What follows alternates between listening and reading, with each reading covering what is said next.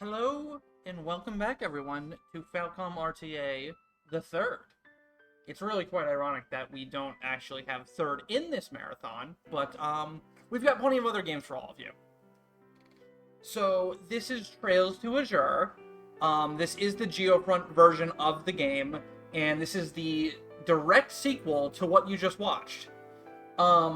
We won't be getting over any barriers in this run, unfortunately, so we're not going to get to level... we're not going to get the max level immediately. So this run's going to be a lot more technical and a lot more variable than 0 was. But that's part of the fun. I would definitely say, out of all the Trails games I've speedran, which is all of them but Reverie and Kuro, this is by far the hardest Trails game to run. So, if all the audio sounds good to you, we'll go ahead and get started here.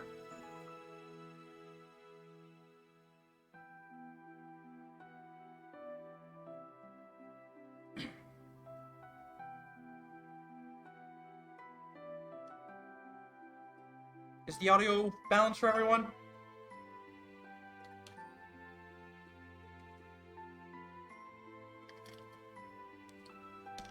Sounds good? Excellent. Alright, so timing is going to start once I select no here. So let's go ahead and get started in 3, 2, 1, and go. So this run is going to use Modified Turbo, which is basically turbo for cutscenes and battles, but not movement. So it'll be a little easier for you guys to follow what's going on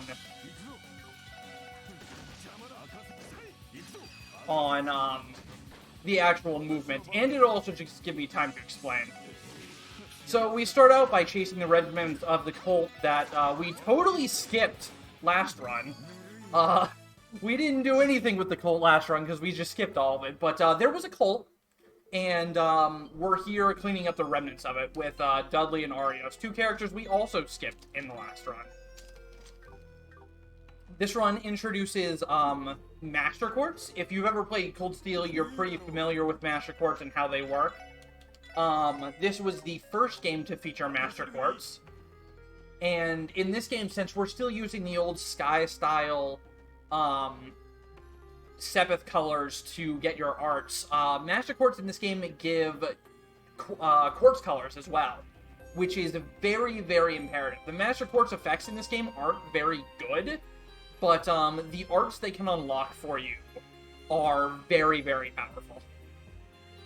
And arts damage is going to be 99% of how we do damage in this run.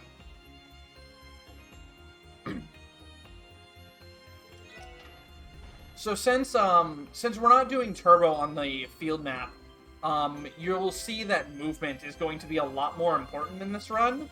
You'll see me trying to hug walls and cut corners whenever I'm able to. Between the 3 engines for the Trails games, the OW and Sky engine is definitely the easiest to get good at movement at, because you don't instantly lose all of your momentum when you smash through a wall.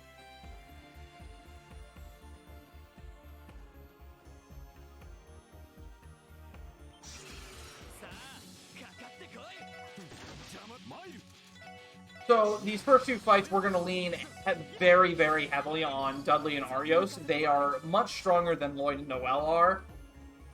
So we're going to be putting their amazing power to a lot of use.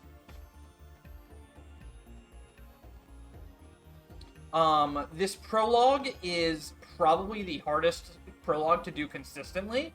There's a lot of variables, as Canis is saying in chat. There's a lot of statuses you have to deal with. And you don't get any items or resistances to deal with those statuses. You just... If you get petrified, you just kind of have to deal with it. Or if you get confused, you don't necessarily have a ton of curio bombs, because you have no access to a shop or anything yet. So this first fight, we're going to be moving Dudley forward, because he has the Keeper Master Quartz, which will attract the enemy's attacks, while Lloyd buffs up, and then Arios and Noel just deal damage.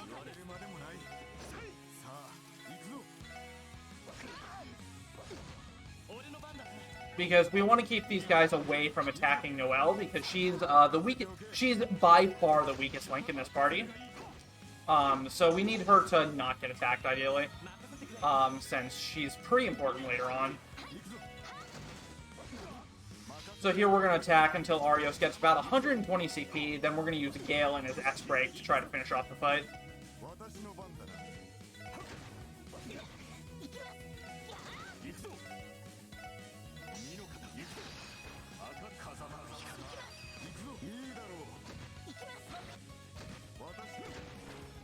Alright, that was a really, really good fight there.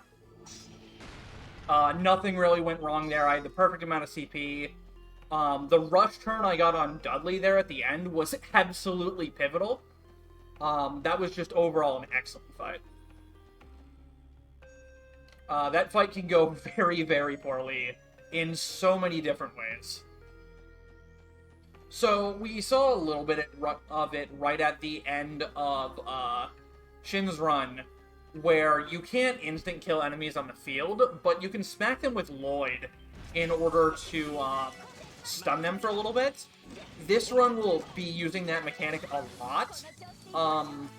This is really the first run in the Trail series where you start to utilize animation skips, which will carry throughout this Cold Steel series. But generally, if you swap your character after attacking, or in Cold Steel if you bring up a menu of some sort, your character will put their weapon away, and that means you can immediately start moving instead of waiting for the character's animation to finish. Because the hitboxes for the attack actually come out before the animations finish. So by canceling that, you get a lot of extra time in terms of movement. This is Courage. And that's really bad. Very lucky she didn't die there.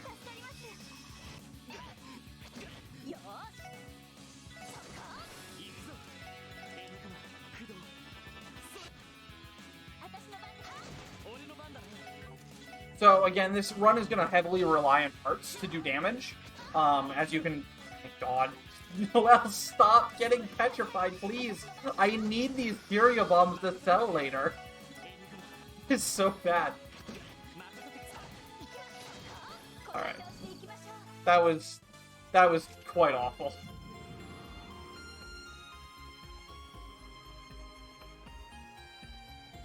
So, you having to use 2 Furia bombs there basically shorts me a potential of 900 Mira later, which, I might very, very well need. So I'm going to take this rest here. Normally you hear with items, but I need to try to save my tier bombs for later. So this is the same boss Shin fought, Mr. Burning Finger. He's a lot weaker here, fortunately. He kind of remembers our first battle. And we're just going to alternate between Stone Spiking and Heavy Smashing him. And when we get the option like that, a Team Rush, we will take it, because Team Rush is very strong in the early game.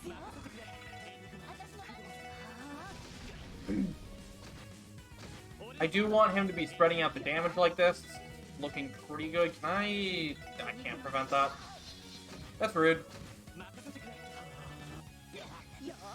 That was also a really bad turn for that.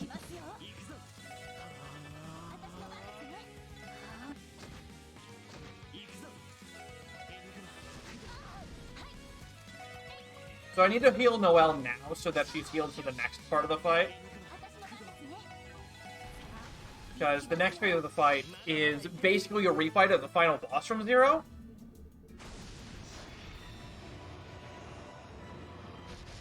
But this time we have Arios and Dudley, and they're a little bit stronger than before. So it's going to basically be the same thing. Everybody's going to move forward. Lloyd's going to encourage up so we get some... Yeah, of course he did. Lloyd's going to encourage up. We're going to get a strength down on the boss. And Dudley's still too far away, like a jerk. Lloyd is going to heal up Noel, and then Encourage. And we're finally going to get the defense out.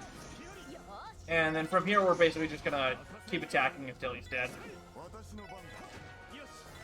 And once he gets low enough, we're going to pepper in some S-breaks here to try to finish him off. Not quite. But this team rushed a little bit. And that's the prologue. And then our favorite Onion Priest shows up. Everybody forgets about this guy. I don't know why. He's totally forgettable. I don't know who he actually is. His game's not in this marathon, so clearly we don't care about him. He totally has no plot relevance at all. But, you know.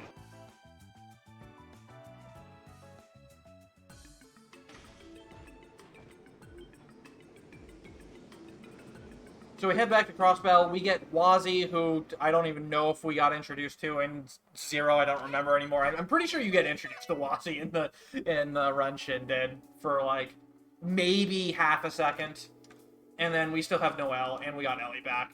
So we now have a full party again. So now we're gonna go meet Precious Little Sunshine for the first time in this marathon. Shin just kind of left her in a box somewhere, but we save her. We save her from the box.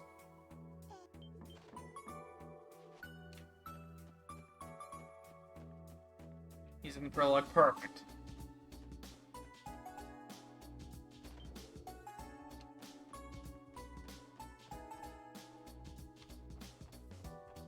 So much like Zero, we've got a bunch of daily missions that we usually need to handle and some shopping trips here and there. A lot more shopping in this game than Zero, for sure. Earth, space, Mirage, by Coral Ring, Lighters.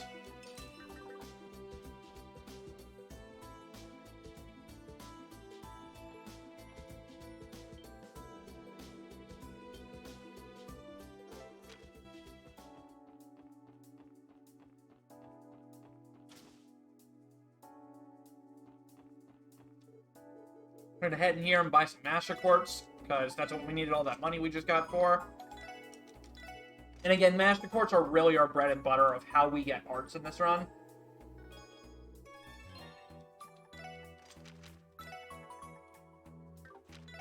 Well, Platinum, Ellie Mirage, Force, and it.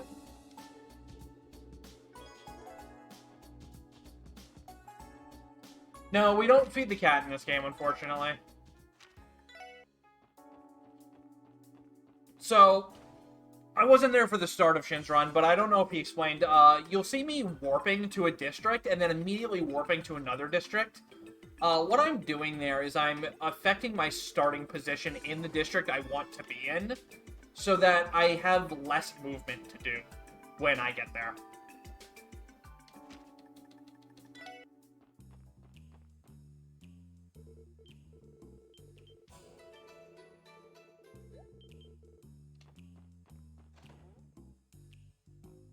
And that might be one of the subtle differences between this run and a full turbo run.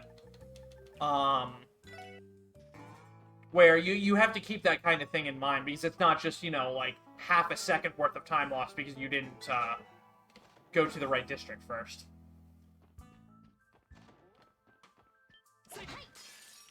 Well, that was rude.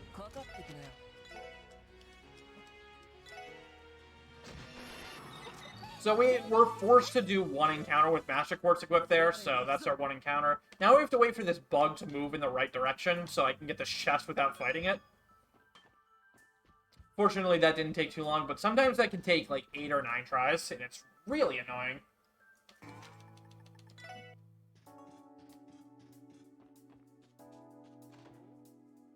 So here we're going to meet a familiar face if you played the Cold Steel games. It's our boy Lecter.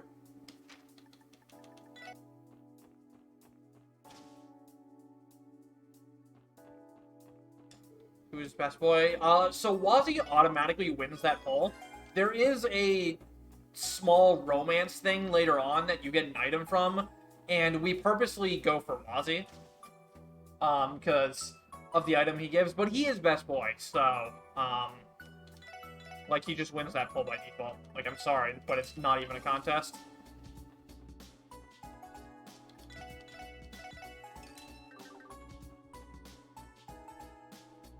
So, a lot of this run is based around speed management. Unlike a lot of other, unlike Zero, rather, you don't just get turns as they come. You really specifically want to get certain turn orders. And as a result, we buy a lot of items throughout this run and swap a lot of accessories that affect our speed. Also, I forgot to do a menu.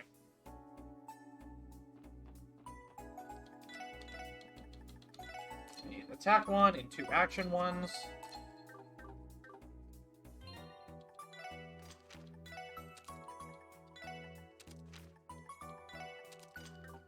So I'm going to do a lot of menuing throughout the run, and the whole purpose behind it is to basically just give us whatever arts on whatever character we need on damage duty or buff duty. There's a lot of support in this run.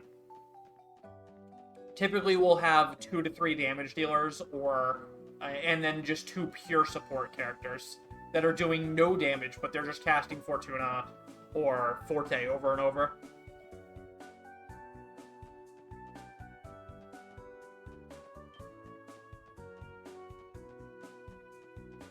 So here I'm being very vigilant to look for a shining dot. The shining dots in this game can be an extra item you can pick up, and getting an extra item pickup is just very useful in solving early game money woes. Because this game, basically, if you route your money perfectly, you'll go down to about 5 Mira at one point. So you really need a lot of money. And getting a drop from this walk is a good way to supplement that. Alright, so here we need to count the passengers in the train. Let me know what you guys think is the answer. Alright, you saw them all, right? Because the answer is 52. And I counted, I don't know what you guys did, but I counted that personally. Oh no. Oh no. So these bees are the absolute bane of this run. They are awful because of what you just saw there. They prevented me from getting this chest, which is a very important chest. Bees! Alright, we are free of the bees. Jerks.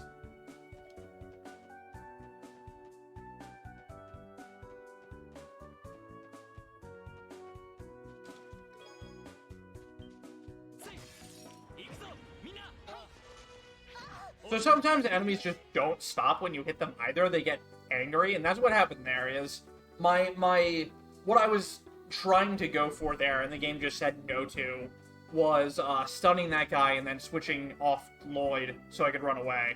But the enemy just said, no, I'm not going to listen to that, and it did its own thing.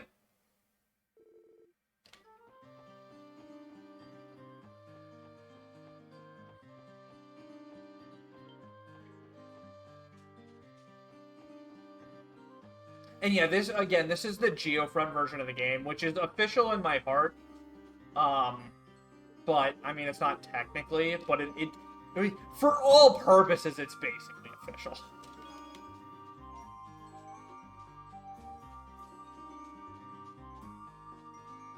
But unfortunately, it is no longer available because of the whole situation with Nisa releasing the game.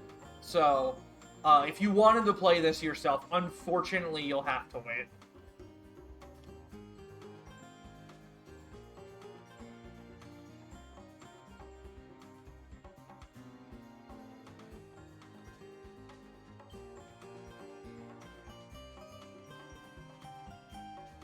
Oh, the best boy poll was for pets. Yeah. In that case, Cerberus should have been the winner, because Cerberus is the only pet in the game you can actually shop with. He's a dog so advanced that he knows how to run a store. And, I mean, that's nothing... That's a pretty significant achievement, in my book.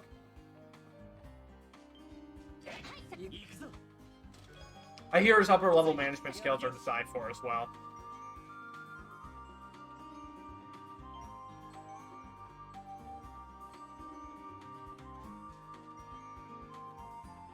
Alright, so we didn't get any shinies, and I don't have my Curio Bomb backup, so...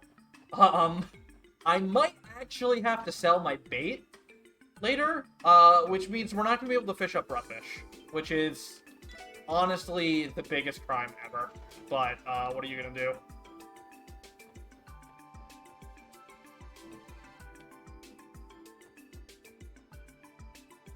So, in this game, you don't have to take buses, you get your own dang car, which is pretty sick.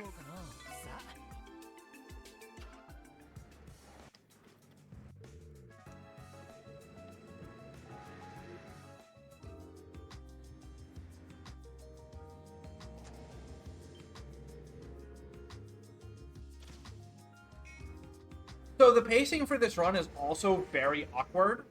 We'll be about halfway through the run when we get to the final chapter of the game. And I don't know why, but to me that's always just so weird. To be, like, yes, we're in the final chapter of the game. We've got half of it left. It's just... It's insane to think about how much content is in the final chapter of this game. When casually, it's like...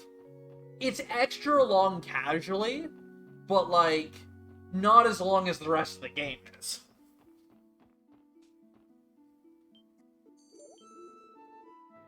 So here we have one of the best songs for Crossbell, one of my favorite themes coming up.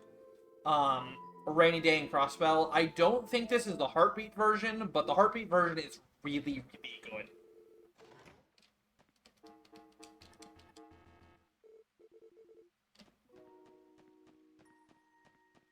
And since we're not using Turbo, you can actually, you know, get to hear the song for a little bit.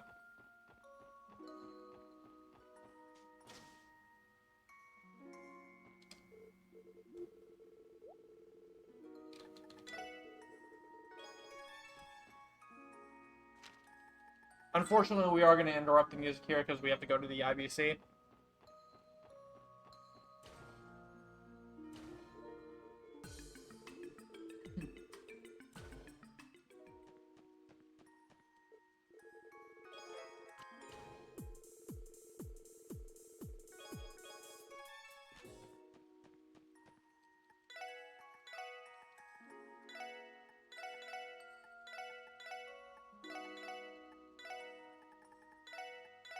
I'm gonna a little cheeky and sell tenor Sepus here as well. Just trying to get a little bit of that, squeeze that little bit of extra money out of this. Because again, I'm a little concerned about money in the early run here.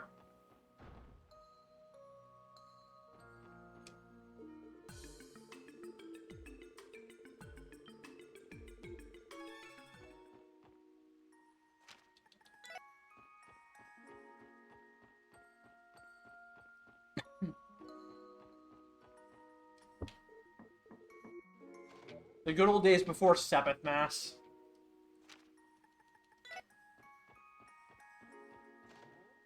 So our jobs right now are to help a girl who lost her umbrella and also take some signatures from people who have moved around Crossbell since the first game and didn't register with the housing authority.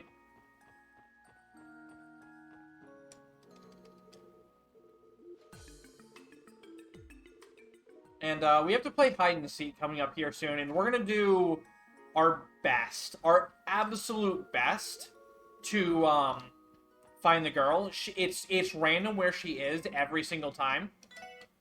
It's a really fun mechanic of this game, but we're going to give it our best shot. Okay, I give up. We're great detectives, I promise. I promise you, we are the best detectives.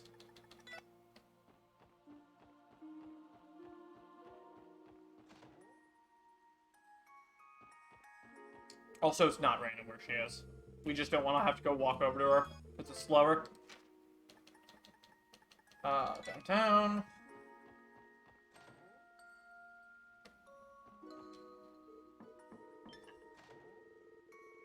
Chat should know way better than to trust me. I debate chat every single time I'm on this on this channel with something on trails.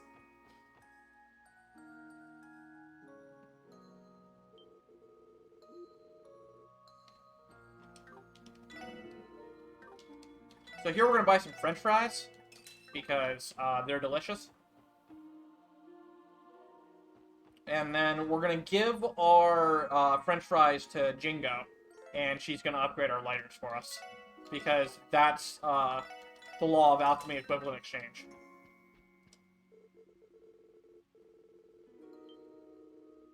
No, Zane, I forgot to change it, but people shouldn't be watching on my channel anyways, so it actually works out because nobody watches me when I play that game anyways. So it's a better deterrent.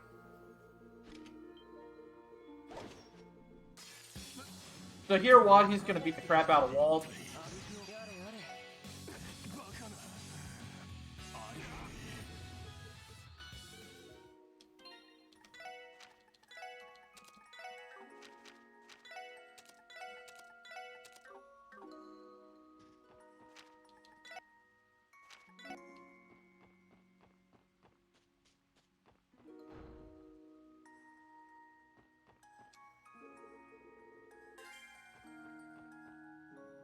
So now we're going to go play Puyo Puyo, and I do have the option to try to win this battle for the stream content, but I'm already going to be playing like 40 minutes of this for you guys on Sunday, so I'm just going to lose, because that's faster. You guys can see me struggle, like hardcore struggle playing Pamuto on Sunday, because we'll be doing CS4 all minigames.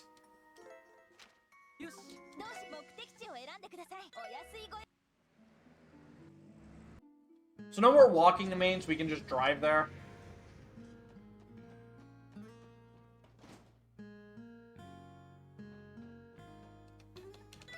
And we're gonna buy some popcorn. This run uses a lot of various foods to get a lot stronger in battles. Because foods are actually insanely strong in this game.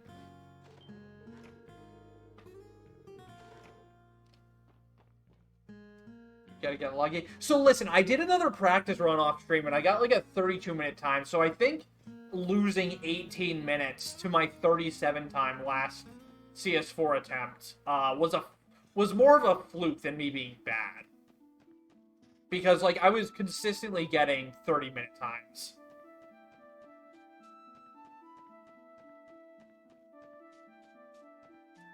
So, we'll see how it goes. Either way, it's the last run of the marathon, so if it goes terribly, it just means I eat dinner later.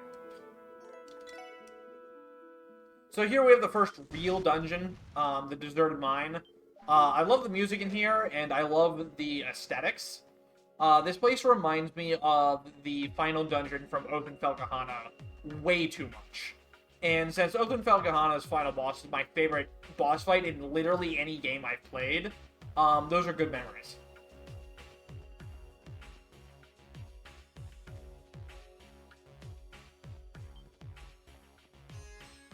We'll also get introduced to the burst mechanic in this dungeon. If you've played Cold Steel 2, burst is basically overdrive, but on steroids. And is a major reason of why this run is doable. We'll be abusing burst a lot in the later half of this run, because of how strong it is. Basically, it makes everyone's in the party's PP auto regen. I believe it's 5 per turn for 6 turns. And all of your arts are instant cast. I believe there's some sort of physical buff as well. It's not everything crits. I don't know if things just do more damage, but we never used physical in this game during bursts, so I'm actually not sure what it does.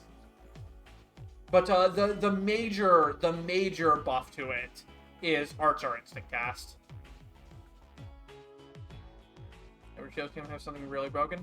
So I wouldn't call Burst really broken, especially because of how limited it is. But it's certainly a little abused. But also, yeah, Sky First Chapter doesn't really have any broken things. Sky First Chapter is just kind of... It's kind of there. But there's a very specific reason First Chapter is not in this marathon. And it's because it'll be on the actual RPG Limit Break Marathon in 2 months. Oh, can you not, sir? Can you please step away from the chest? Sir? Excuse me. Thank you.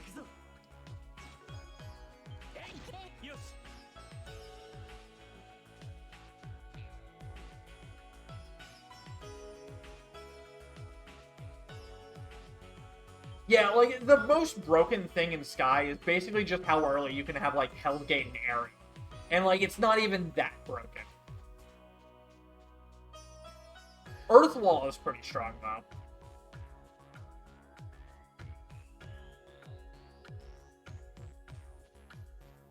So here we're gonna have a really, really slow boss fight against this nerd, and that's just virtue of the run. We don't really have any good damage yet. So this fight is basically just cast at it until it dies.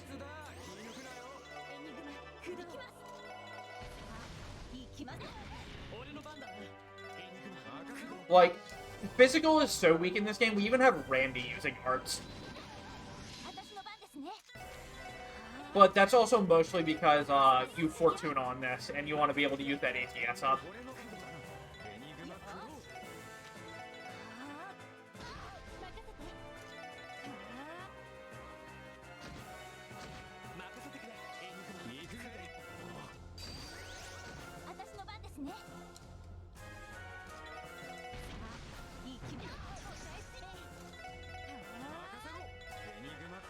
How about the photon shoot? Oops.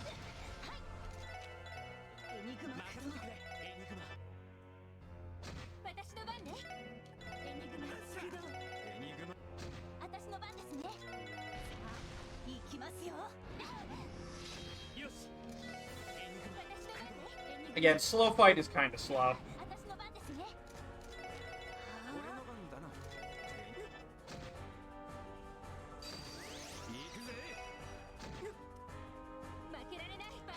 So we're going to burst here. All of ours are now instant casts. So we're going to try to finish off the boss here.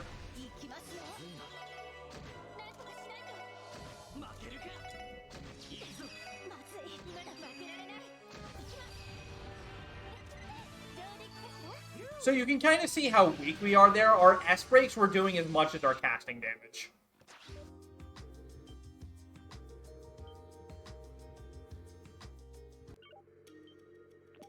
But everybody has their role to play there.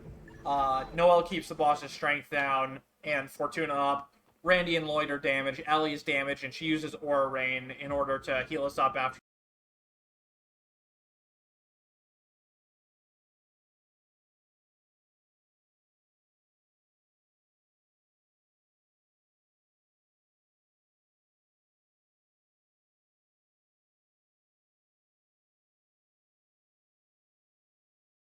The Rainbow Ray.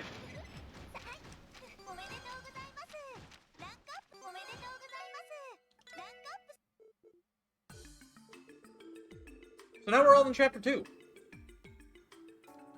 Chapter 2 is, we finally get to do some really cool strategies at the start of this chapter. But this is also where the money round starts getting tight as heck. F? Oh, no. Did F on my end? What?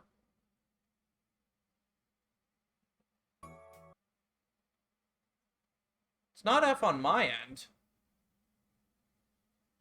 I haven't dropped any frames, and my OBS is capturing fine. Okay.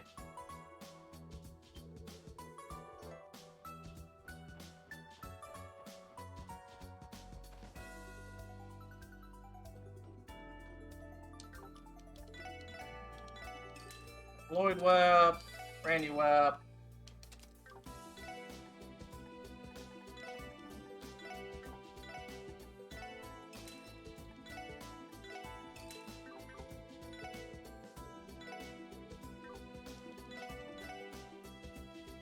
Okay, so sell a little bit of extra of these because I didn't have to use any. Same with these. All my battle scopes.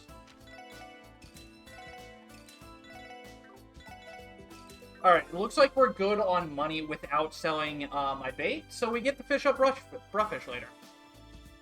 Yeah, I was all tapping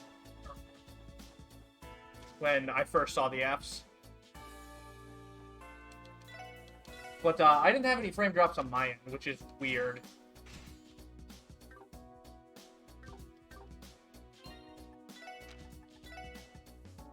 I go steel wrist, cord a lighter. Andy steel wrist. Steel wrist discipline badge. No pearl ring. Axe of force. Well, one. Well, Pixie, Eagle Eye, Alley Platinum, Eagle Eye, more range, and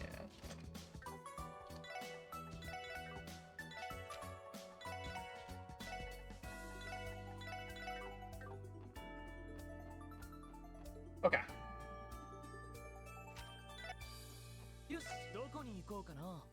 So as I was saying, we have a really fun fight coming up.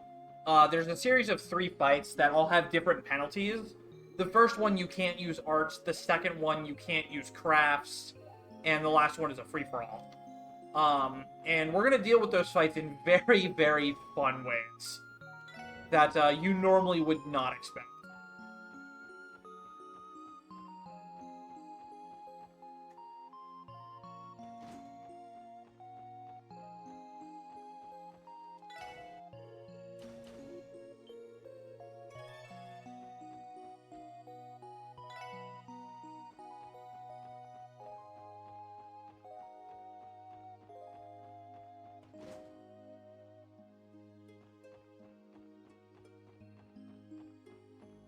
But first, we have to pay the Gatekeeper's toll and rest twice at this end, which is very expensive, as Shin was also talking about. We also need 1 soup. Just 1. A singular soup. And that soup is going to sit with us for a long time. A long, long time.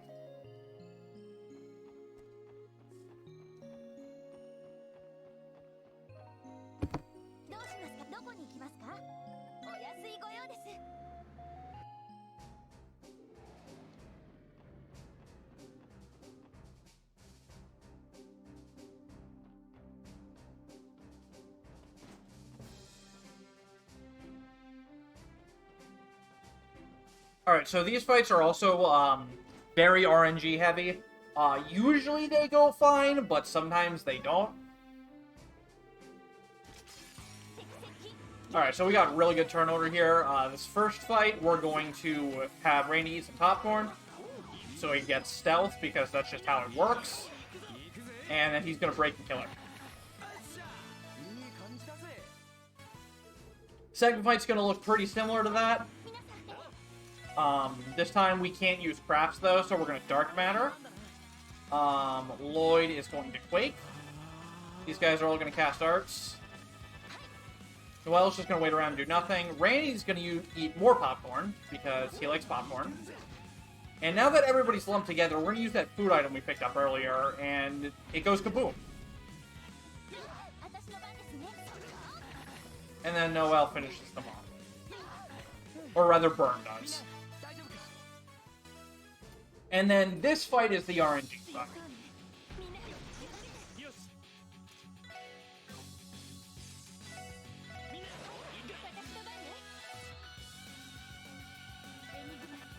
We're going to Dark Matter again. We're going to have Noel use the popcorn this time. Alright, these guys are all casting arts. It's fantastic. And we get a crit for this spray parts, which is really nice. Actually, no, wait. It was a crit anyways because I was stealthed. Teehee. I know this game. I promise I know this game.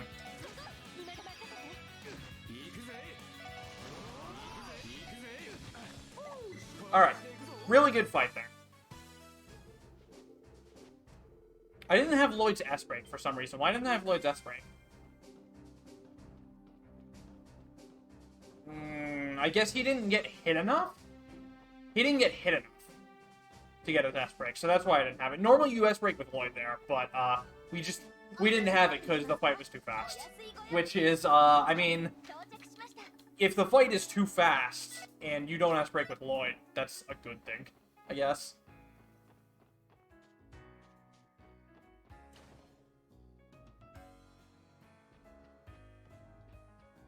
Do you really want to say Crossbell? Crossbell doesn't seem like a great place to live. Definitely Reborl seems like the best place to live.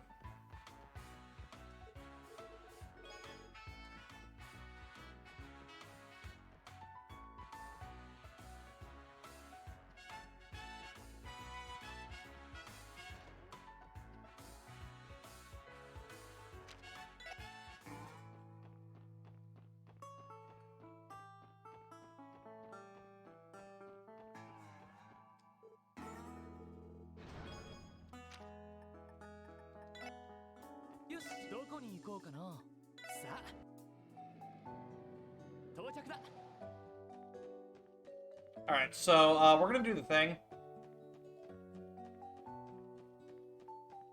We're gonna go and get our boy real quick. This is not part of the speedrun, but this is part of this.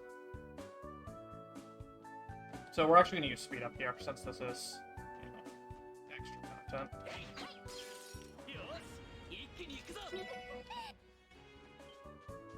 Here's the fishing spot.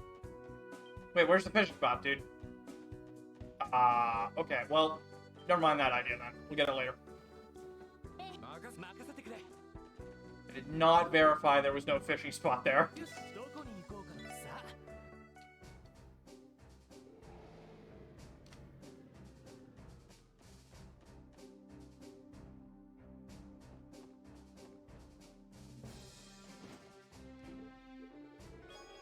We'll get our boy later in chapter 4.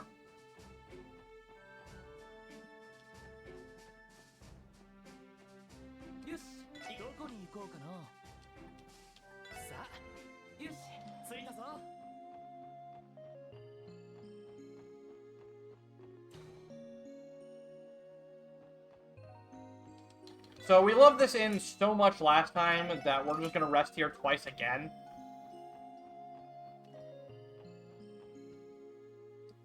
And mostly because we need our CP back.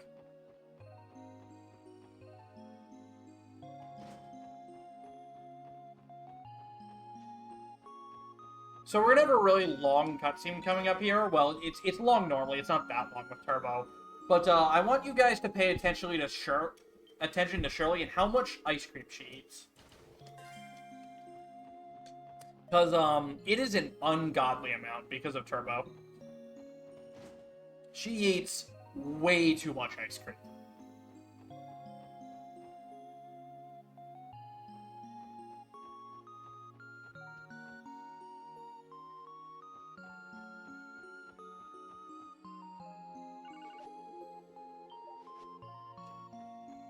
Town little bro. I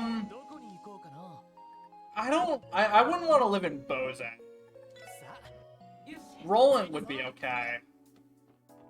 Actually, no, I'd probably want to live in Zeiss. Ruan and Zeiss are probably the, my two biggest. Or, Roland and Zeiss.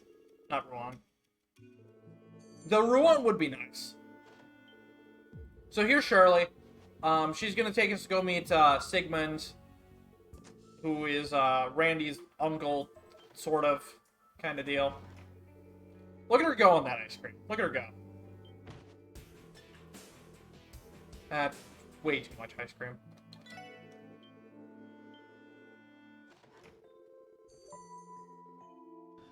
So here we get some familiar faces. Campy, Chloe, Oliver, Mueller. Or Livier.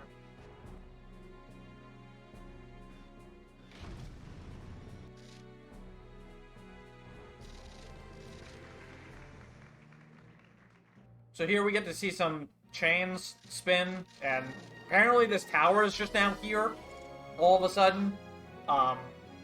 That's usually what happens when chains spin in cutscenes, is giant towers just appear. It's not like we skip the rest of the cutscene or anything. That's all there was to it, I promise.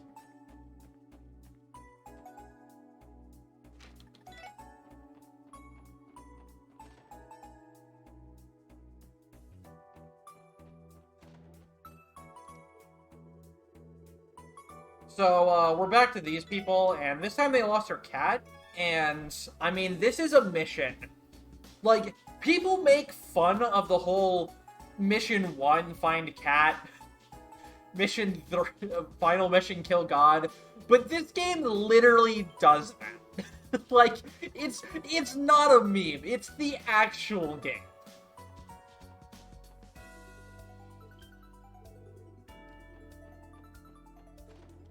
Though technically this is mission 2. Because it's chapter 2.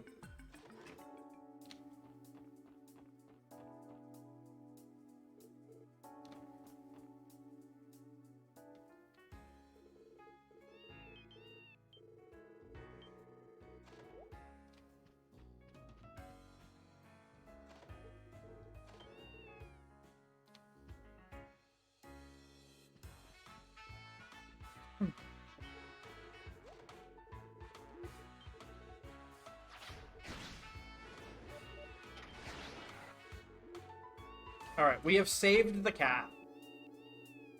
Meow, meow, meow. Reminder to pet your cats, everyone. If you don't have a cat, go get a cat and pet it. And, you know, care for it lovingly, all that. All the other stuff that goes around with that. But make sure you pet it. So here we have Best Bird. Sending us a message from Chloe, so we're gonna go meet up with Chloe.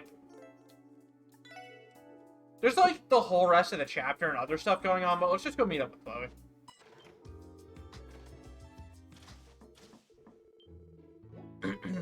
So here we talk about how awful Osborne is.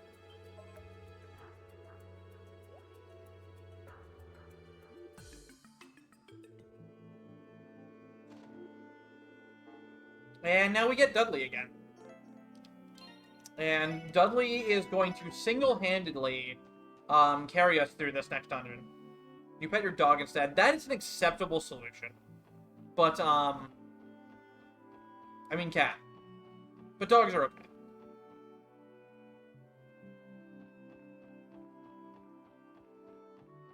So this is going to be the same Geofront from near the end of the Zero run. However, we're not part of the Cool Kids Club in this run, so we're not just going to clip through this vent. Mostly because A, we can't, and B, this would be glitchless anyways, probably. Get over the barrier glitch, unfortunately, doesn't work, so we have to travel through this Geofront normally.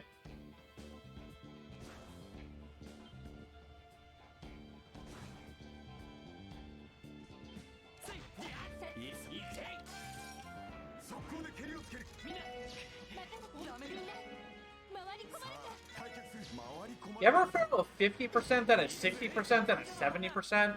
I failed that sometimes. I failed that right now. Just lose 3 increasing chances of coin flips. So a lot of the dungeon movement in this run, we're going to be picking up specific chests. These chests usually contain a healing item that we'll want to either use or sell, or they'll contain equipment that we'll want to equip, or it'll contain Sepith that we want to, you know, have for money and synthesizer.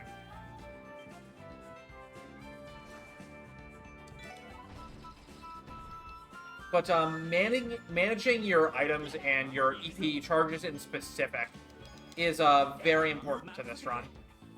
Also, again, there you can see some of the tech I was talking about earlier with animation skip, where I let Lloyd's Tonfa hit it once, then I swap off of him. and then I can start moving immediately again. So this fight, if you play this game casually, this fight will probably kill you most of the time. Because this is actually a really difficult fight if you don't know it's coming. But, we're speedrunners, so we know it's coming, and we know exactly how to handle it.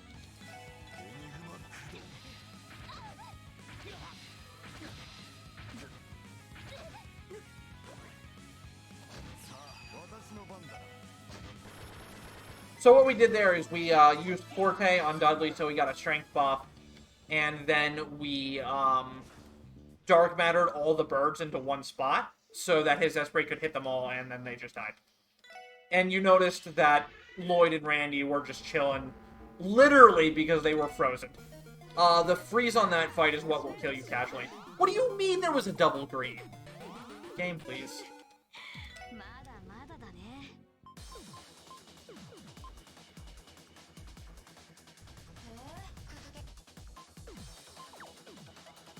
So Tio goes Godbrain on Campanile right there and saves us from this burning room of computers.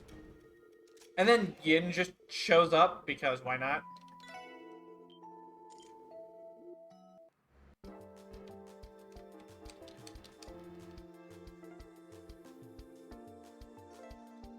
So here we have another big menu. There's a lot of big menus in this run.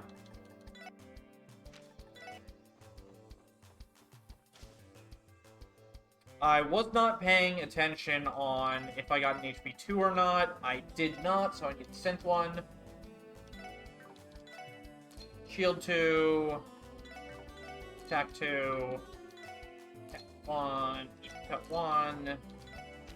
Ellie slot 4. TO slot 6.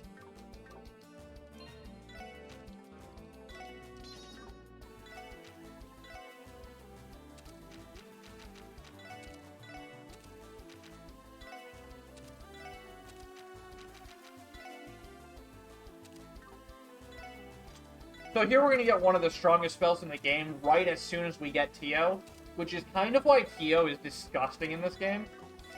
She's just so strong, because you can get her, and then you immediately have access to the strongest water spell in the entire game, which is Genesis Flood. And that's all thanks to Master Quartz being in this game.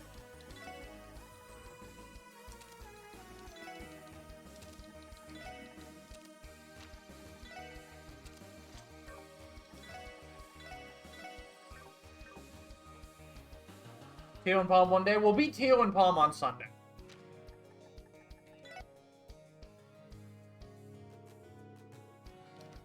We'll also be doing all Vantage Master opponents on Sunday as well for CS4 all minigames.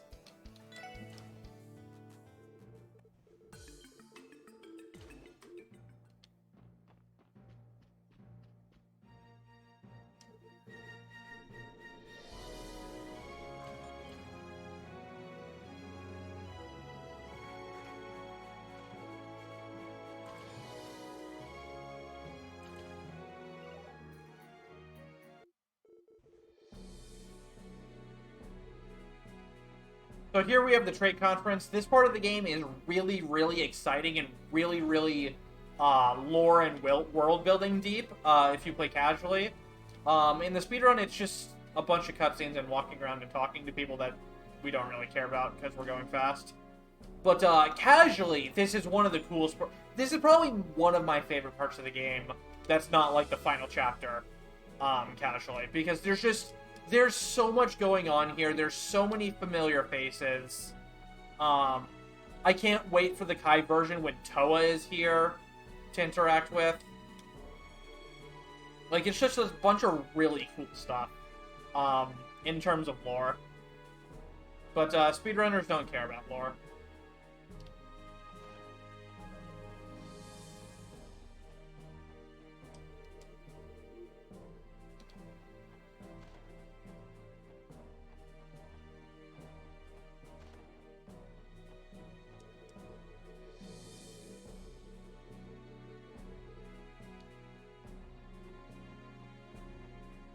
So this isn't really a talk to everyone scenario here, like you see a lot in JRPGs. It's to talk to a very large number of specific people. Which is... it's similar, but different.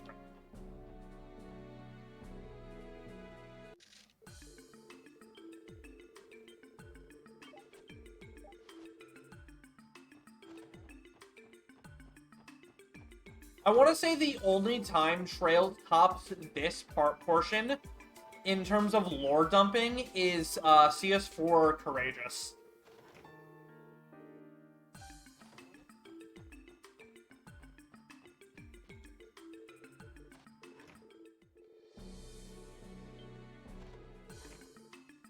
Because CS4 Courageous is the biggest lore dump I've ever seen in any video game ever. You will spend 2+ hours just talking to NPCs over and over and over again when in CS4 Courageous. Easily 2 hours. Not in the speedrun, obviously, but casually. Casually, there's so much going on there. And it's fantastic. I love seeing the characters in this series that I love all interact with one another. It's fantastic.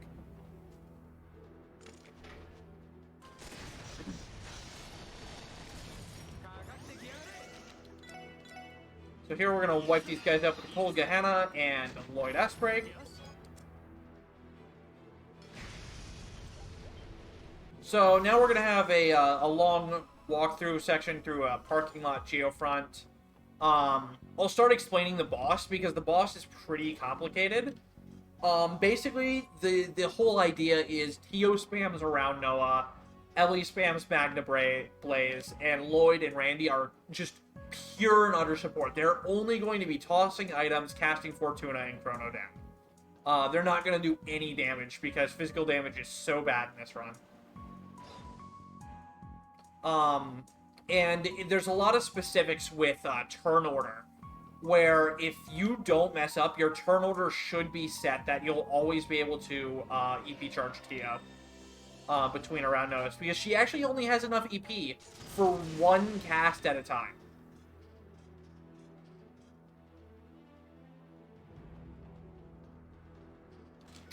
There's also going to be, hopefully, some cool strategies I can pull off right at the start of the fight with Ellie, and, again, Genesis Flood, Fortuna, and Strike Bell. If Lloyd and Tio get to go before Ellie does, I can Strike Bell and immediately complete the cast, which kills all of the ads immediately. It makes the fight a lot faster and a lot safer. Also, shoutouts to the SSS for, fighting a bunch of Jaegers and an armored tank. Without, relying on some giant with a giant Taichi, like, some Trails protagonists do. Not nudging to any single one in particular that calls him for any out instead of just handling it on his own, like he could. But, Or like rather anime would make him. But, there's no call-outs here.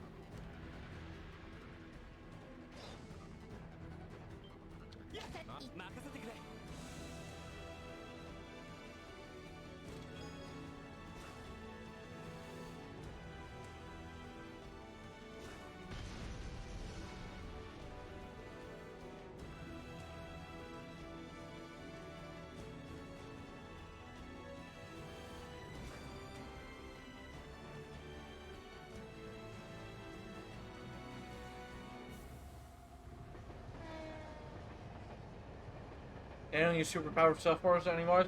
I mean, they use Burst, which is basically overpowered cell phone. Right?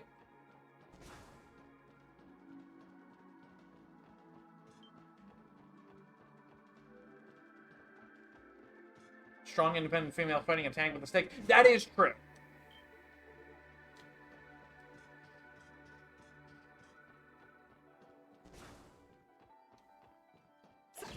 Yes.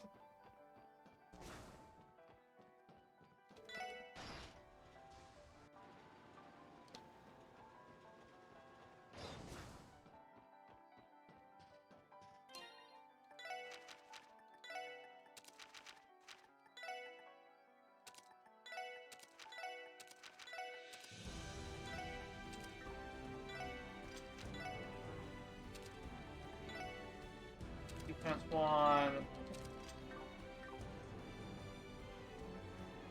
Alright, so here's hoping for good turnover.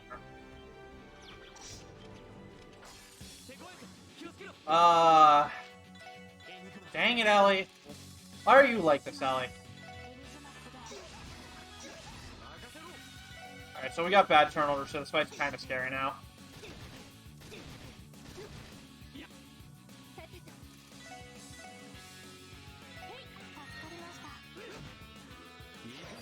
For the liberation! Can you not, sir? Thank you. Death!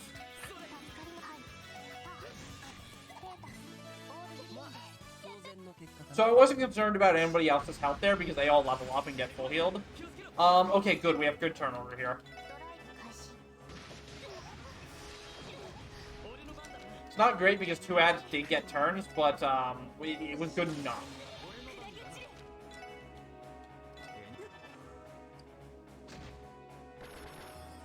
Alright, there go the ads. Wazzy's here to help out. Thank you, Wazzy.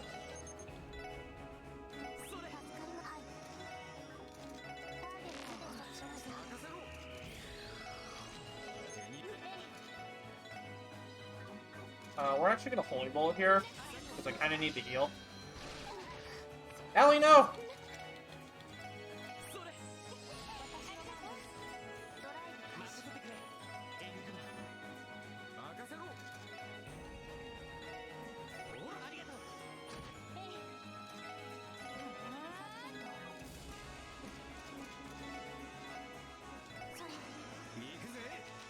And just like that, my turn order is all wonky now. Which is unfortunate, but it is what it is.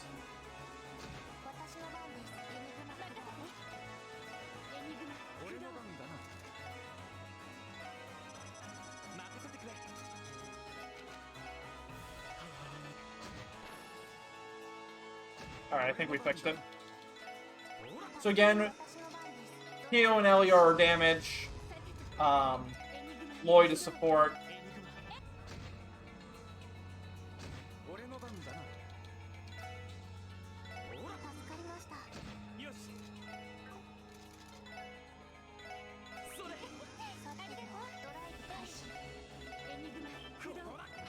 That's a really nice Team Rush turn. Messed up my turn order though! Feels bad, man.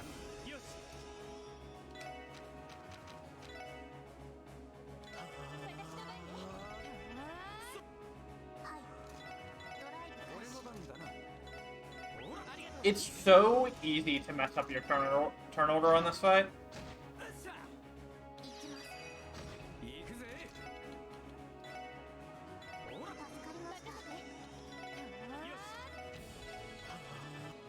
Fight's almost over though, so there we go.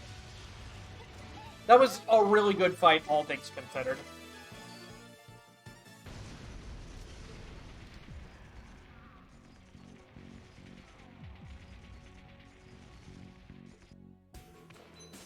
And here we see how brutal the right constellation is.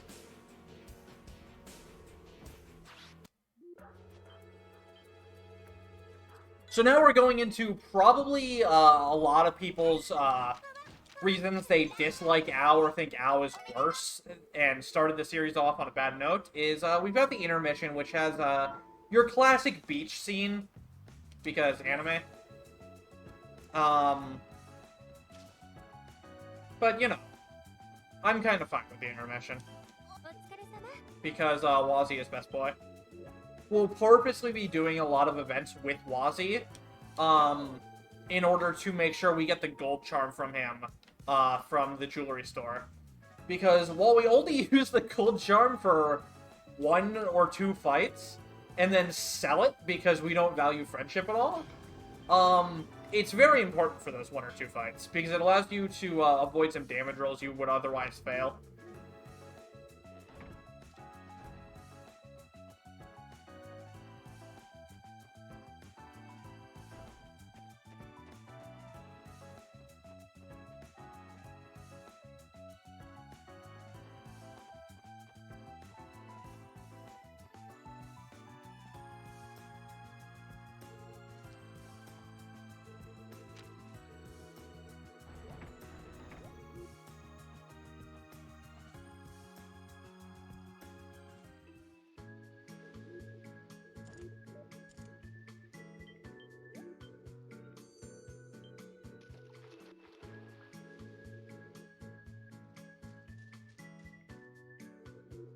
So first we build a sandcastle.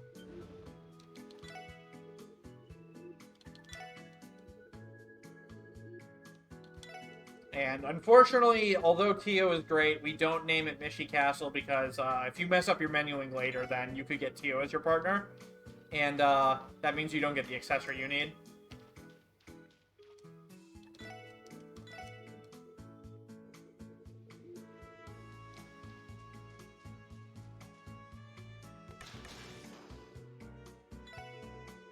Some volleyball, obviously with Wazzy. And then with Ilya.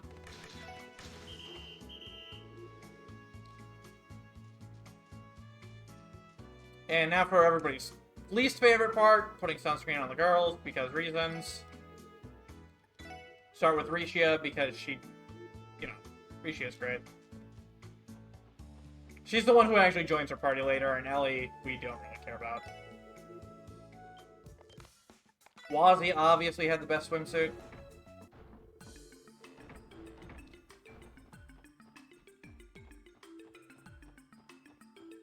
And now we gotta go find our precious cinnamon bun because she ran away for some reason. Or, she didn't run away. She just isn't around. So we gotta go find her. We're gonna go to this mansion over here that totally wasn't in the last game. You guys, we didn't see any of this, so for all intents and purposes, Kia was just in the SSS from the very start. She didn't come out of a box in this mansion, so we don't know why she's here.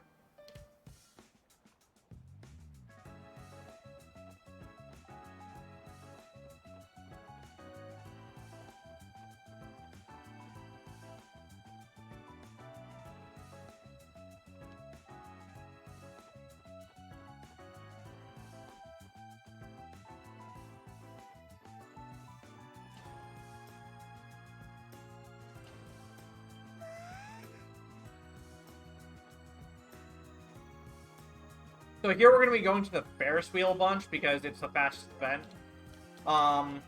We could do Horror Coaster for the memes, but we are trying to go fast. And last time I did Horror Coaster in a OW run on this channel, I went over estimate. So I'm going to try to avoid going over estimate this time. The two probably aren't connected because the OW run was a lot worse back then. And my estimate wasn't as generous as it needed to be, but...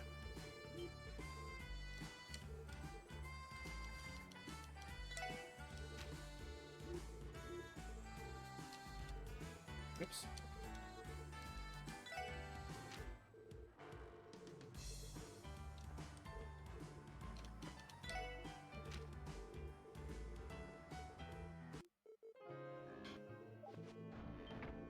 Okay, so we got the Wazzy date. That's perfect. He's gonna go give us a gold bangle to show his friendship, and because, he's a rich something or other.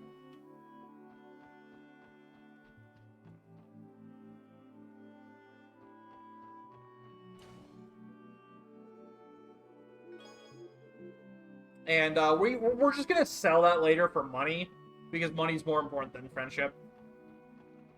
Let's go capitalism.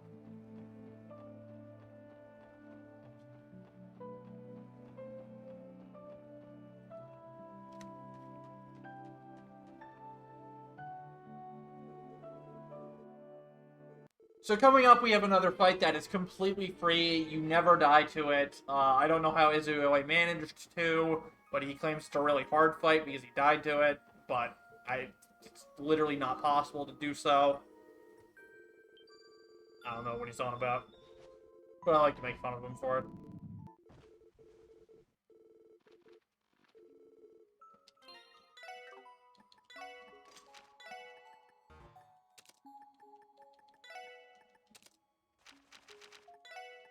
Pixie, it's Platinum.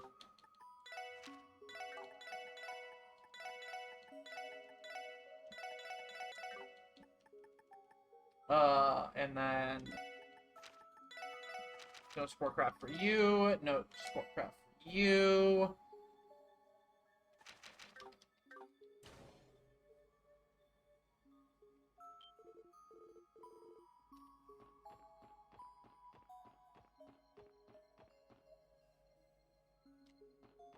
So these bosses, if you've played Sky, look familiar. They're Luciola's Miss bosses that you fight in Roland. They've got the exact same gimmick here. One's weak to crafts, the other's weak to physical.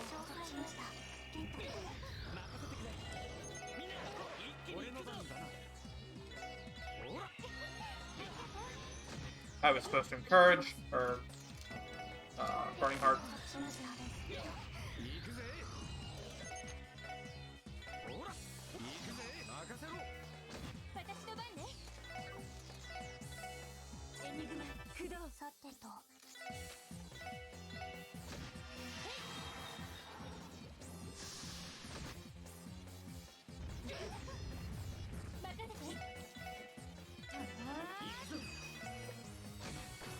Excuse me, sir, you need to die.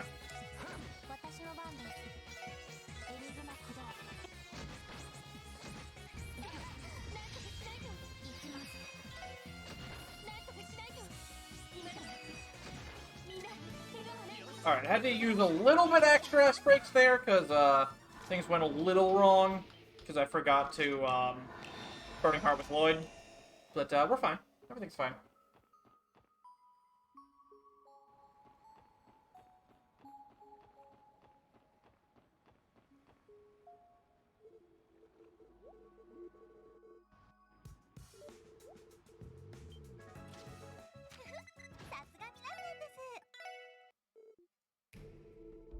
Alright, we're already on to Chapter 3.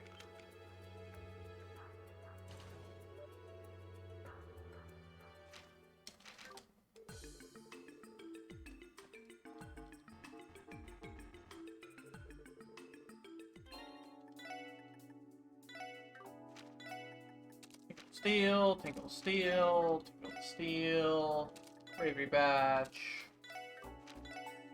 Steel Gold, Beagle Eye, Pixie,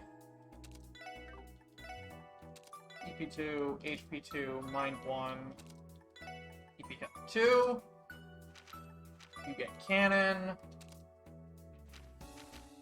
Wazzy Platinums, Speedbreaker, Eagle Eye, oh, defense 1, top 1.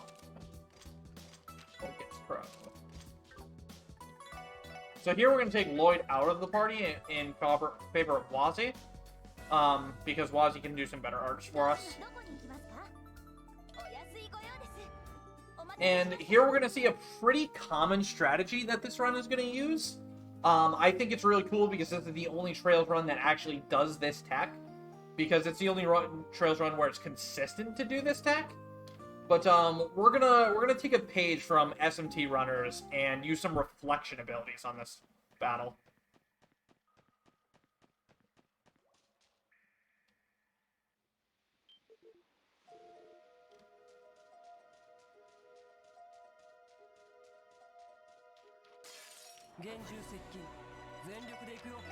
This is also the point in the run where if you're set up incorrectly, you literally just lose.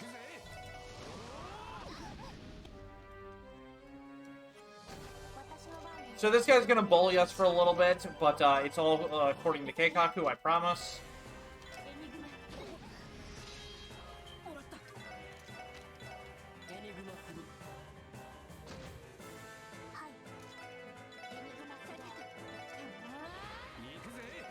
He got an HP heal, which is not good.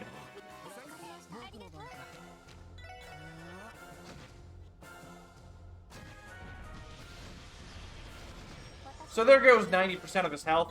Normally he'd be dead here, but since he got an HP heal, he's not, which is irritating. But now he is.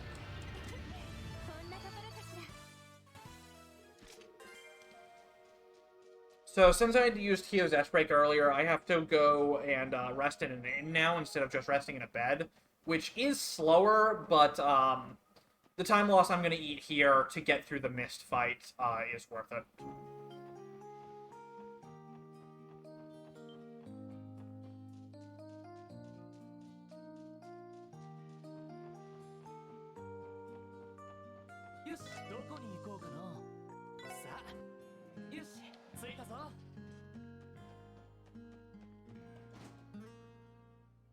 That boss literally gets no U'd.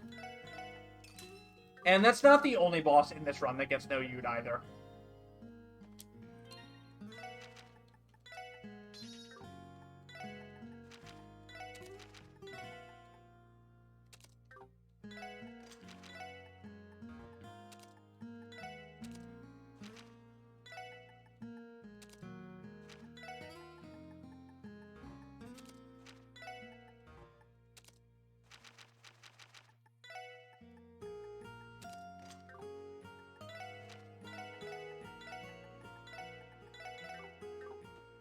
As I said, this run is a lot of menuing.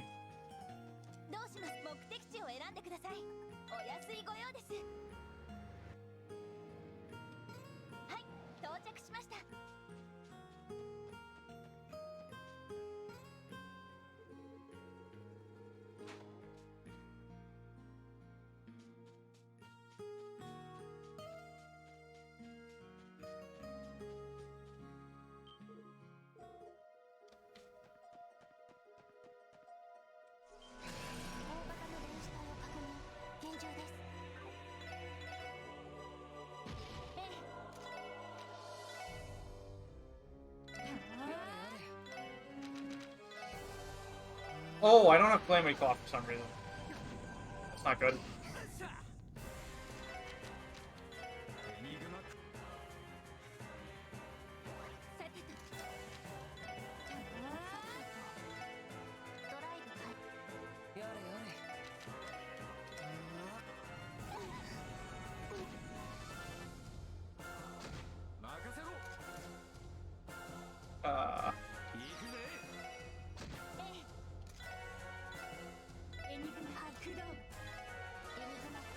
Alright, that instant cast Golden Halo is really helpful.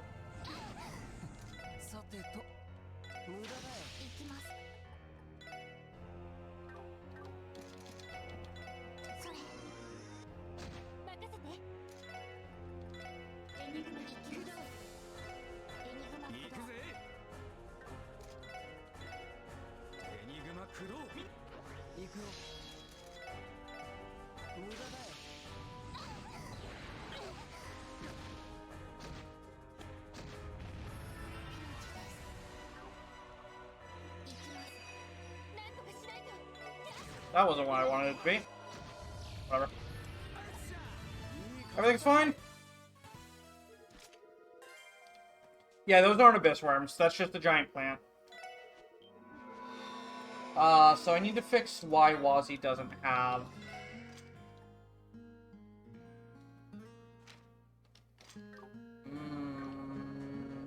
Oh, I know why. Because... I was supposed to remove Speed Breaker, not whatever else he had. Alright,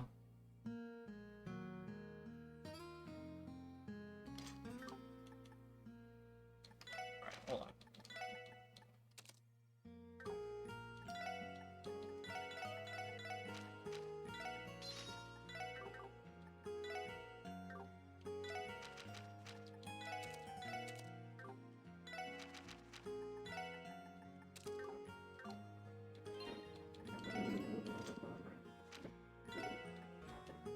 Pro, Act 1 Speed Breaker. LE EP cut 1 to defense, 1. You should have Earth Pulse good. And then Radiant Future. Okay. And now we're going to put back in Void.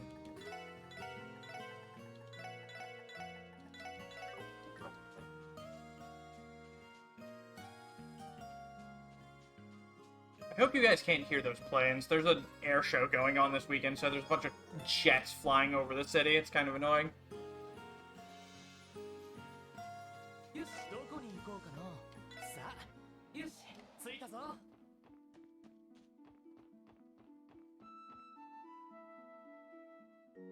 Alright, so I'm going to lose time here for it, but I really need to use the bathroom. So once I hit the Reese cutscene, we're going to go use the bathroom quick.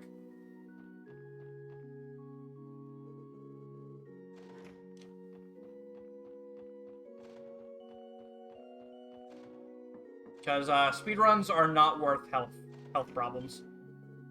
You don't hear anything? Excellent. I do have noise suppression on my mic for like my AC already, so it's usually fine. All right, BB.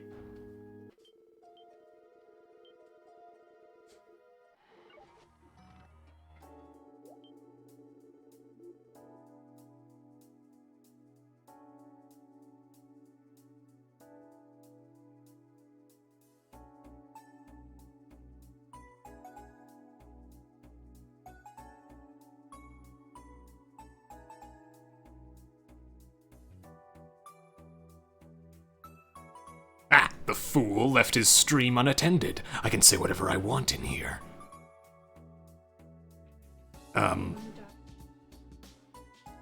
If only I could think of something.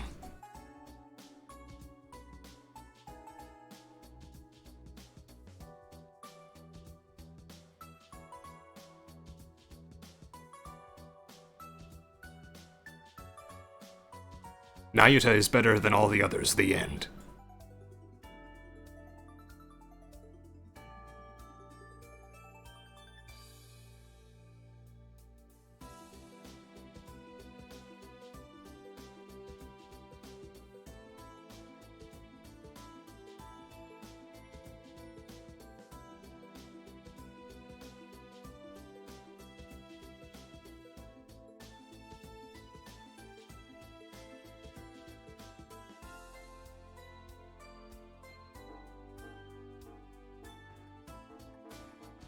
Alright, I do apologize about that.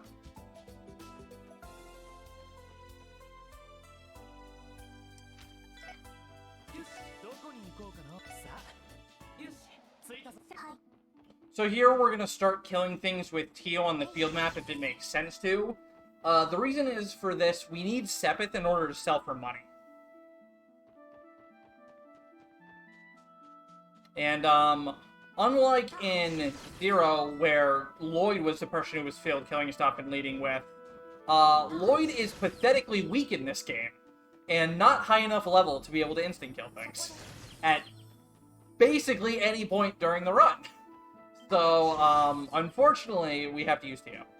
But Tio is actually, depending on how you look at things, Tio can be faster to field kill enemies with than Lloyd. Duel likes to debate me on this topic, but it really does boil down to a matter of personal preference. But I feel Tio is better once you learn how to use her. Because her staff attack can double hit enemies and instant delete them, whereas Lloyd, you have to wait for both Tonfa swings. Frame count wise, they're exactly equal, but Tio's benefit is you can be further away from an enemy, whereas Lloyd, you have to be really close up.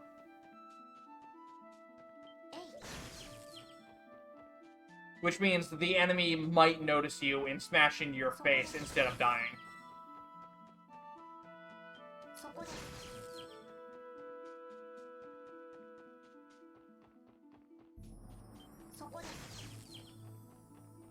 Tio's also just cute. Lloyd isn't. Enough said. Several frames faster than Lloyd. No. One swing is frames faster. Two swings is the same animation time as Tio's. I believe we checked. You can cancel Tonfa swing? Yeah, you can, but then you're not killing the enemy. If you're just trying to avoid an encounter, Lloyd is way better. Like, infinitely better, and I will never deny that. But if you're trying to kill the enemy, then the two Tonfa swings is equal to Tio.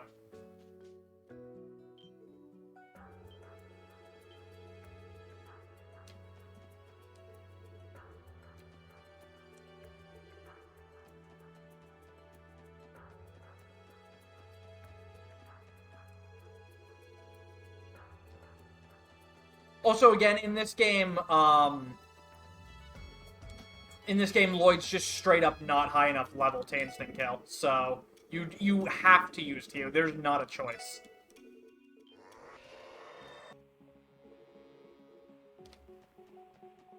Because, Lloyd never gets auto-leveled in this game, whereas, your party members come at set levels when they join the party. And Tio comes last, so she comes the highest level. And then when you get them back later, Tio comes first, So she's not the highest level, but she's still very high level, while Lloyd is like level 73. I need to erase it out because he runs turbo and I don't run turbo. Also, you barely kill things in 0.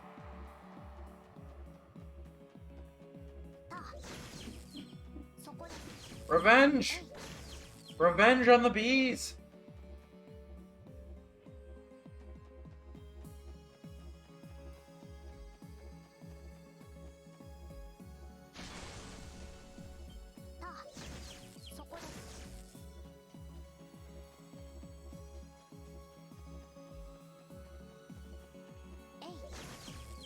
So now we'll grab the chest we walked by earlier to get the UMAT. Yeah, because Turbo and also Duwolf doesn't run out, so, and like 0, you don't kill a lot of things on the field map anyways. He also runs Get Over the Barrier, and I run Glitchless, so we're very incompatible for a race.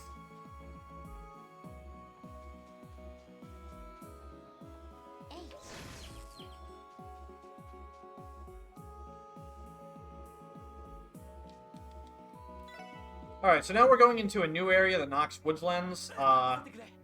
Also, shoutouts to Knock on Nox, which is a great song from East 9. So we're going to swap back to Lloyd so we can do the Tonfa tech. Alright, well, that guy was just a jerk. So I thought I could get around him. I couldn't get around him. He's a jerk. There is nothing else to say there. That guy was just... Let me stand completely horizontally in this very narrow space so you can't get by me, no matter what you do. With several hours? Yeah, probably. Considering your run is sub 1 and my run is sub 3.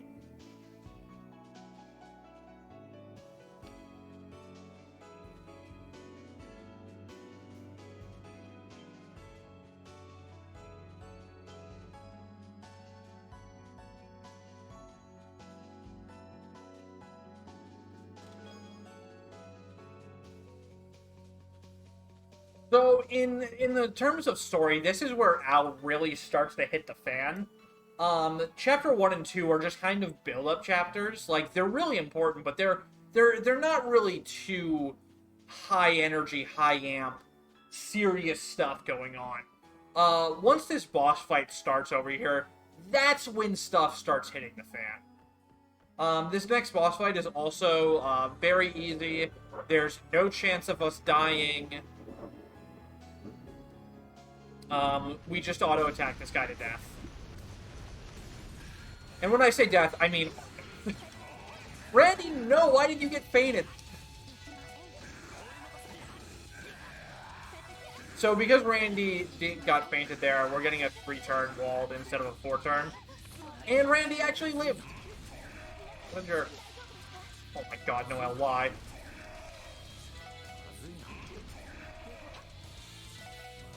This is so slow!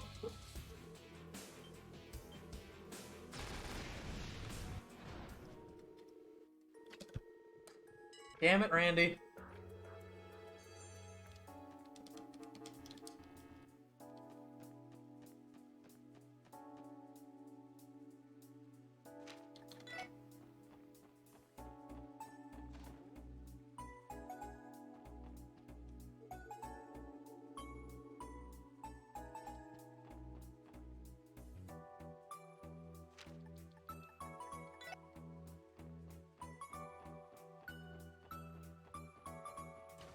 Even walled and walled? Indeed.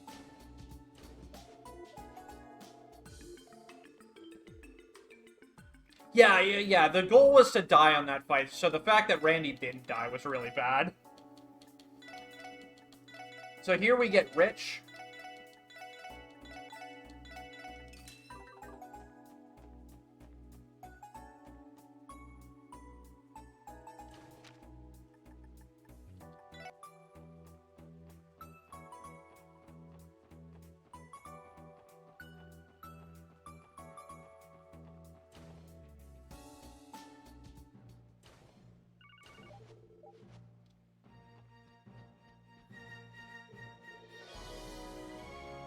This is the Geofront translation. And yeah, there's bonus AP if you, or DP rather, detective points. If you get Wald's health down in 10 rounds, or 10 turns rather. Because the fight either ends when you die, a certain number of turns pass, or you get reduced Wald's health low enough. Why did my controller just disconnect? Please? Hello? Thank you. My controller just stopped working. Don't you love Bluetooth?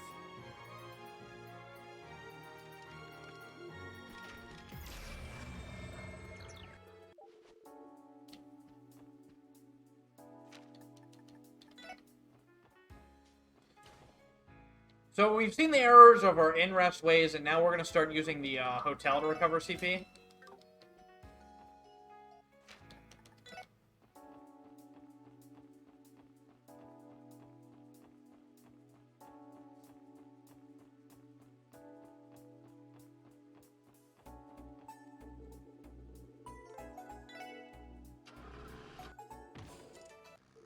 So here we're going to leave Noelle behind because Noelle is dead weight for the entirety of the rest of the run.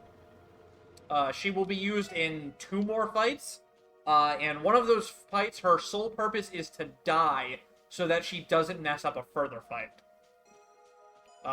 It's a rough life she lives.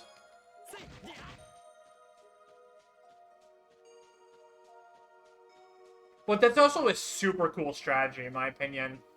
There's a forced ambush fight that we really need to have a certain party to deal with. And you have 5 party members at that point. Noelle is one of them, and Noelle is who you don't want. So you purposely get her killed so that she can't be part of that fight. It's kind of really cool. Like, it's really mean, but it's also a really cool way to answer that problem.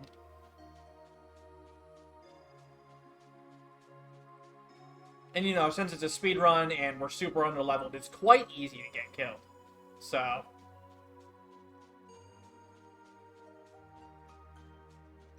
like, I don't think I've ever seen another run where it's purposely kill your party member in an extra fight so that they don't screw up the party swap. Maybe there's something like that in FF6. That sounds like it's an FF6 thing. But I don't know enough about FF6 runs.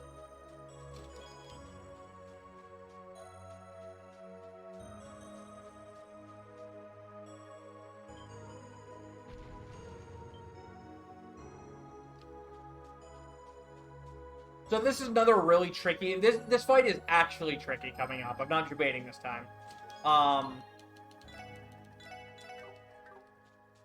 Fight where Lloyd is just going to be our face tank. And hopefully he does his job well enough that we don't die. Basically what it boils down to.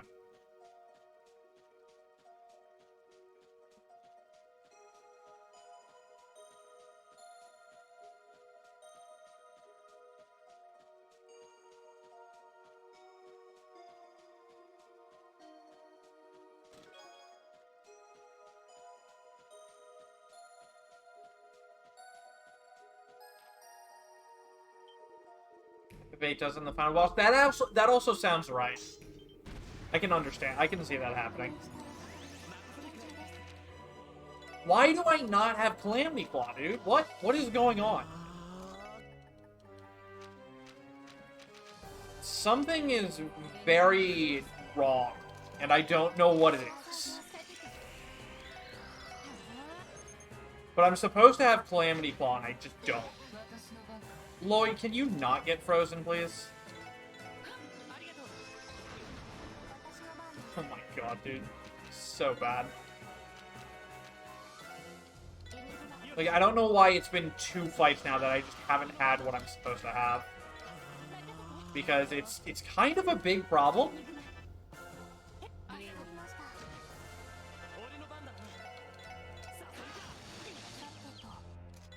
Ah, shoot. That's not good.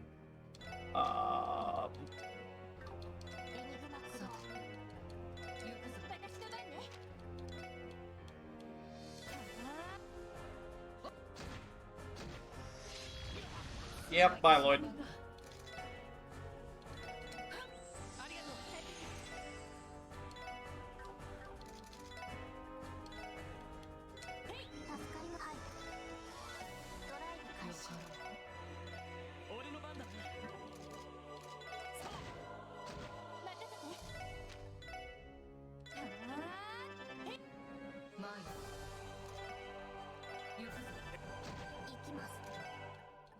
This is somehow, like, working. I don't really know how, but it is. I can't Stunbreaker that, so that's not good.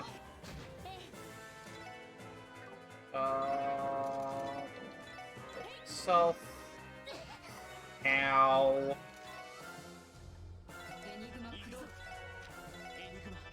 That's... Oh my god. Oh, it's so bad, dude! This is not good. Yeah, because that's why. That is why. Lloyd's just gone now.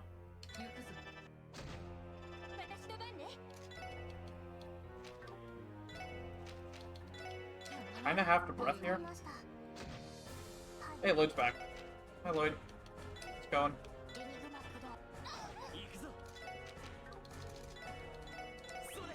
So bad. Oh my god! Stop!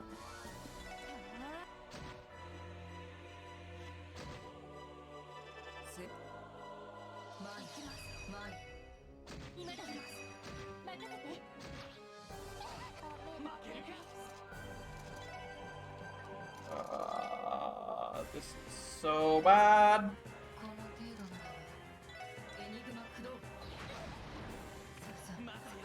Wow, I'm gonna die. Alright, maybe we can salvage this. Not having Calamity Claw is a really big problem. But that, I also just got really bad RNG on that fight.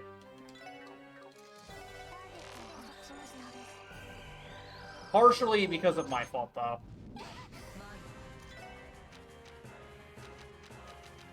You know what? You're gonna chrono down. That's what we're gonna do here to fix this.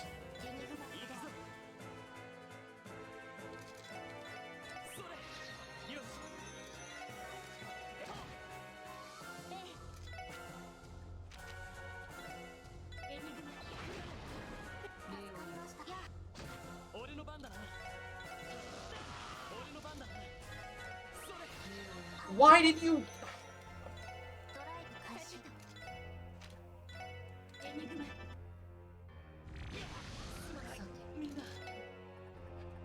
Supposed to heal Lloyd there, and I don't know why it auto-targeted Yin.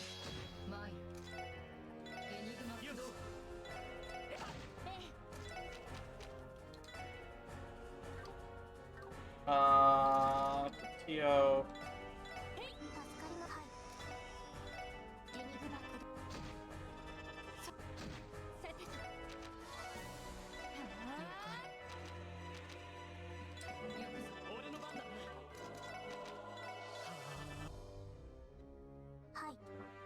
Please get your speed back in the dumpster, friend.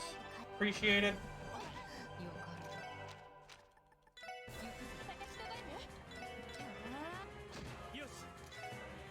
Okay, I'm 1 CP off. That's annoying.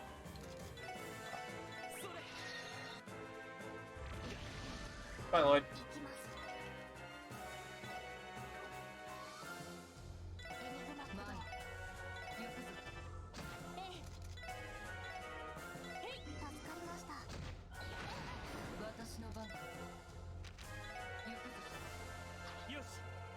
I'll get back, Lloyd.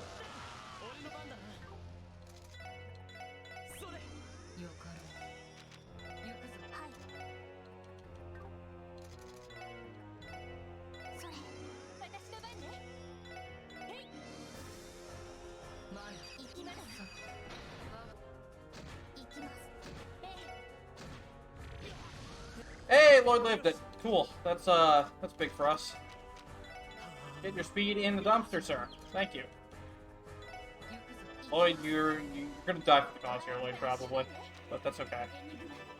We're basically getting set back up, so...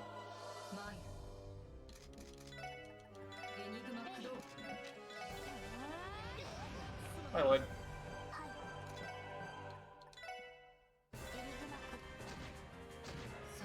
Alright, we're good. We're good. Let's Lloyd, finish this one. Okay. I don't know why I don't have Calamity Claw. Crow is level 1, that might be the reason. But, like, Crow, he's supposed to have Crow, Act 1, and Speed Breaker. I don't know why he doesn't have Calamity Claw.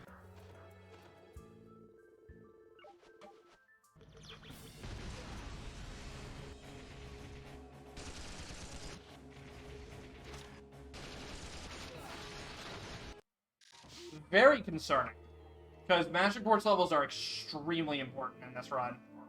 And the fact that I don't have it, maybe something else was off about my setup. Let me just double check. Pro Act 1 Speed Breaker. Yeah, he just doesn't have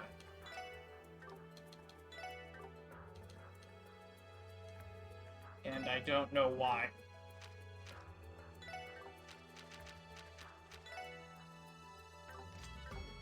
Very interesting. Very interesting and very problematic. Like, Crow should not be level 1 at this point.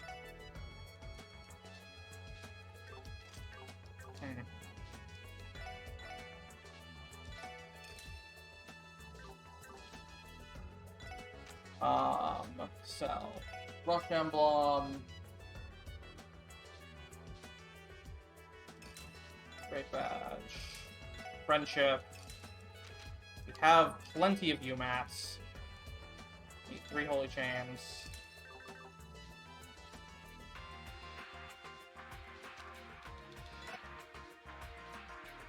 Very, very, very concerned. I don't know why Crow is so level. I don't know what happened. Because, like, I had everything for all the fights that I was supposed to, except for now.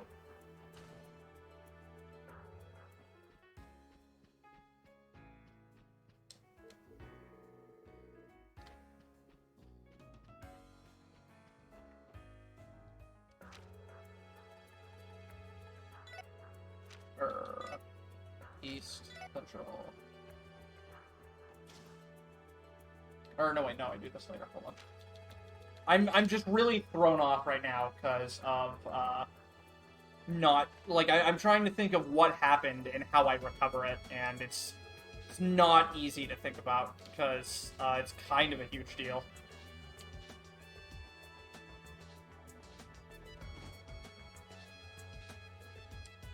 And yeah, Fee is superior to Kurt in terms of dodging. Lloyd's our dodge tank in this run, though.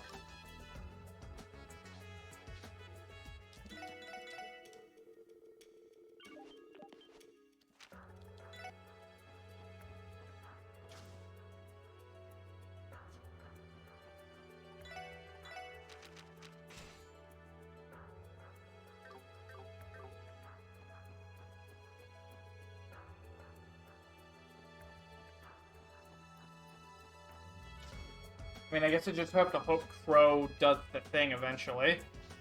I don't really have other choice.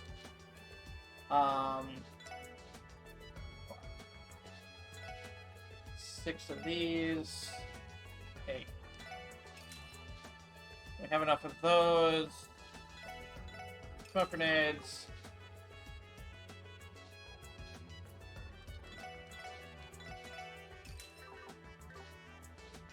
Yeah, this game gives you a lot of ability to do dodge tank stuff.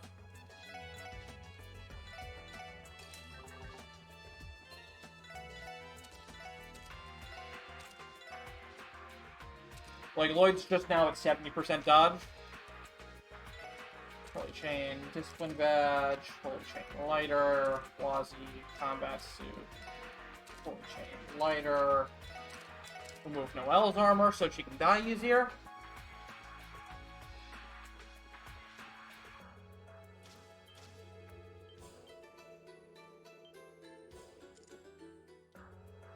Also, hold on. I want to actually,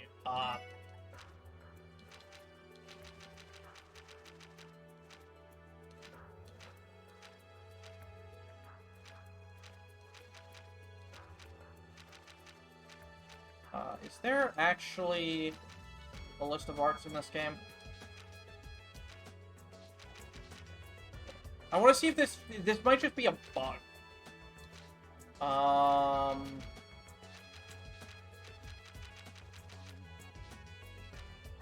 Calamity Prologue is 8, and I'm at. Okay, no. So it is something. I'm actually on it. Okay. Sorry, I just wanted to confirm that. That it's something up with my master course. I'm not exactly sure how I missed an entire level on it. But hopefully we catch it up fast enough. Is anybody dead for any fights? I don't think anybody died, right?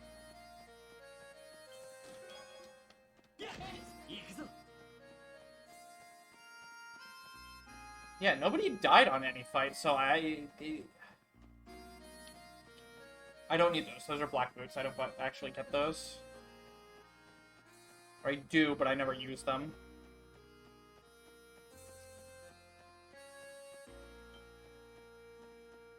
Well, everybody has a counterattack with dodge, but nobody has a ranged dodge in this game. Can you get away from that? Please. Thank you.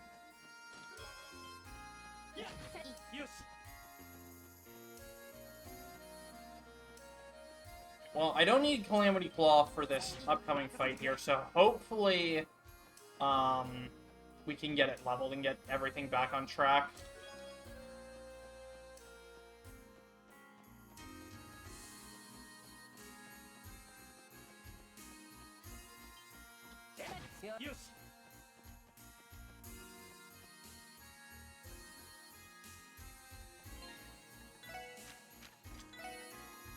Kyoto Cannon, Field 2.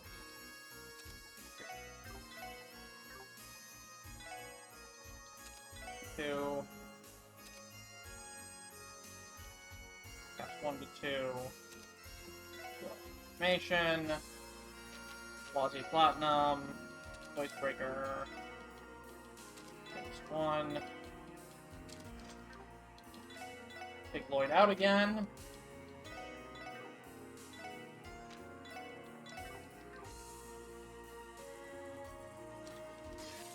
So this fight gives us a master port, so it's kind of really important we do this fight. Because it gives us the master ports that allows us to beat the game, basically. And this is also the fight we killed Noelle. So the fact that she's almost dead right here is perfect. Oh, come on, guys. Thank you.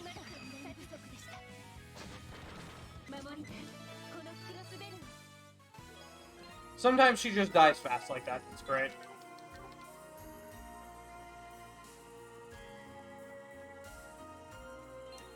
And Tio has full EP, so we're good.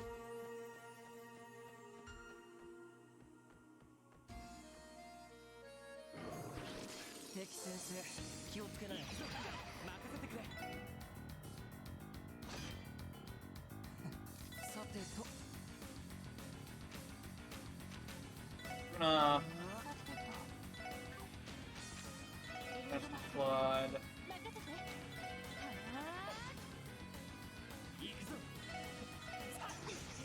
Dang it.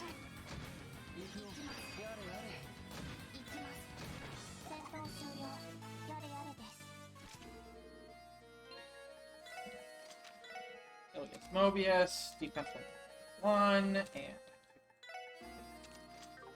and that sets us up for the next fight. This next fight is pretty simple, fortunately. There are some things that can go wrong if Shirley decides to be a jerk, but most of the time she's not a jerk. Actually, no, most of the time she is a jerk. Shirley is always the most unpredictable boss in any Trails game. So, this fight, we're basically just going to keep using arts, Chrono down her, and hopefully she just dies quickly, instead of running all over the place like a jerk.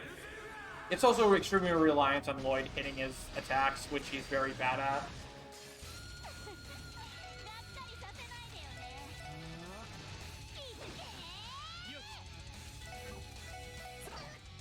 Way to go, Lloyd. That's actually huge. Ellie is still killer. And we get blocked, no problem.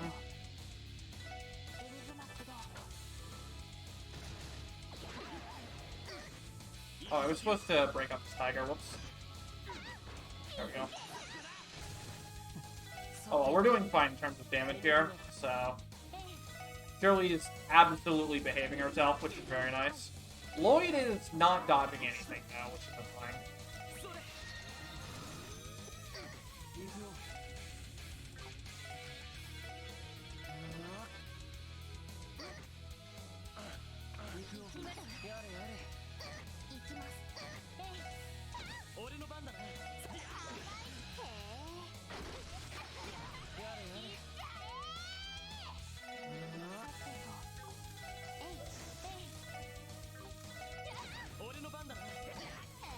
Alright, there we go.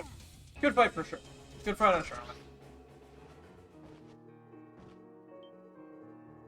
Also, that song is an absolute bop. I forgot about that.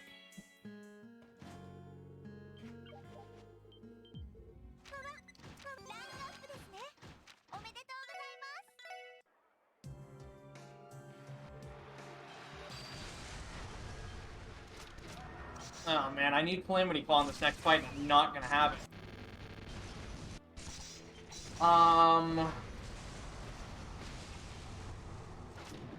Alright, I can do something about that, though.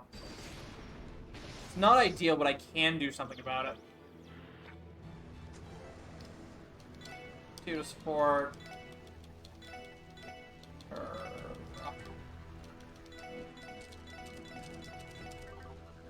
I still don't have Calamity Claw, yeah. And I need Calamity Claw for the next fight, so I'm gonna have to do something a little earlier than usual, and it's gonna hurt my money a lot, but it shouldn't end up mattering. Because I'll get that money back later. Right? Yeah. So I'm gonna open Lloyd's slot 2 so that I can put Action 1 there. So this is another fight where you just want to die as quickly as possible. There's kind of a lot of those now.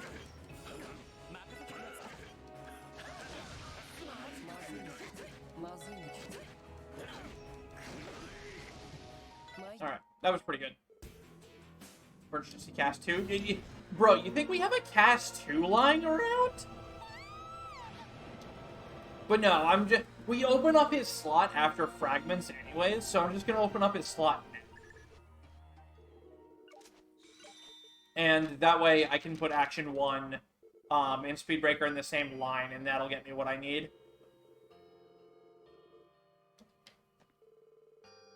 Oh, whoops.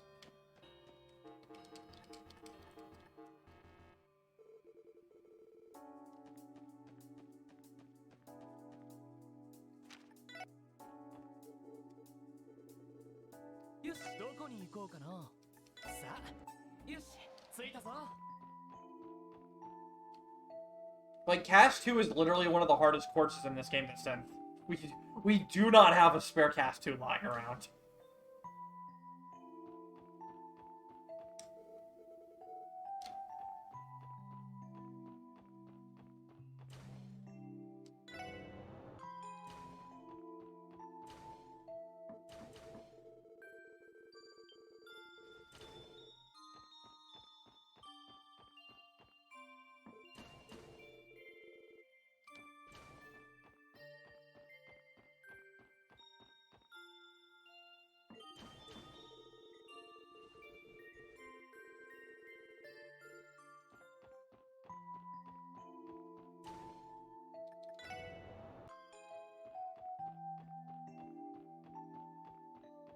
Over 1. Yeah, because she's using Genesis Flood the whole time. Like, she's our damage. Lloyd's just debuffing.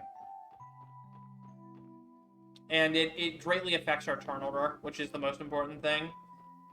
Like, doing Lloyd's slot opening now doesn't affect anything, because I'm going to do it anyways. I just have to do it a little earlier than usual, which is fine.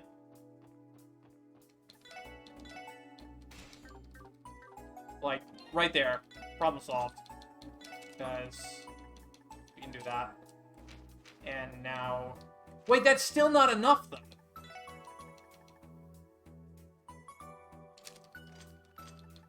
Alright, well, we never use impede, so... That has to be enough, right? Yes, okay, good. Because we're earlier on. I do, but I'd like to not use that.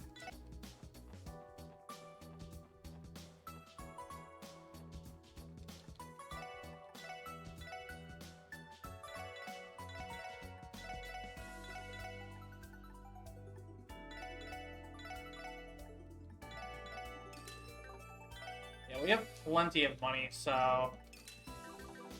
Yeah, we're fine. We're fine.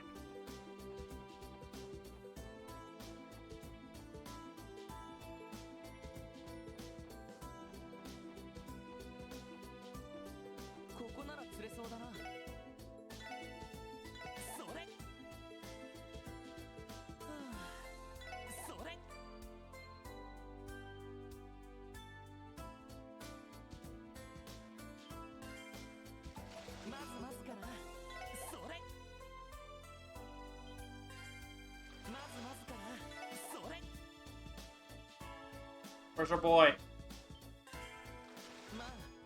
No, where's our boy? There he is. There's our boy. We got our boy. Run is valid.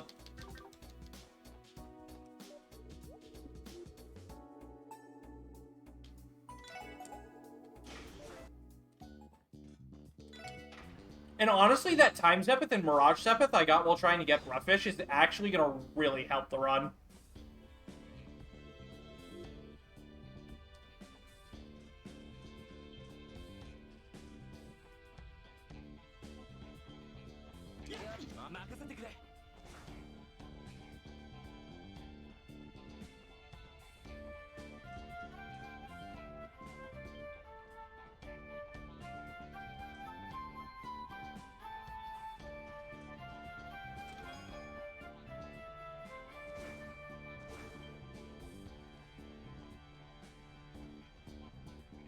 Falcom may forget about their fish, but we will not.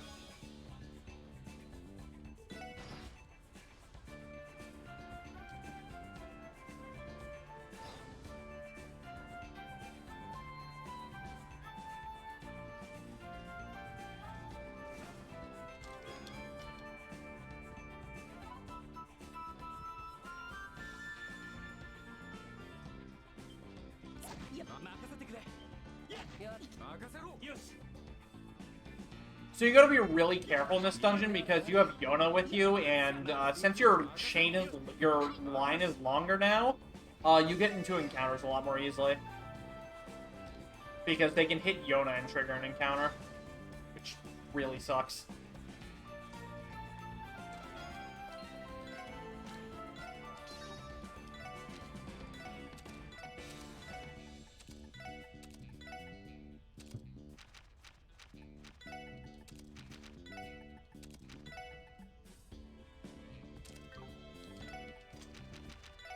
I see the shield, cast one to move. Pulse Fortuna, good.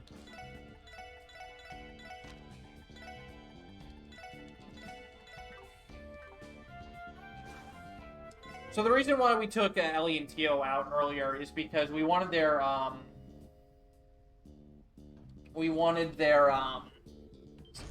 breaks for this fight. So this fight's really hard. Hopefully this guy doesn't give us the suck. Because, this guy gives us the suck, it's bad.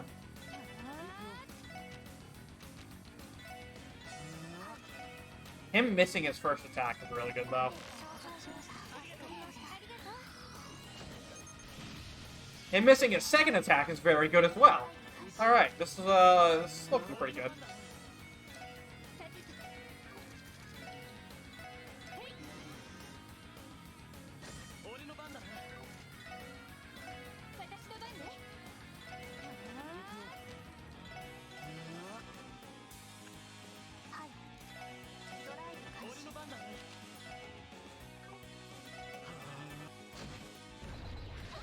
Ow.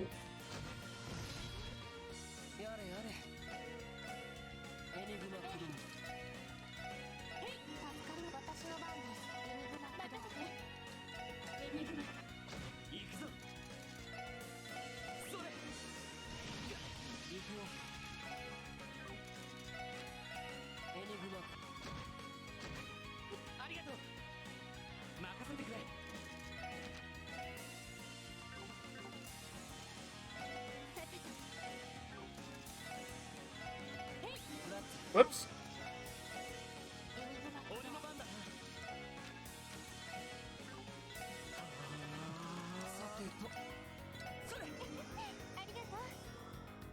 Alright, never punished. Never punished. Ow. Alright, I'm gonna get punished here. Oh well, that's, actually, no, I'm not. Guess I can just do that. Haha! Actually, never punished. I think that's enough?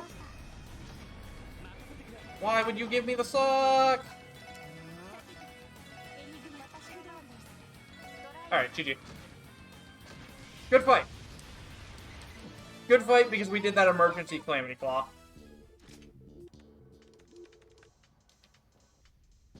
The only mistake there I made was accidentally EP2 charging Wazi instead of Ellie, with Ellie. But it ended up not mattering. So.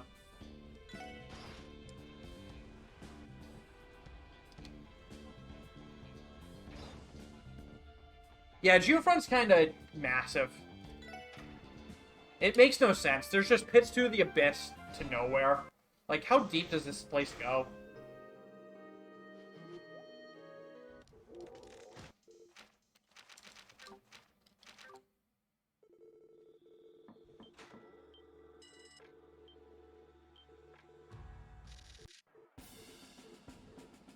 Yeah, he gave the suck, but it was way too late in the fight for the suck to actually matter.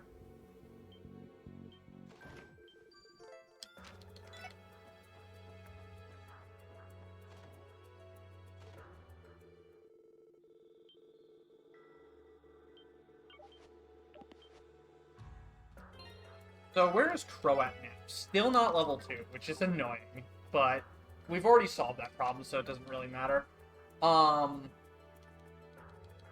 Back alley. So here we're going to pick up probably the strongest accessory in the game, the Still Blue. It gives plus 5 speed and a plus 100 ATS, which is extremely strong. And we're going to pick up a bunch of those throughout this run. Because, as you've been noticing, all we're using is arts damage. So anything that boosts our ATS by a ton is really strong. Fortunately, they cost 80k per each, so that was basically all of our money.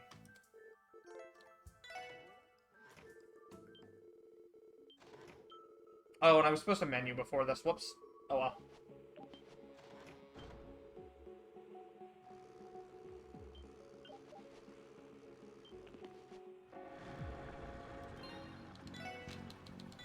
Spin badge for leather plus, reinforced combat suit, steel wrist, discipline badge,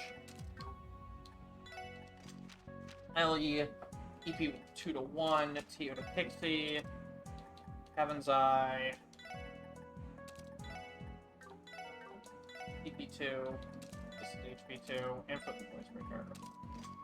Randy Cash 1 in slot 1. Setup, TO.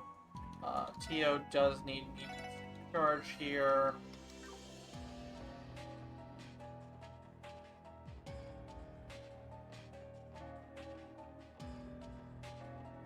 So here we have another fight with the Sphinx Mara. This time it's going to go a little bit differently. Not only, well, we don't need Calamity Claw for this fight, but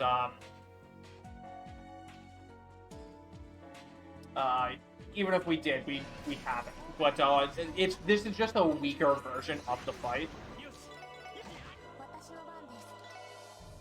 Analyze. Randy, you don't have Fortuna. Oh, I forgot to pick the plot. That's why. Okay. Well, Mag plays, I guess.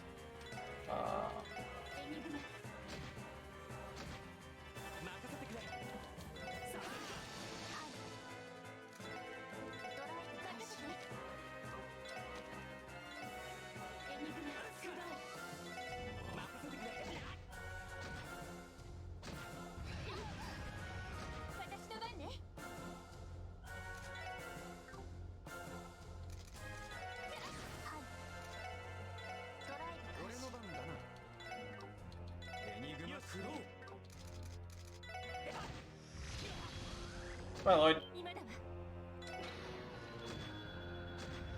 Alright. Everything's fine.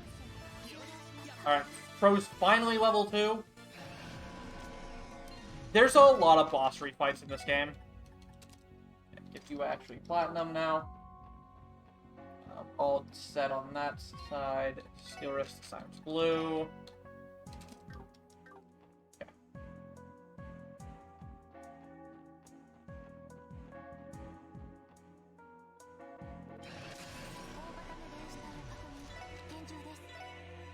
I didn't do my formation.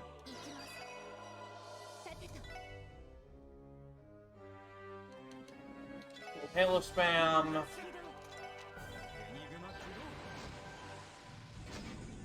Should be fine. The formation's not that important here.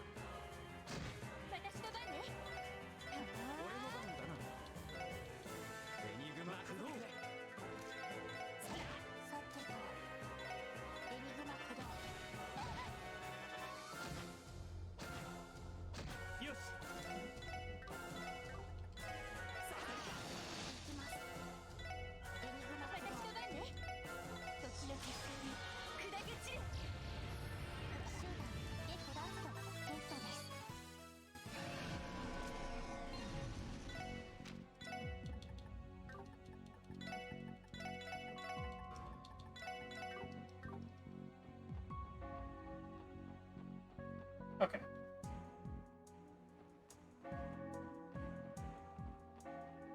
And now the third boss refight.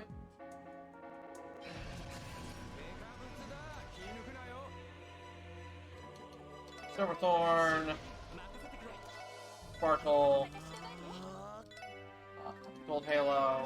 Photon Shoot.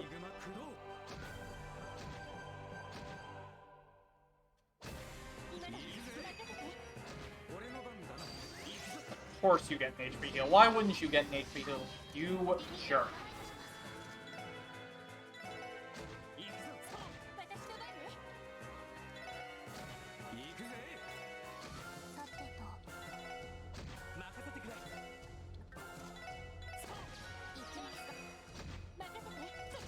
Alright, good enough.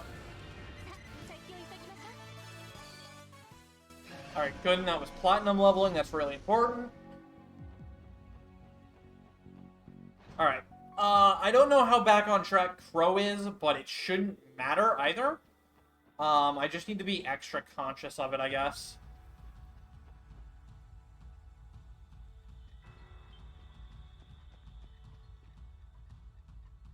Lloyd being mostly dead is actually really good here.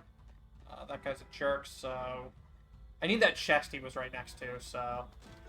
It's an EP3 charge. My money was excellent earlier, so I'm going to skip the Celestial Bomb here.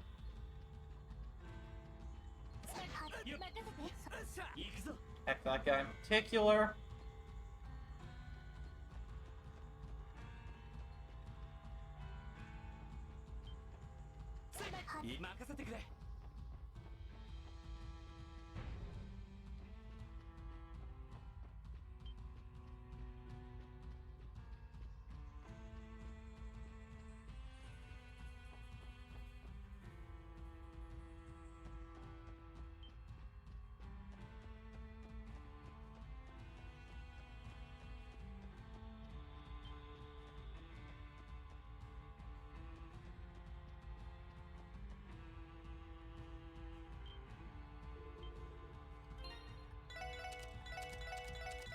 Lloyd again, because we don't want him dodging. We want to die on this next fight, because of course we want to die in this next fight. It's how.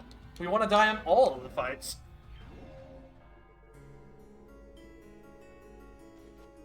So this is about the halfway point of the run. And this is like, you know, we're heading almost into the final chapter at this point.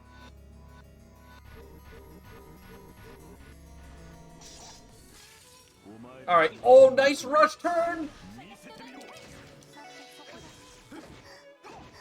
I wish you had done more with it, though, friend. I mean, I guess you're not a friend, but... Nice S break for 25,000 damage. Nice 25,000 S break there, Arios. Very appreciated. Thank you. Ow, by the way. Just saying. A little bit ouchy.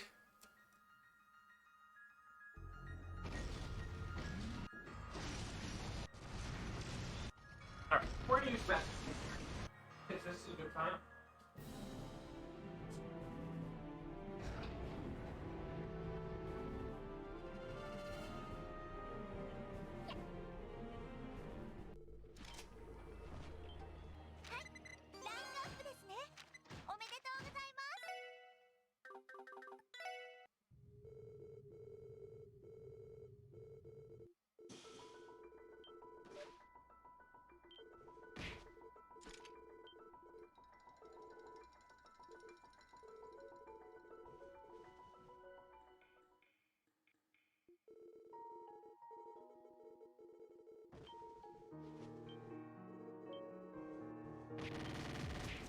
Alright, get your sour please ready.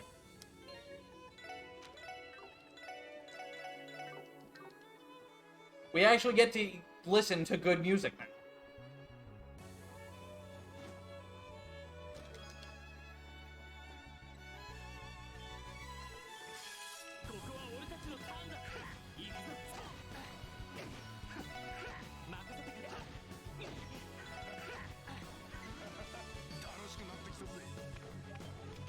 So remember that gangster we delayed infinitely in Zero?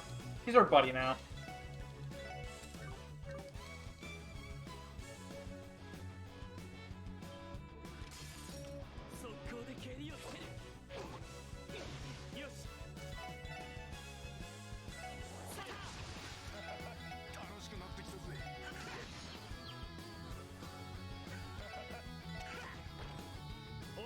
Nice feint rolls, by the way.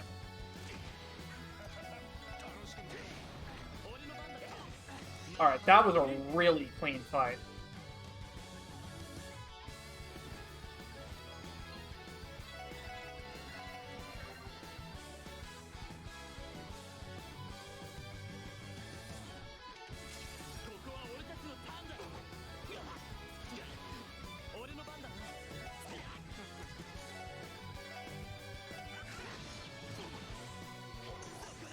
Nice.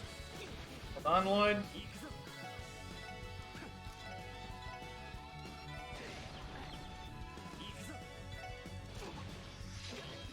Lloyd's slowly working his way over. Bop that guy.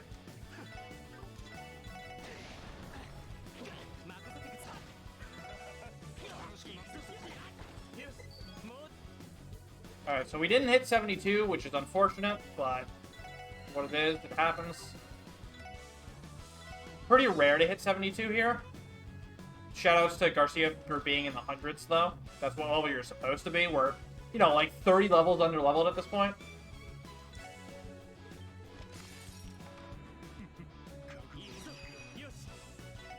Hate when that dog moves, dude.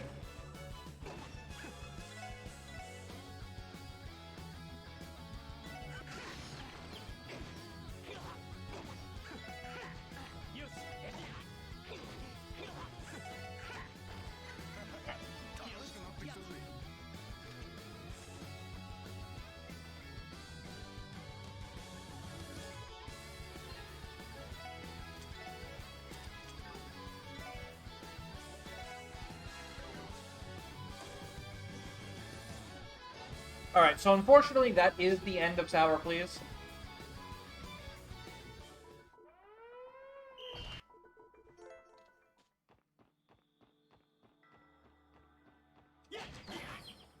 Now we have Lloyd's Journey of Bullying.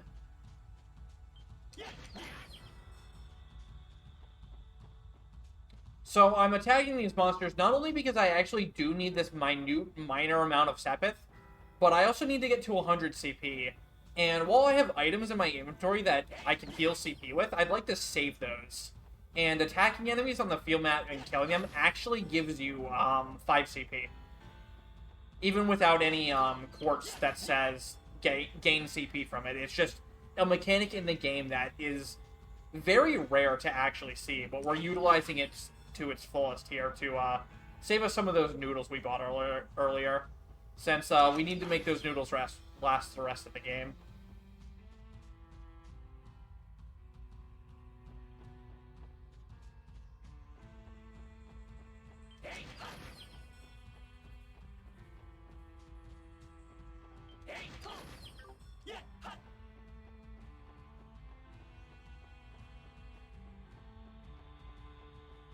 I'm either at 100 or the single attack I take in this fight will get me to 100. Okay, we're at 102.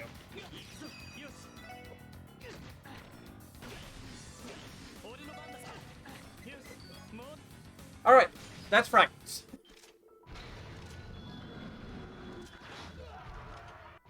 Alright, so I need to remember not to open slot 2 here because it's already opened. If I open slot 2 here, the run is actually over because I'll have used too much 7. And there's just no way around that, so I need to make sure I don't open slot 2 here. Also, Zeit's a giant wolf, in case you guys were wondering. And now he's a party member, which is awesome. So basically, this is the back half of the run where the fights start getting really cool. Okay. 3, 5, 6. Okay. And then HP 2. Act 2. Cast 1. 2 of my 2s. Lots of combat suits. Silence Blue. Wrist. Lloyd, Saints Clothes, Military Boots, Discipline Badge. Steel Wrist. Okay, that did equip. I didn't hear the sound effect, so... Oh, and I need to open a slot. There you go, Lloyd. So you'll notice there we went down to, like, 4 Mirage Sepith. If I hadn't killed the enemies that I killed on the way to, the fight, I wouldn't have gotten enough Sepith. And I wouldn't be able to do this menu.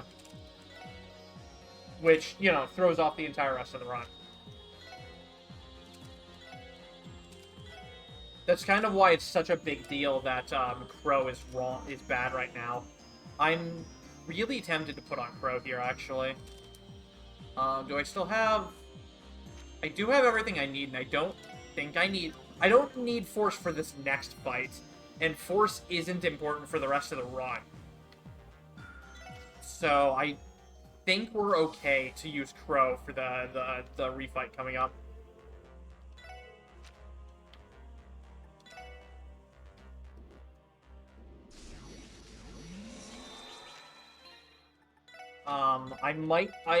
Yes, I do need to swap back to Force for the fight after this, but this will definitely make up any deficit that Crow has, which is more important to me. Like, this should realign my Master Quartz levels, because I had Force on for an extra fight, and now I'm going to have Crow on for an extra fight. And I want to kill that guy because he drops a lot of time Sepith.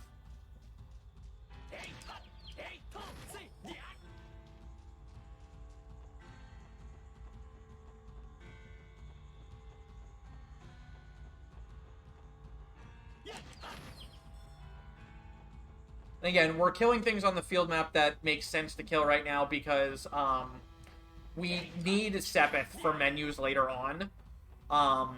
And literally every amount of time Sepith I get from now until when I do that menu is meaningful.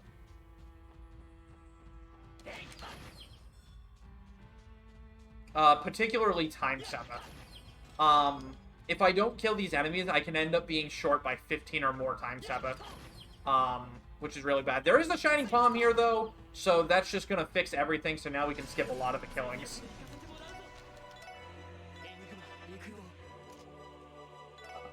Galleon Tower. So, we're going to do the same thing to this boss again, as we're going to do reflect strats while other people are casting magic.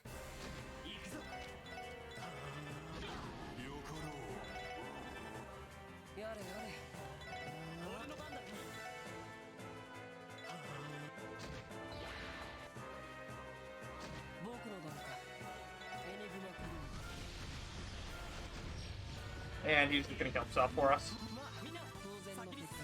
Not set deadly heaviness break.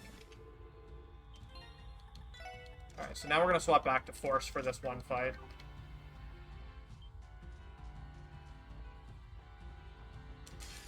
Oops. I wanted to kill him. Actually, no, I can skip killing him. Because I got that palm.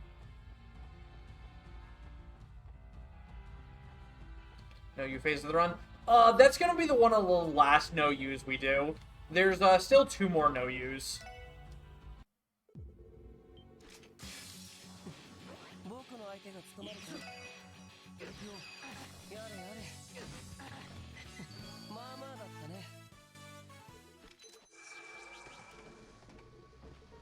Alright, so now we get Tio back, and Tio's gonna...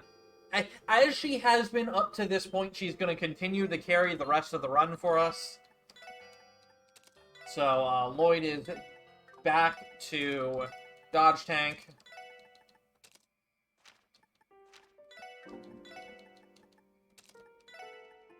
Holy chain, rigid key, or white canvas. Tio's gonna get her classic cannon back. Shield to mine 2, cast 2, EP2.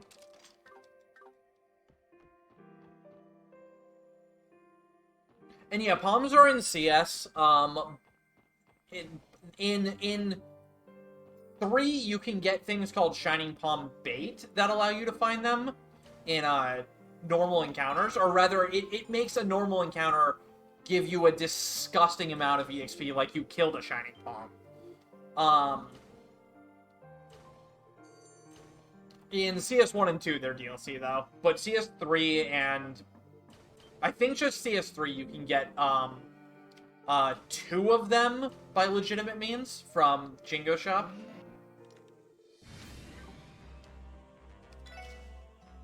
So we've also upgraded our car to an airship now, so we can kind of fly wherever we want once we unlock places, which is really nice.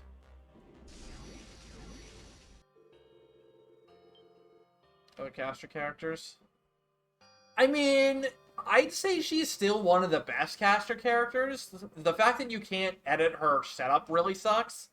But, like, the only person I think she loses to in terms of raw stats are Vita and Roselia.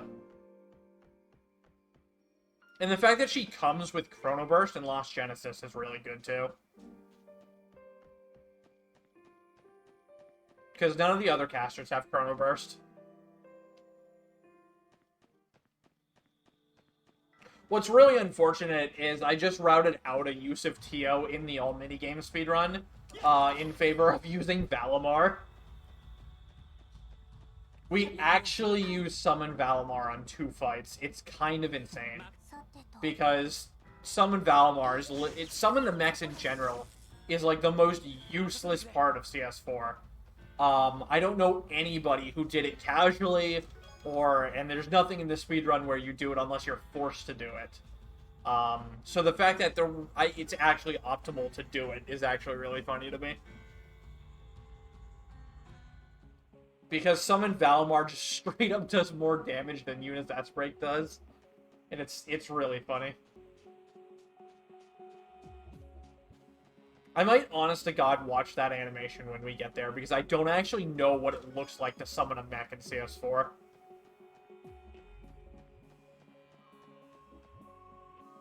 I hope nothing bad happened to them. Wow. Let's not go there. That's really... Wow. Just wow. We do get that content in the CS4 run too, by the way, which is really nice. We get the resolution on that. Dark Knight Revolt the Gunner. Holy Breath. Fortuna.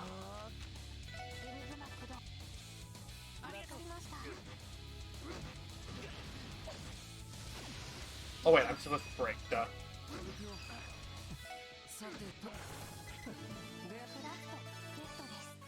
Alright, so that's force hitting level 3. That should be fine. So now we have Rishia, and Rishia is going to carry us just as hard as Tio for a little while, because Rishia is really good.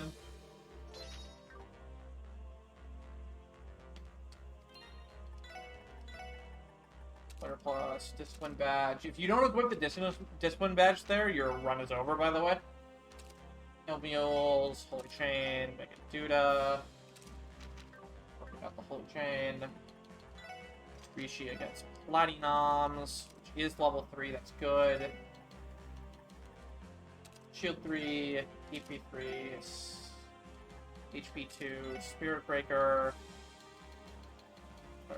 Spirit Breaker. Cast 1, 3. Lossy to Phantom. That's Tio crap.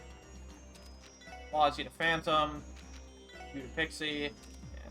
You don't have it yet, but you will.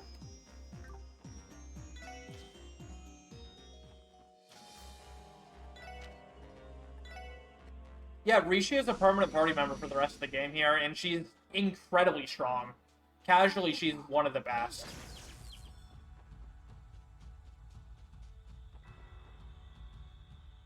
Wasn't dancer. So Rishia is actually Yin, who's a master assassin, and who's working for Hayue. And Lloyd's just like, hey, why don't you just come and do what you want to do instead of taking orders? And she's like, you know what? You're right. I want to dance, so I'm a dance, but I need to help you out to dance. So let's go do things. And then Cowley is just like, well, that sucks. I just lost a Master Assassin. Lloyd, I'm going to make you pay for that later. And such are the events of CS2 Divertisement.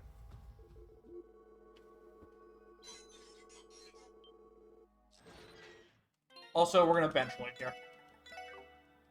Because Lloyd is bad. That's just all there is to it. Lloyd is bad. Out of this entire run, Lloyd will always do the least amount of damage by an insane margin.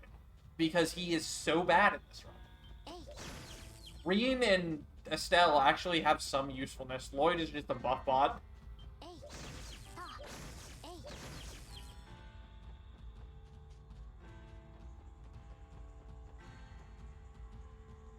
So these next two fights are going to be exactly the same. We're going to get into an around Noah, or a Genesis Flood rhythm here, where basically every fight is going to be double Fortuna into Genesis Flood. However, we don't have Fortuna with this team, so it's just double Genesis Flood and Avalon Tower.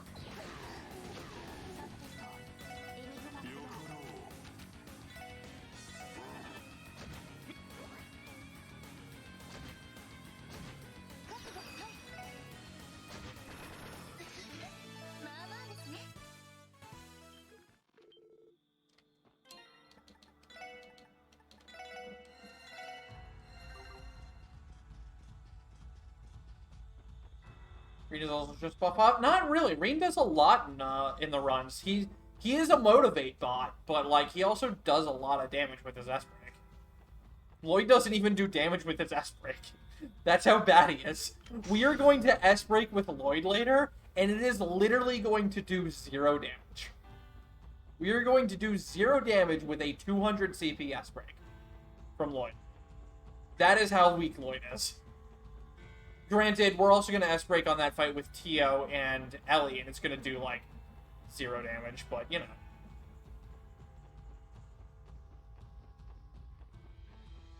Owners aren't very good insured. Joshua disagrees. Joshua immensely disagrees. But they also gave Joshua really blessed stats compared to Estelle, who's also an all-rounder, but does it very poorly.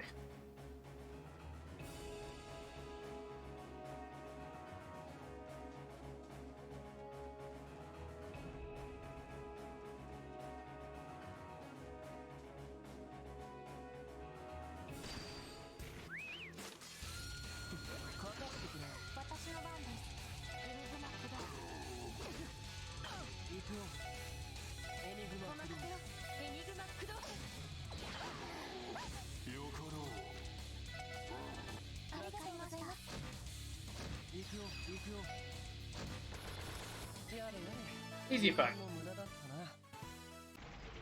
Alright, it just excels at everything. 30, you know what all round means?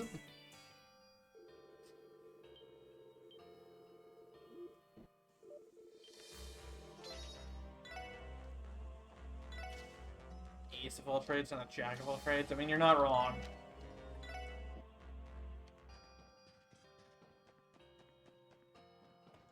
So we've recruited Randy. We're gonna go buy some popcorn now because popcorn is overpowered. You saw us using it a little bit earlier. Water, fire, wind. You saw us using popcorn earlier, but what it does is it gives a stack of stealth. And what stealth says is you cannot be targeted and your next attack crits. And that is really, really strong when you abuse the heck out of it for S-breaks and specific casts. But usually S-breaks.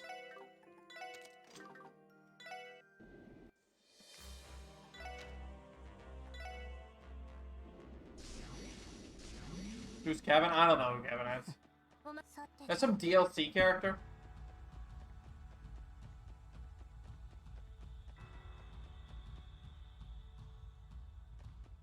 Speedrun Rise, Kevin is good throughout the run. But he kind of drops off just based on the fact that, like, Trails forces him out of your party a few times. But he does do good. He does do good. And then on the final boss, he literally makes you invincible because you just kind of spam Grail Sphere. And you start stacking your turns so hard with spells and useless enemy turns because of how scripts work.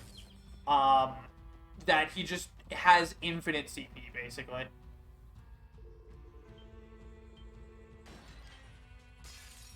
Excuse me? Alright, well... Okay.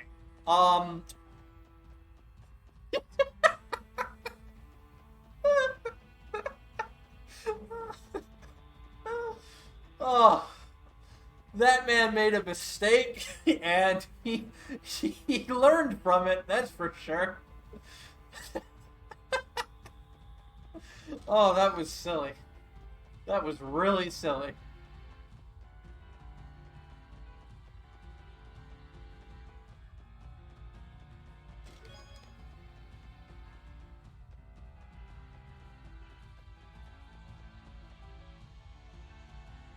There was an attempt. Not a very good one, but there was one. Did I give the Lloyd his stuff? No, I didn't. Okay. Seal 2, attack 2, Swordbreaker. He has Crimson Ray, good.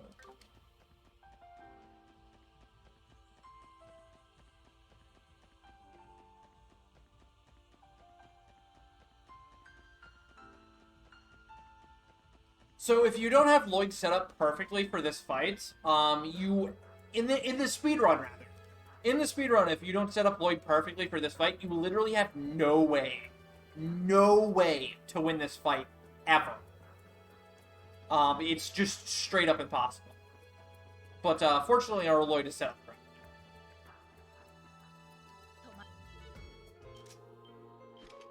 But, Noah was a trick. Upset. Yo, nice miss, idiot. Let's not forget the strat. So that Magic of Soup we bought back in the first chapter, here's where we used it. We used it to get this ATS buff here. And then 2 Crimson Rays brings down Noel. Because even though Lloyd sucks, Crimson Ray is strong enough.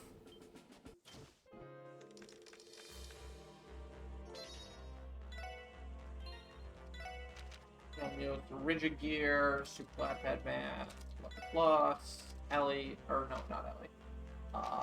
Phantom Sticks, Hyper Spikes, Holy Chain, Mishi Cap,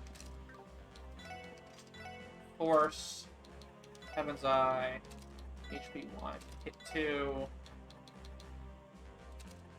Evade 1, Pixie, Attack 2, Information.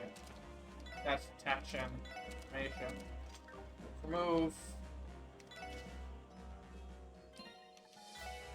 Make you over Wazzy. And we have more Sour Please coming up, guys. So get your Sour Pleases ready.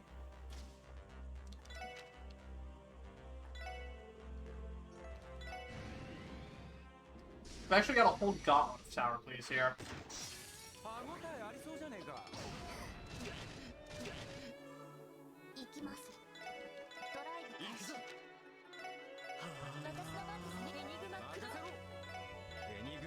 So these fights are all the same. It's 2 Fortunas, 2 Genesis Floods, and an S-Break.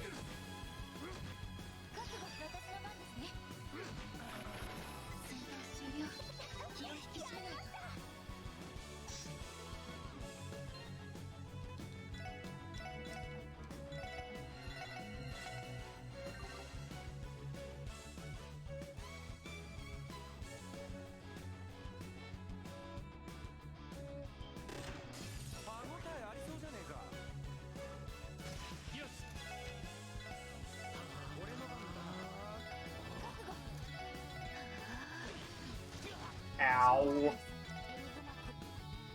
So, something to note in this game is you can't dodge when you're casting a spell. It's really dumb.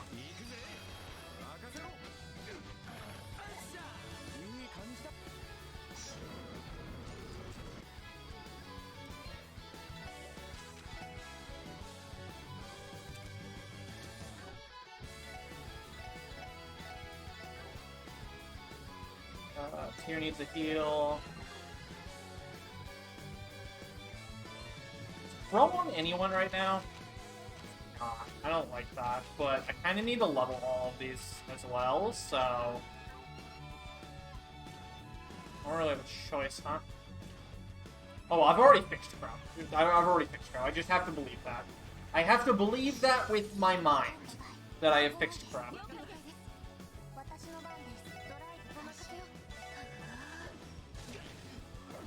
It's a really good turn order, actually.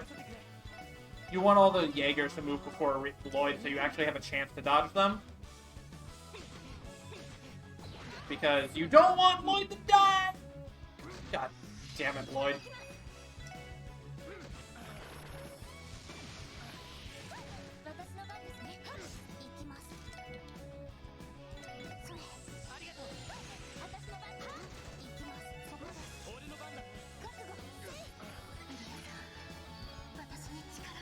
Probably should have casted an art there, but oh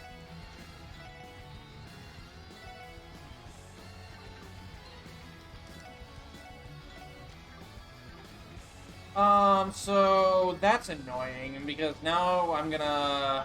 Alright, I'll just have to break with Rishia then. That's fine.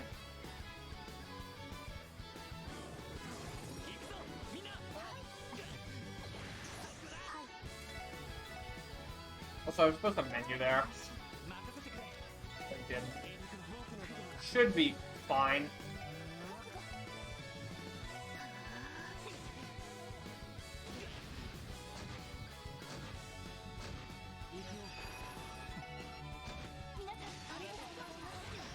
Alright, well, it was fine enough, I guess. I don't have burst for this next fight, which is annoying. I guess I can burst orb. She had Holy Chain the Lighter. Holy Chain the Lighter. He's not supposed to have this Coral Ring anymore. What is he supposed to have? I messed up a menu earlier.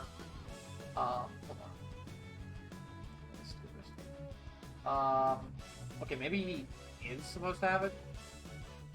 Yeah, okay, he is. Alright, understood. So we'll just leave that on. Lloyd gets Phantom. Ozzy has Force. EP got 1 to Act 2. Wazzy Act 2 to Seal 2. EP went to Swordbreaker. He's got Pixie. Randy has Force. Good. Now he's got what it needs. Okay.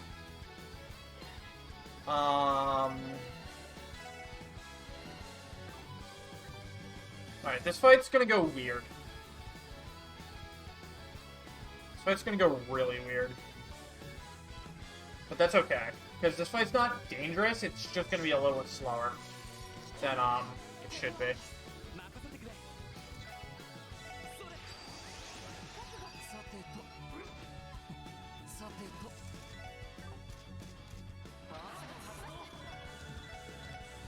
Batter, butterfly, Genesis Flood, Tuna, Flood.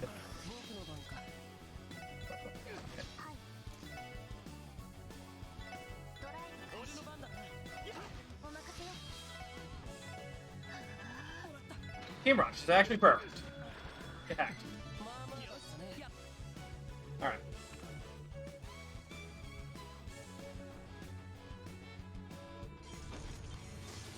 Alright, this fight's really easy. He just moves forward. Everybody moves to the back and spreads out a little bit. And that's to avoid being targeted by the boss at all.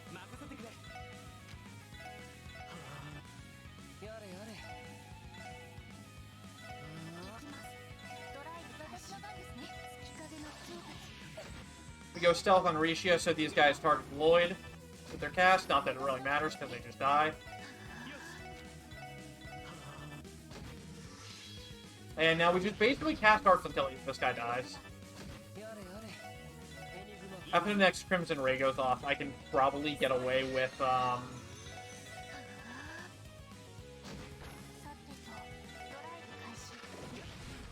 breaking with Wazzy and killing. Yep. Alright. That went well. That was a good enough recovery after Luke died. I had to use a Burst Orb, but I didn't have to use a Burst Orb earlier. So I should still be fine on my Burst Orb count. And there's always an extra, too. Zero Field. Tinkle. Wazzy Lighter. Tinkle. Teal Lighter to Tinkle. Rigid Gear to Enamel Mules. Lighter Plus. Tinkle. Randy, Lighters. Or no, Rishia. Lighter Distillist. Well, remove attack. Rishia the Crow. God, it's only level 2. That's not good.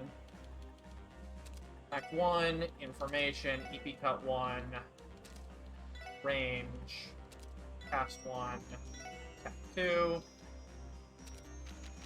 So there's a few menus throughout the game where it looks like we're just making ourselves a lot bigger, but what we're really doing is we're freeing up ports for other characters, or just giving ourselves the bare minimum to get the arts that we need for the future. Platinum. Effort to become 3. Speed Breaker to Speed Breaker. Mobius. 2. Move 2.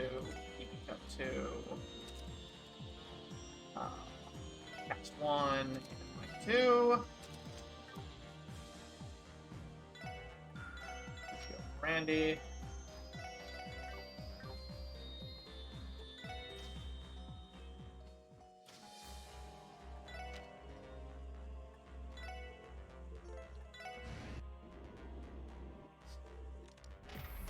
So this is the part of the run where now that we have everybody back again, we have a lot of we got a lot of quartz for free.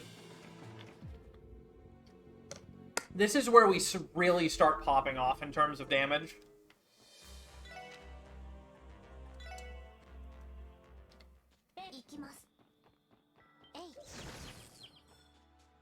Unfortunately, there's one fight coming up that is the worst fight in the run, because I have no control over how long the fight takes.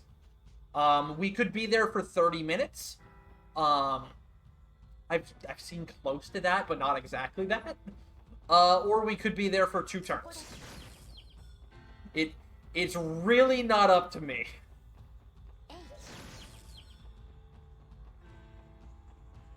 Yeah, I really like the the color edition art system.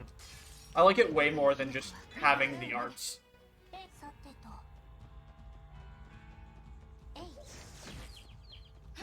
Alright, you get to live, buddy. You didn't die, so you get to live. We got that palm earlier, so we are ahead on time Sepith, but I'm still gonna kill these guys, because these guys drop a lot of Sepith in general. Because they're pretty high-level encounters, since this is like a Chapter 2, Chapter 3 zone.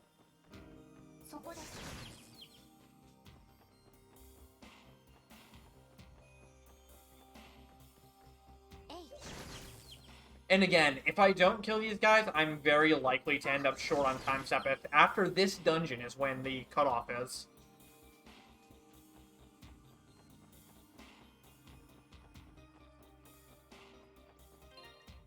We are set up, so...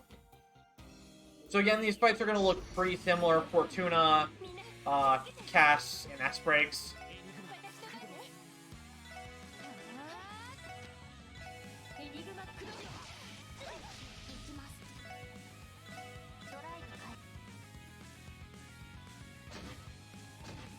But it's not my fault arts are disgustingly strong in this game. Or maybe it's not arts are disgustingly strong, it's that really they're your only option because you just don't have any sort of physical scaling. Initiate for Randy.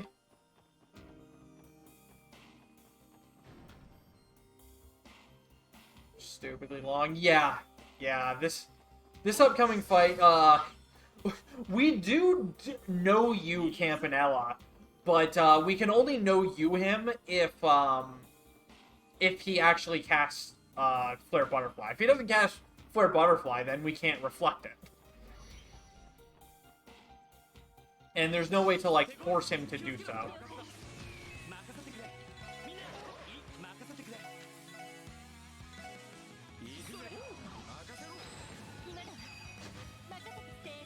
Shoutouts to Ellie's S-Break doing 2,500 damage there, when Brandy's did 24,000.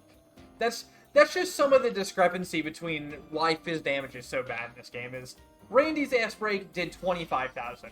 Ellie's did 2,500.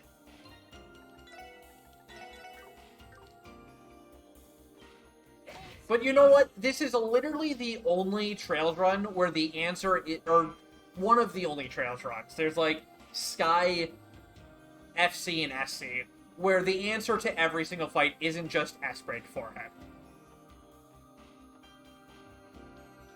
Like, just S-Break is literally how you speedrun most Trails games, and this game doesn't let you do that, and that's why it's really cool. So we're out here using 3 gold halos on these guys instead of an S-Break. Randy, please!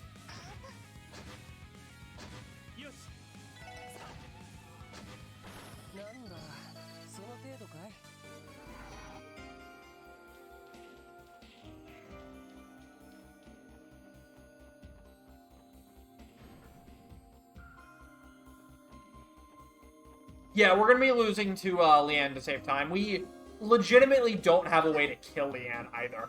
Like, it basically takes all of our resources to break her health, because we're so weak.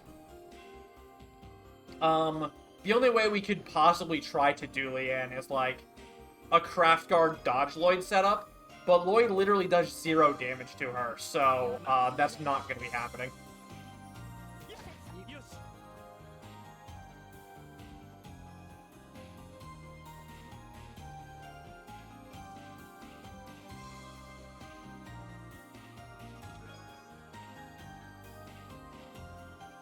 Good Arabonia percent. So there's Arabonia percent, but that's okay. The real category is called Solo no Kaseki, and I'm the one who's done that.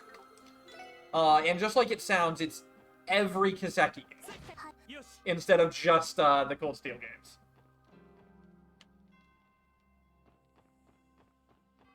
And yeah, since everything is just a lot of S-Crafts, that's why we did CS3 no S-Crafts, because it's also, I think CS3 is probably the only game in the series you can do without S-Crafts and have it be fast. Because there's so many broken things about arts and CS3 that make the run really fun. CS3 No S-Crafts is my second favorite Trails run.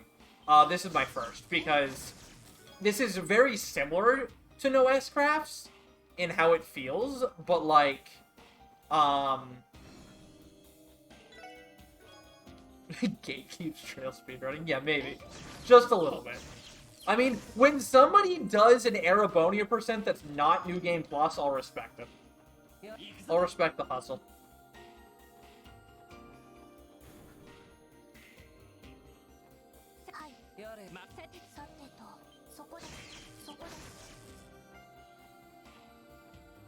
So it's not just CS3 double bells, it's CS3 quad bells, because then you actually have 0 delay after a cast. Because they stack.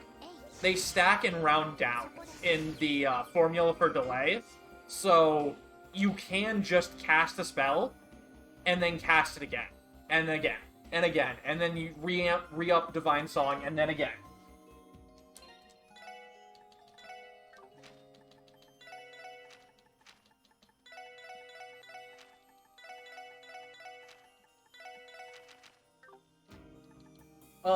Okay.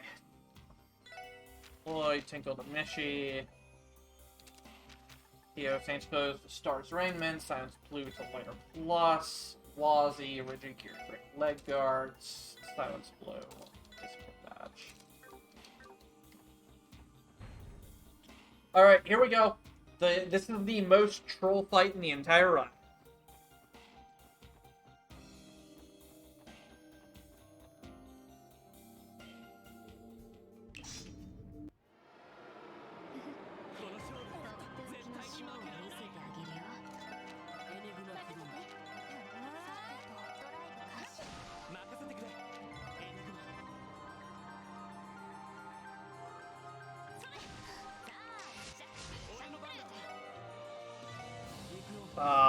I need to heal Wazzy here. And healing Tio is a good idea as well. I don't think I healed Tio enough. Okay, it didn't matter. So you need to keep yourself at full health here, because he can S-break you at any point in the fight, like that, and you don't want to die to that. Dying to that is very bad. Fortunately, he can only do it once. Alright, buddy, please, do the thing. That's not the thing. Come on, Campy. Campy, stop!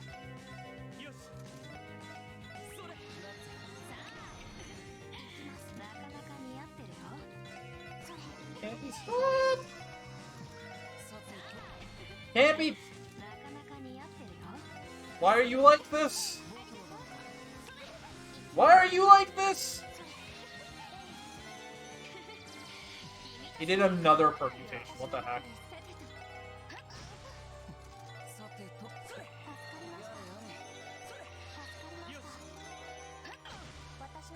Oh my god. I'm running out of tier bombs, dude.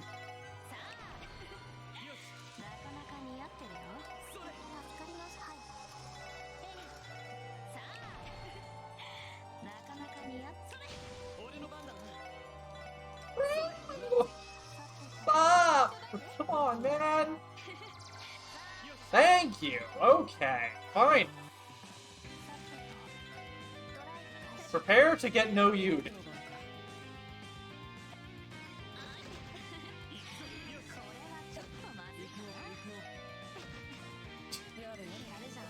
Damn it, Campy!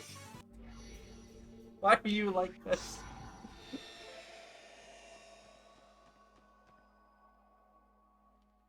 Honestly, though, I got Bag of Tricks there, so that's actually kind of helpful. A little bit, but, like, not really. But yeah, the way we do damage to him there is, we reflect a single Flare Butterfly, and then a Wazzy S-Breaks kills.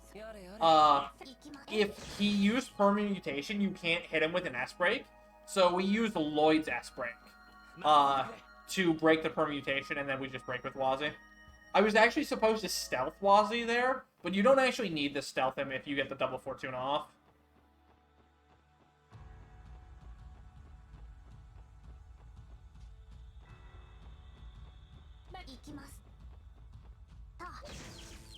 Oi. For a jerk.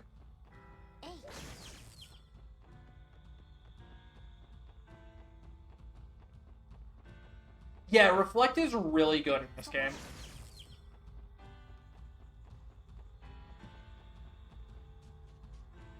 So there's one more boss that we're gonna do that no you strategy on, and on the last boss we do it, we actually have no other way to deal damage than to do no you. Like, what Campy you could get through, the other fights you could get through. The last one we do it on, there's just absolutely no way we could ever win that fight without Reflexed. So it's a good thing that it works.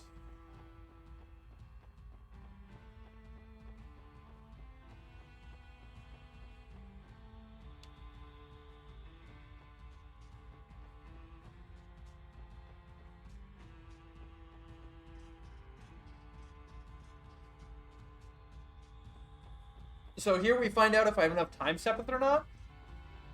I definitely should based on the Shining Palm kill I got, but you never know.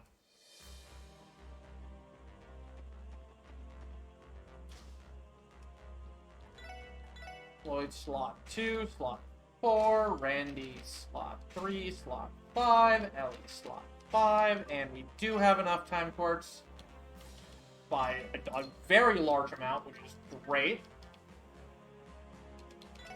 And just give me 11 of these.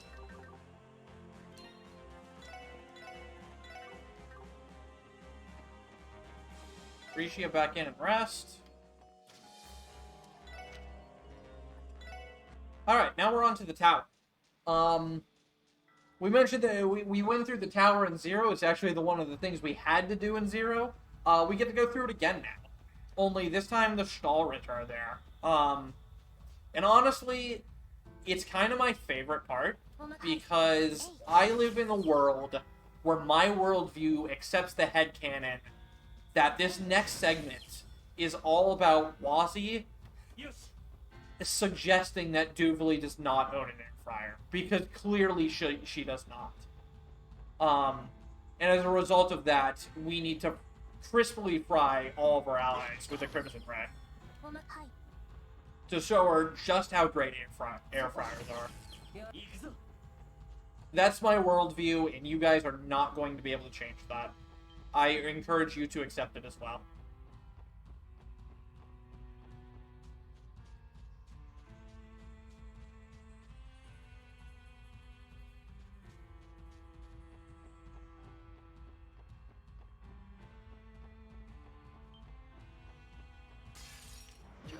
Really? Really? Jerk.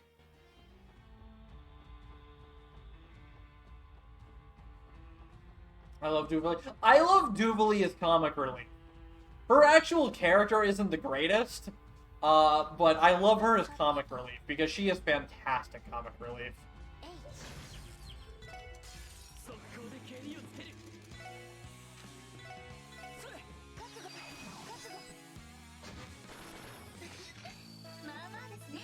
How is Crow still level 2, dude?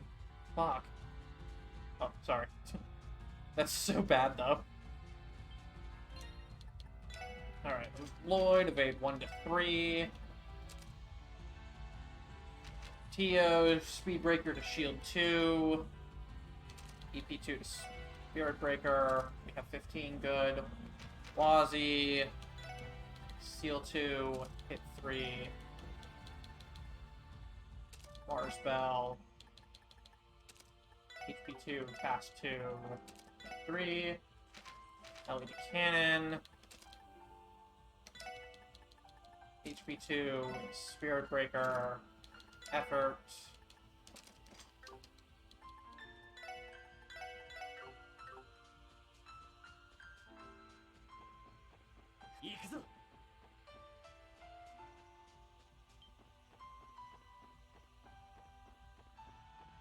What is Lloyd using here? Phantom? That's really important too. I can't swap that off.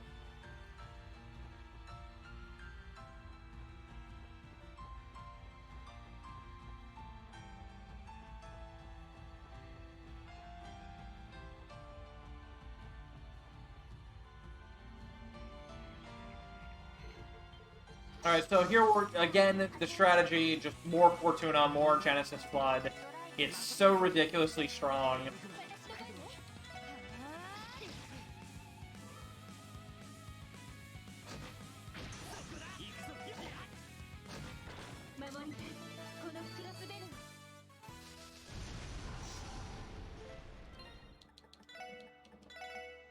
Oh, crap, I don't have healing items for this section. That's not good.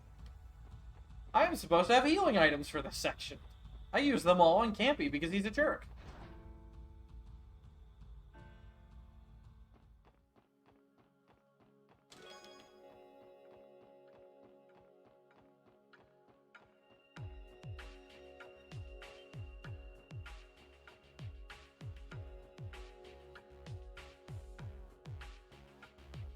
So most of these fights are going to be Fortunas and Genesis Blood, supplemented with some S-Breaks and Crimson Rays from Wazi on the bosses.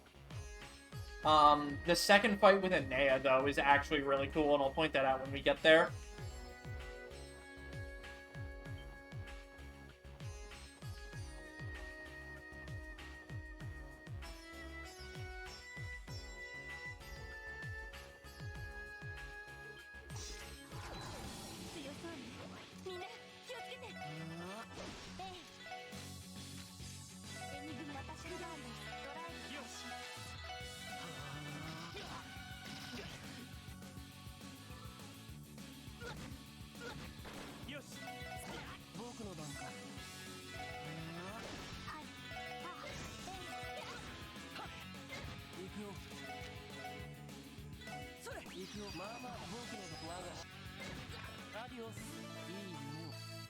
Attack!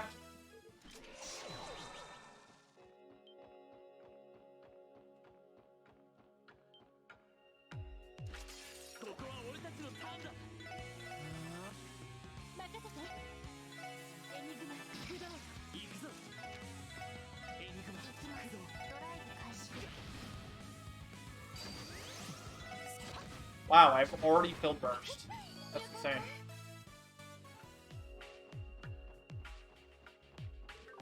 So the next fight, Anea doesn't start in the fight, so our Genesis Floods aren't going to hit her, unfortunately. What we're going to do is we're going to specifically position ourselves and set ourselves up so that we bait a certain formation from her and certain attacks that are going to allow us to set up before she drops down onto the ground.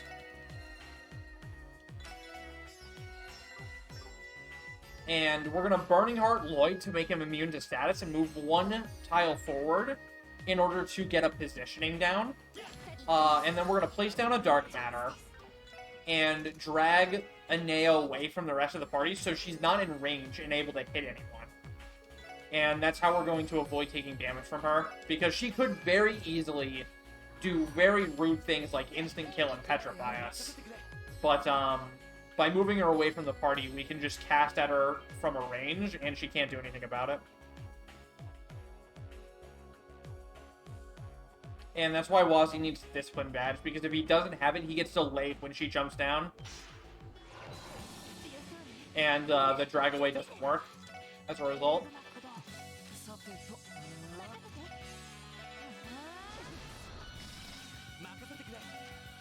And, of note, she can also only target the person in the center here with her instant kill, so that's why Ellie has the Holy Chain.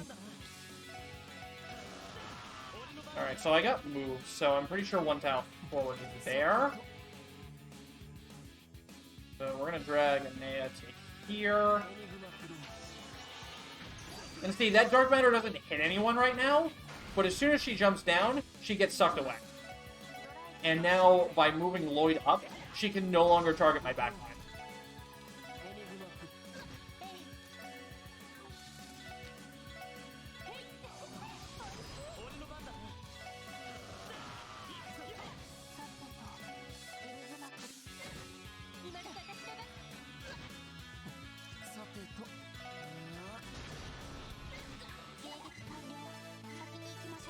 Like, she's a really annoying boss, but, because we dark matter her away, it kind of really breaks her entire AI script because she can't hit anyone anymore. I did get lucky there because she can stealth herself and give herself HP regen when she gets to low health, and she didn't do that, so that was really nice.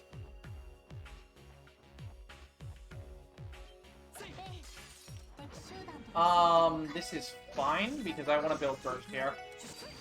Right. Burst is full.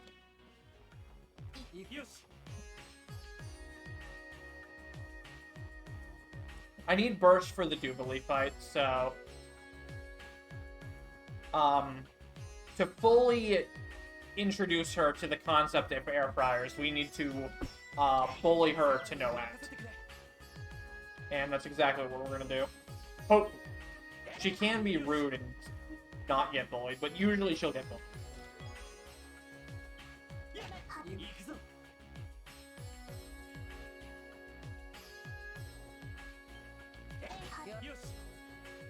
Yeah, Lloyd is great at protecting the backline until he isn't. Because this game is really, really rude sometimes, and we'll see that later.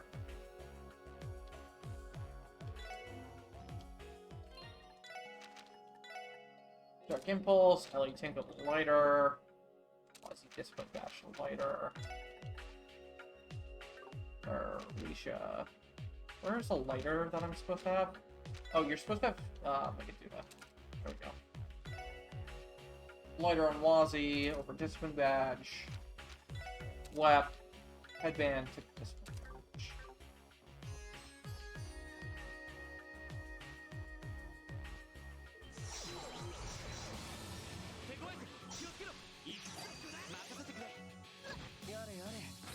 Bust! Clearly, you do not own an air fryer, Dugley. How dare you? How dare you not own an air fryer? So here we're going to use Absolute Zero, because I need to make sure that Tio does not have 200 CP for the next fight. Alright, so that's how you bully Dugley.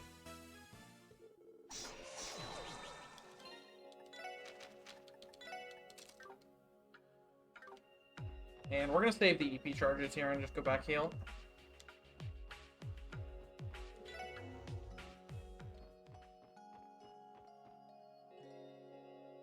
And now we have everybody's favorite fight, Area. This fight is pretty easy when you know about the script. But if you don't know about the script, you're going to die.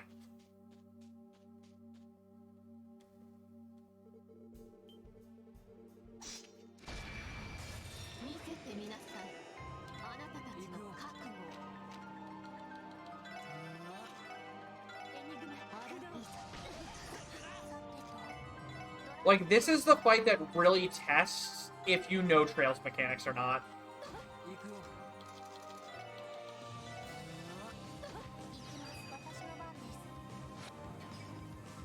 And that it also tests that you know, hey, enemies actually have,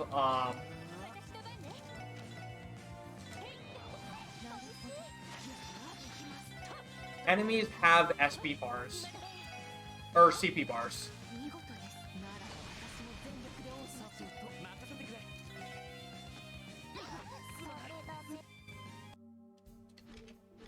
So the reason we needed Tio with 100 CP there instead of 200 is we wouldn't have died to that S-break after the help came off if we had 2 stacks of Zero Guard.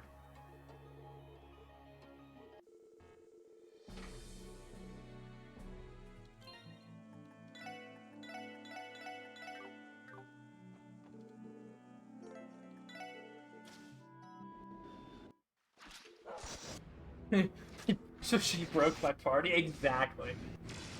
That's exactly what happens. Alright, so now we're going into the final stretch of the game. We've got the liberation of Crossbell here, and then the final dungeon.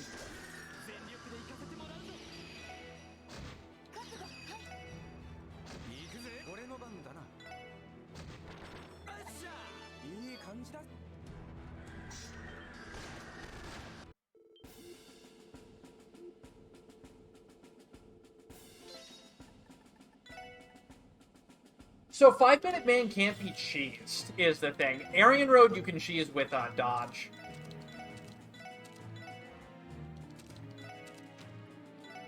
Lloyd to Keeper. Crow is still only level 2. That's really concerning.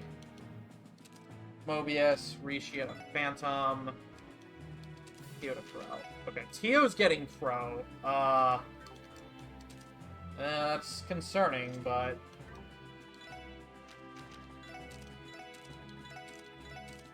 Thank you for your service, Dudley. That is... So, that right there is Dudley's only contribution to the entire run. Is, taking his equipment so we can go and sell it for more money now. And taking off all of his high-level quartz so that we can use it on the people we actually want to use. That is all Dudley does for the entire run. He never even sees combat. Aside from when you get him in Chapter 2 for one fight. What a great party member.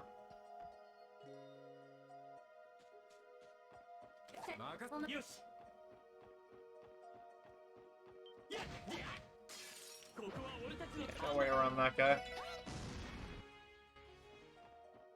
Feels incredibly short with Toru. Yeah. Yeah. You're not gonna pretend you didn't do the same thing. Right? He's just so not good. Nobody uses Dudley. Nobody. Alright, time for money.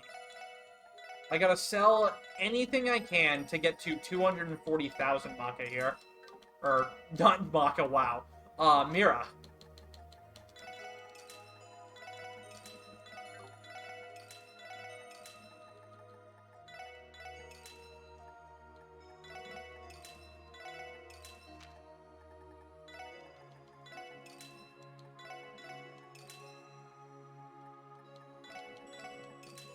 Alright, there we go.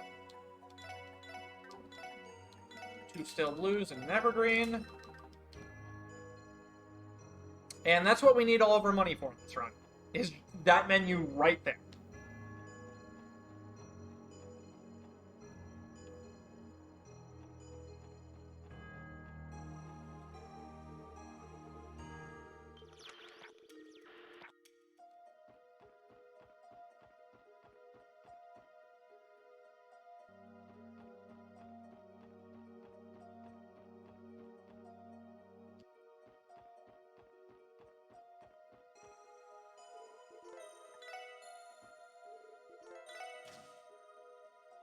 What is Ellie using right now?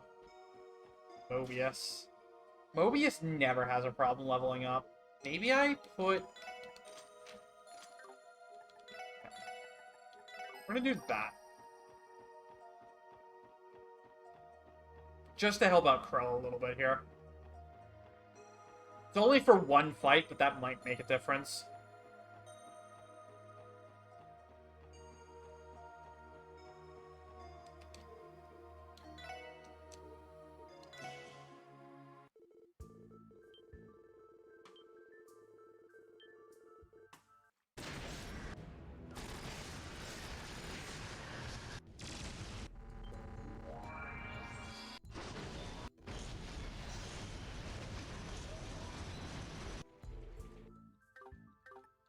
Bye, Dudley.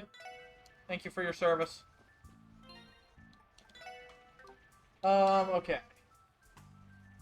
Misha Cap to Evergreen. Ellie Coral to Guiding Light. I can do this Silence Blue. Wazzy. How many Burst Orbs do I have? I have 4 Burst Orbs, so we are good to go on Burst Orbs. So here's the most debated final dungeon ever in a Trails game. Like, this dungeon looks like a final dungeon, it sounds like a final dungeon, it plays like a final dungeon. It's not the final dungeon.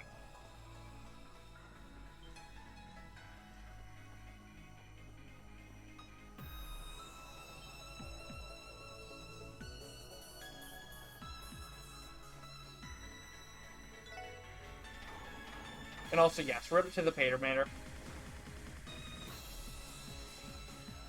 But she's a real dad now, that's the thing. She doesn't need the Painter Mater because she has a real dash. She has Catholics. Ren Bright.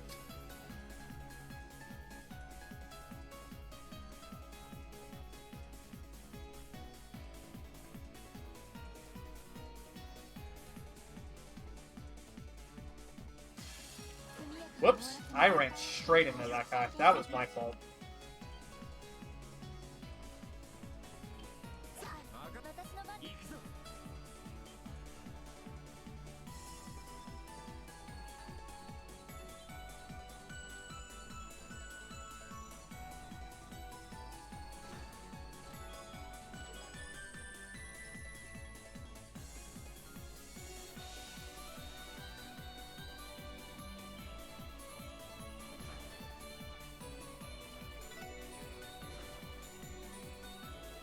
So we're going to pick up Tio's S-Craft here because it's literally the strongest S-Craft in the game. It turns out picking up the strongest S-Craft in the game is fast. Turns out it's pretty good.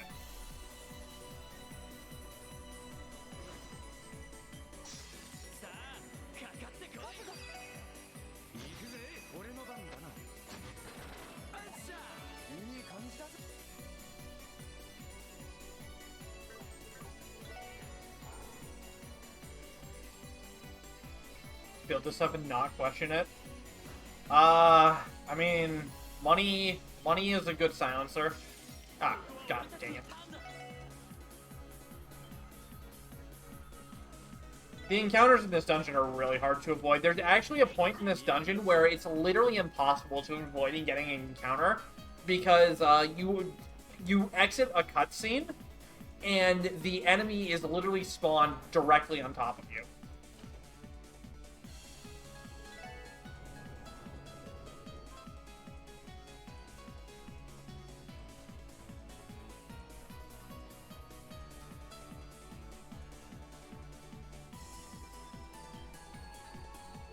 Gets alive, which is the most you can say about North JRPG fathers. I mean, you're not wrong. You're really not wrong, and that's sad.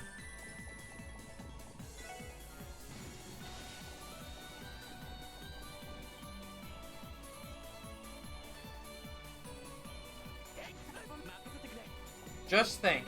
Just think how many JRPGs could be avoided if people had parents.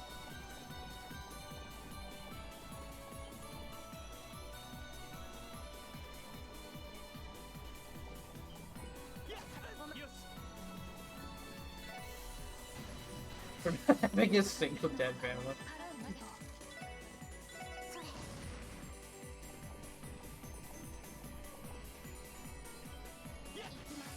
Rude.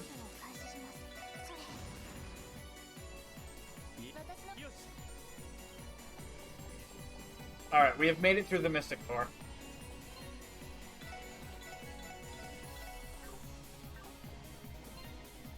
Not forget this formation. I forgot this formation in my PB, and it literally lost me 5 minutes. Missing that formation cost me 5 minutes. Which is really sad. That's how important that formation is.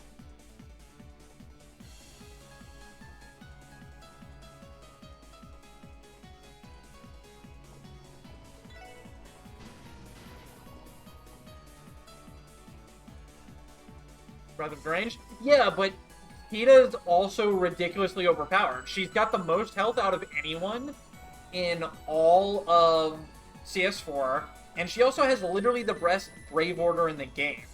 Blast Force. Blast Force is disgusting. Blast Force should not exist. It is literally the strongest Brave Order. My PB is a 353.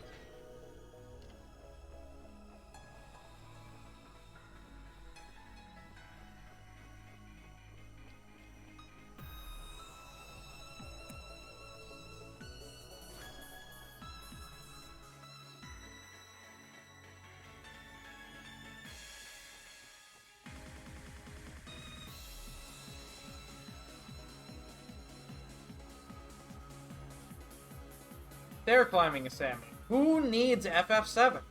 Not us. We got better games.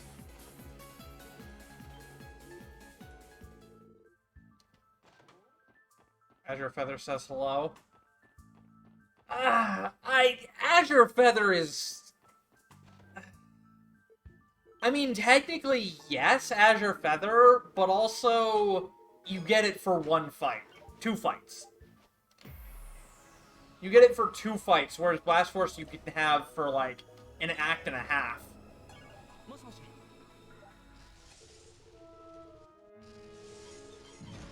F the Paintermator. Big F. I need to change your break to here.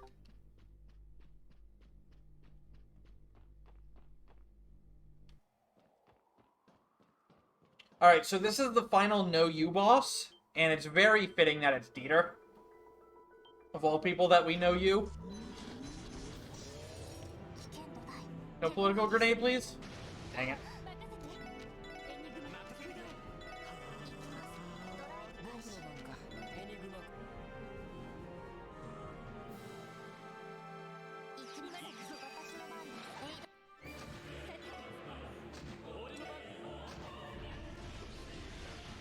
No you!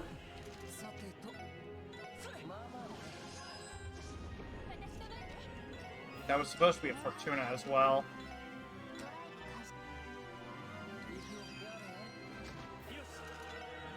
This should be fine though. Alright.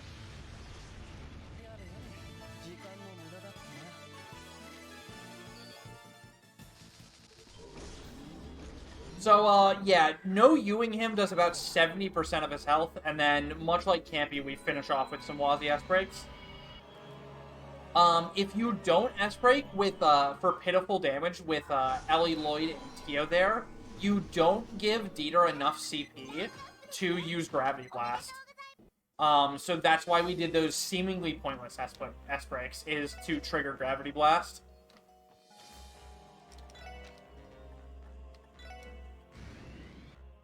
So, before the final dungeon, we need to get one more chest.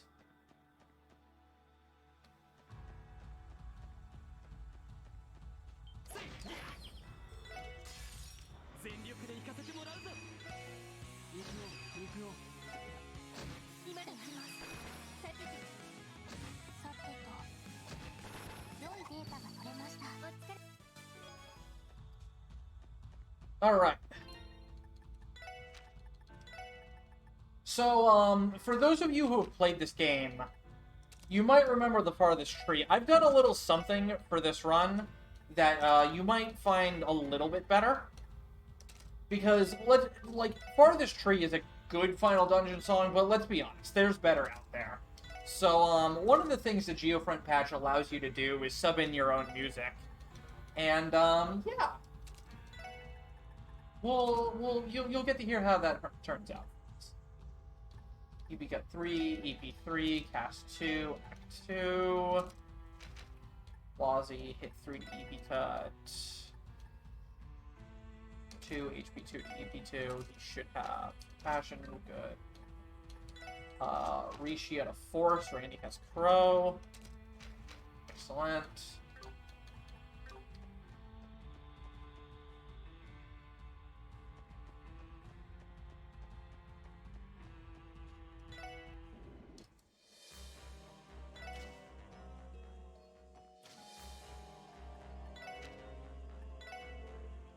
Like, farthest tree is good, but it's not very high. So, we want to bring the height. Because it's the final dungeon, we're heading into literally the hardest fights in the run. So how about a little lighted illuminating depth super range? You didn't get to hear it very well in Zero. Let's hear it now.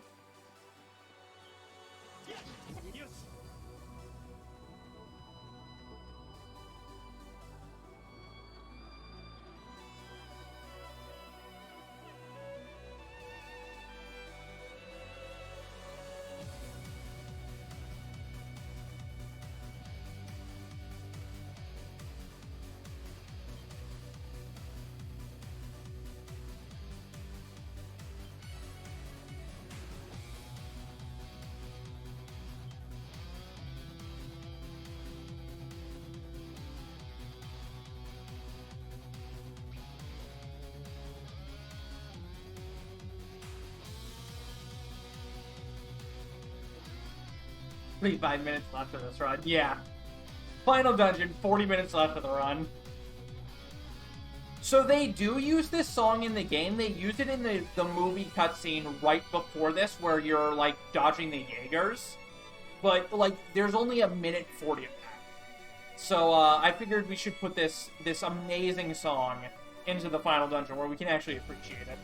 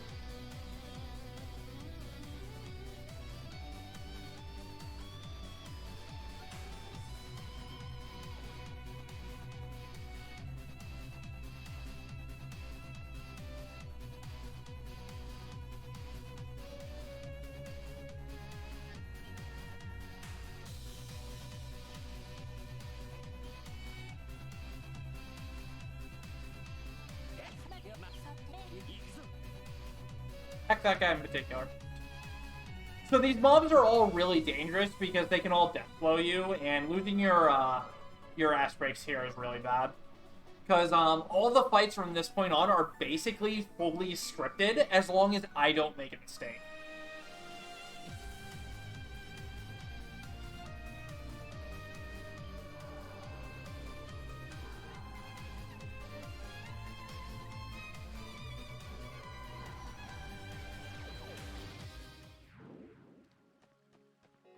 And also as long as Crow is frickin' leveled. Though I don't need Crow to be leveled until after Arios, so hopefully it gets a level in time.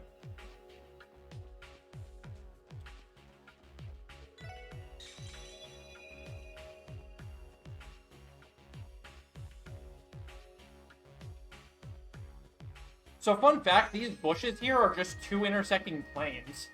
They're not actually 3D models. They're just two planes that are perpendicular to each other. It's really, really off-putting when you realize that. And that's part of, like, it didn't look this bad on PSP because of the resolution, but once you turn up the resolution, it really becomes clear that they're just two planes instead of, like, an actual, you know, dome hemisphere thing. But hey, whatever works, right?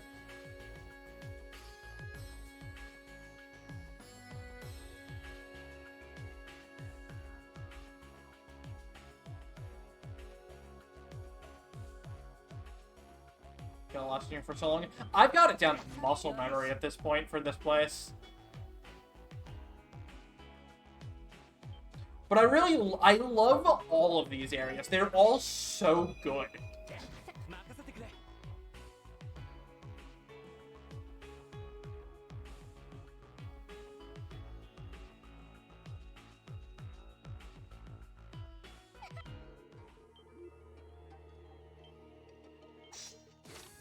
Alright, so Shirley can be a jerk. Hopefully she isn't.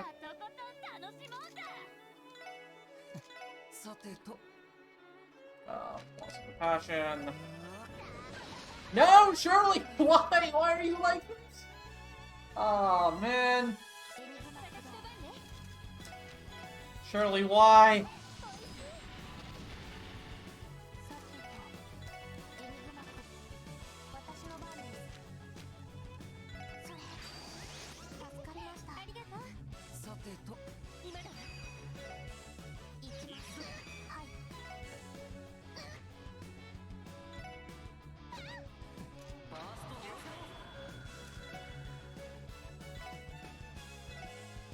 Wait, who did that target? Oh, that's really bad. Stupid targeting. That's not good. I might be able to salvage this. Over here.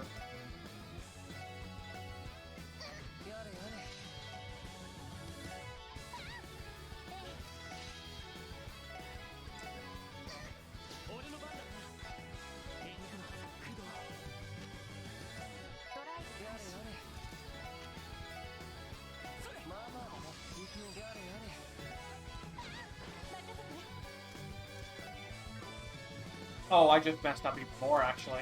Okay, hold on.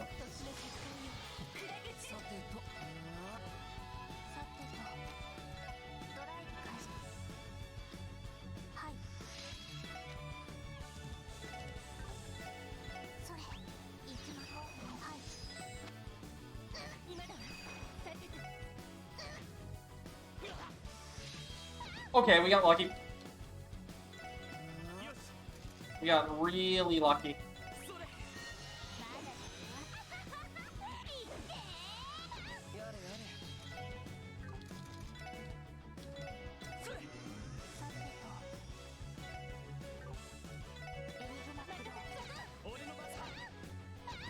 Alright.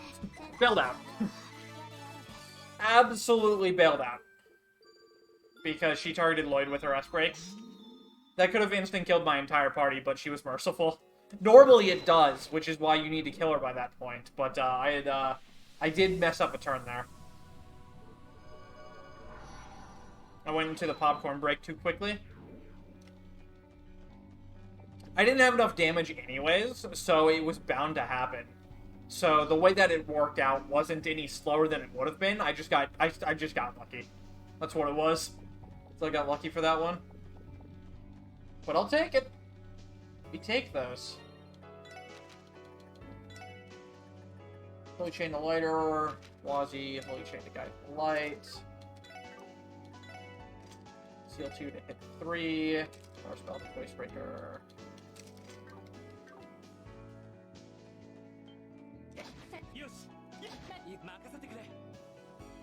Save some time in Cold Steel. You're not wrong, but at the same time, I don't think we're going to do that, unfortunately. I really wanted the... I'll be honest, I wanted the Shirley redemption arc. I really did. I wanted her to join Thor's. Like, alternate Thor's. I really, really did.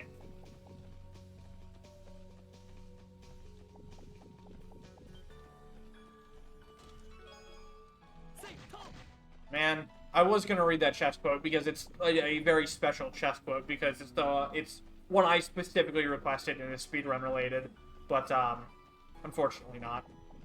That guy said no.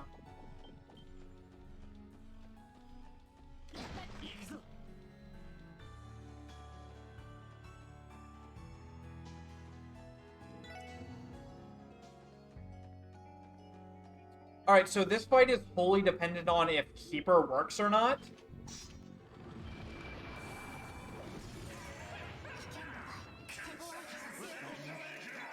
Lloyd getting first turn is really good, though.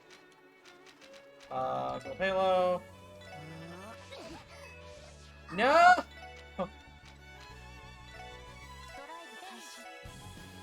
Dang it, Keeper! Oh my god, Keeper, why? Why are you like this? Why are you like this, Keeper?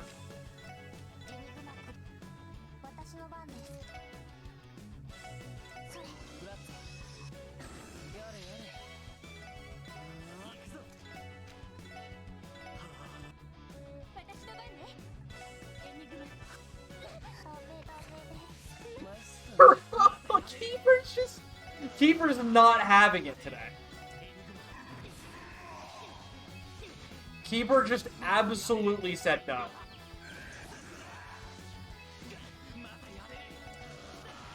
So now I need to die.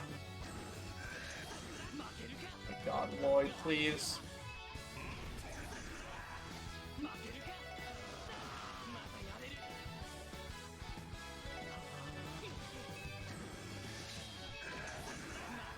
I'm trying to die. I promise.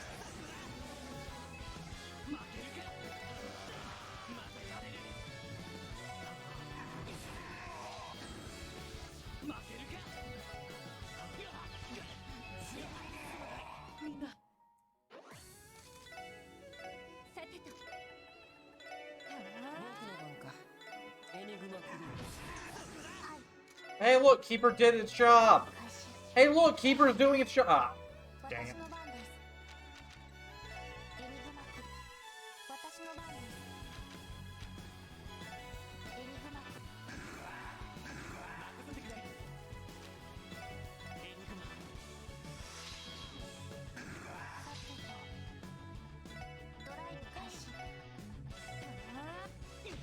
Alright, there we go. Keeper did its job this time.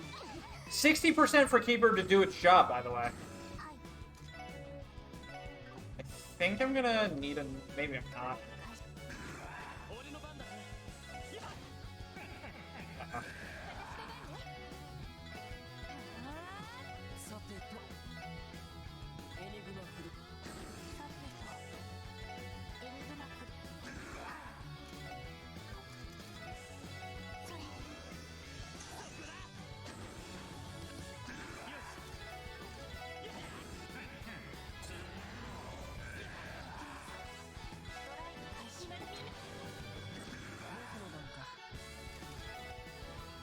Alright. Wait, no! Okay. 114 damage for the finish. Let's go.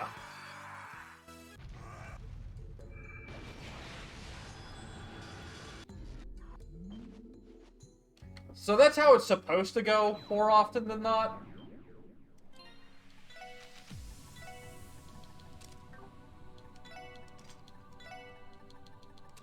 To Crossbell, check Passion, and you're still using backup, so. What is really good is we got a lot of LECP in that fight at the very least. Which is really important for later.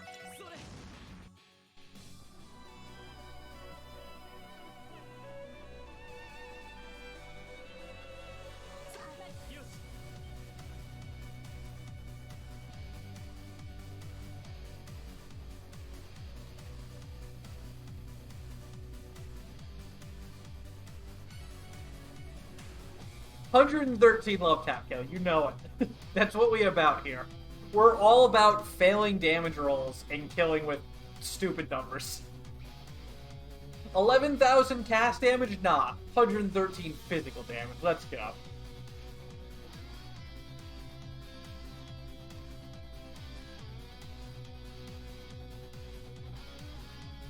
Well, at least this run has been a complete train wreck like it always is in marathons. It's nothing new there, at least.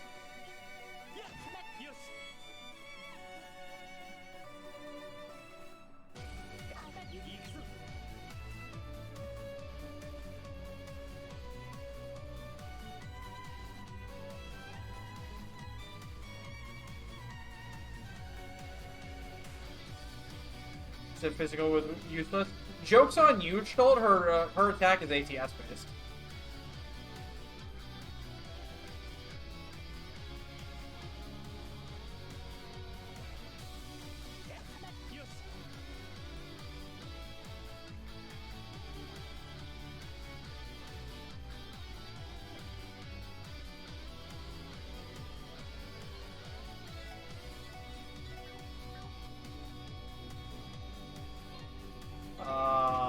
Yes.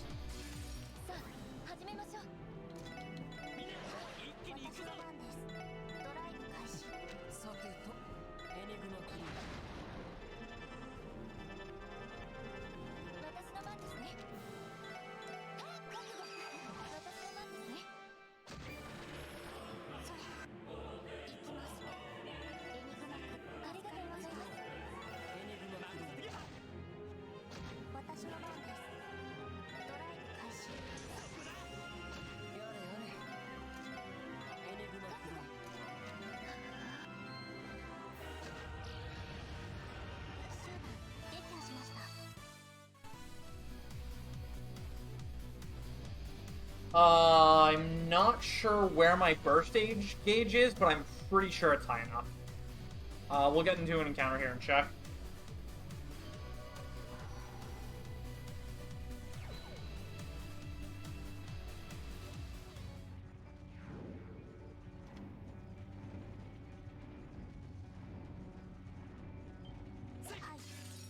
Alright, well, I don't have a choice. I am getting into an encounter.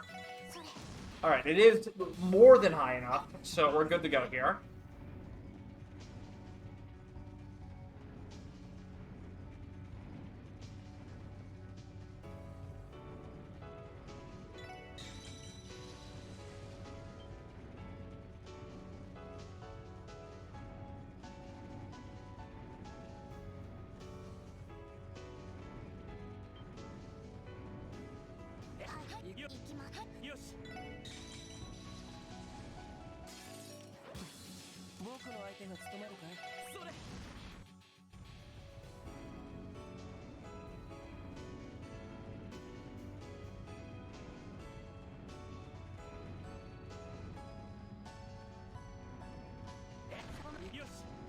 So this is the Geofront version of the game that was released for a very, very brief time period as a fan translation.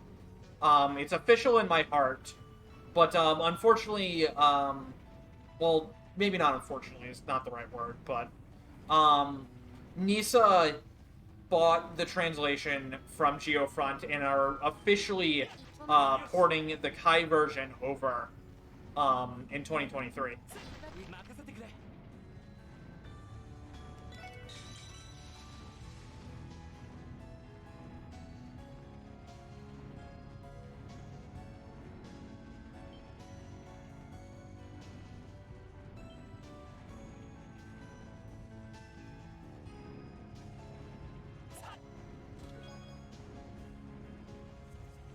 Alright, so are y'all ready to see Caster Randy? Because that's what's going to happen here. So we're going to take the most physically inclined character in the entire game and make him a caster. Because physical is bad.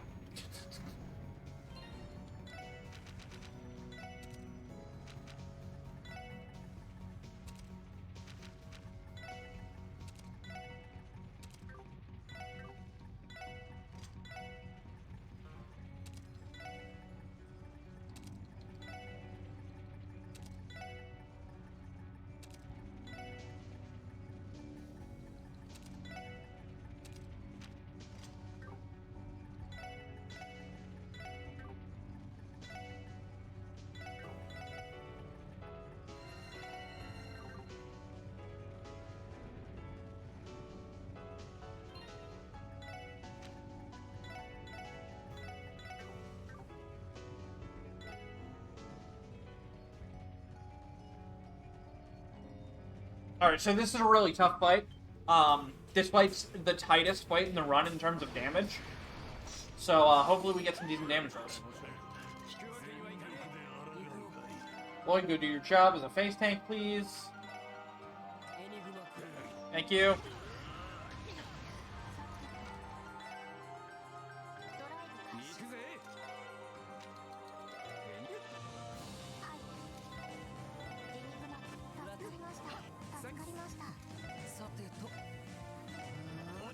Lloyd, why are you over there? Lloyd, what happened? Alright, whatever. Lloyd's still doing his job. What a freaking legend.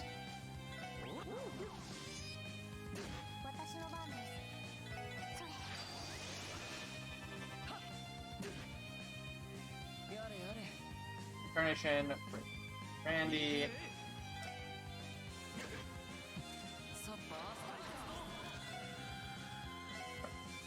Crimson Ray was great. Carnation, Tuna. Caster Randy, let's go!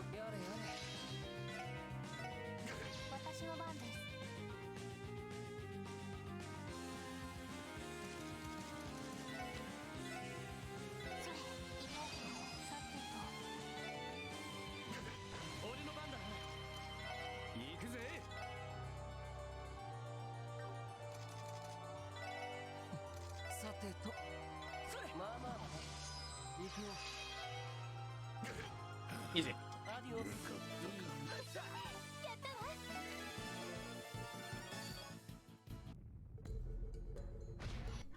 You got yeeted over there. So what you're saying is he got hit by the 10%. A loser. Or maybe he was casting. Usually he doesn't get yeeted. But I think I know why that happened.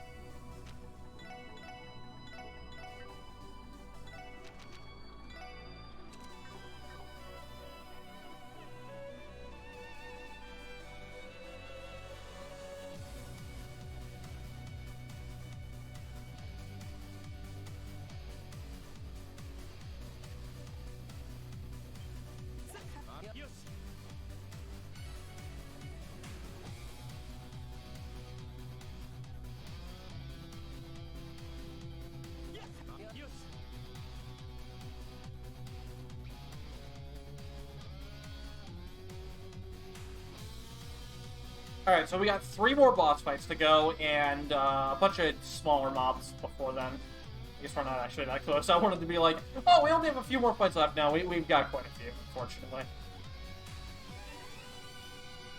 We've only got 3, like, major bosses, though, left.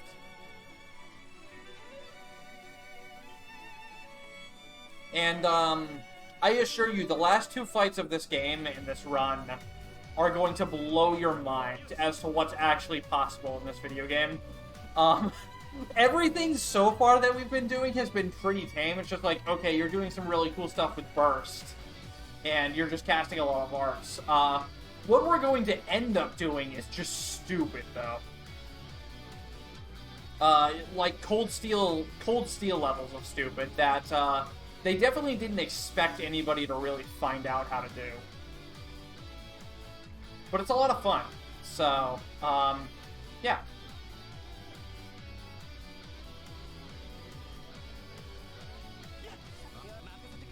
I am shocked that worked, but I'm happy it did. Skill.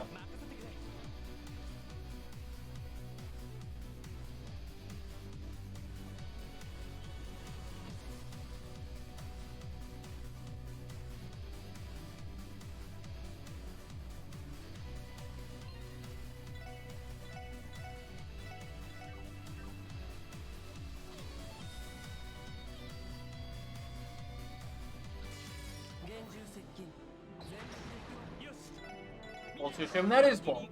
You're right, it is.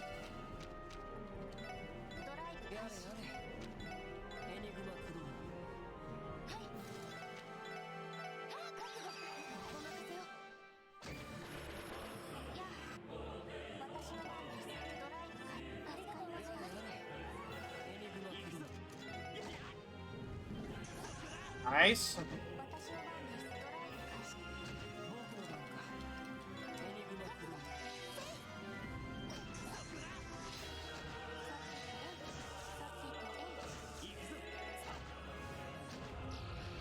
That was a lot of burst gauge. That's really good. Mobius and Phantom are 5. That's good. How's my boy Crow doing? 1500's kind of a lot, but... Is there any way I can get that in, huh? Probably get it in over... No, I can't get it over Pixie. Shoot. Oh well. We'll just hope it works out.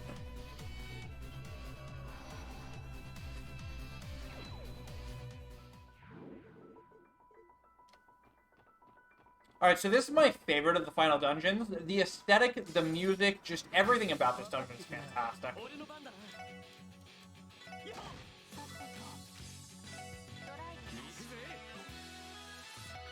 I remember how to play the video game.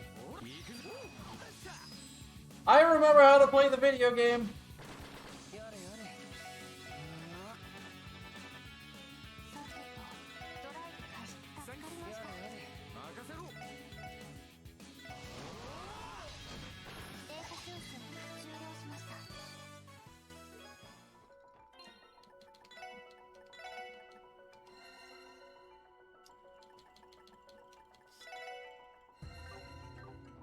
not impressed with my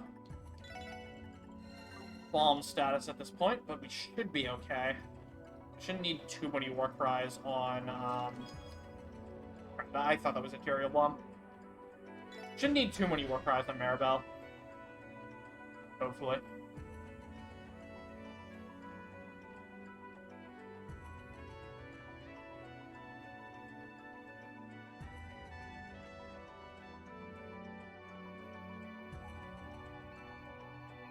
Knocked off. Yeah, and then you consider this song is titled Invincible Strength, and it's just like that's the icing on the cake, you know? It's like the aesthetic's already so great, and then even the name of the song works with it.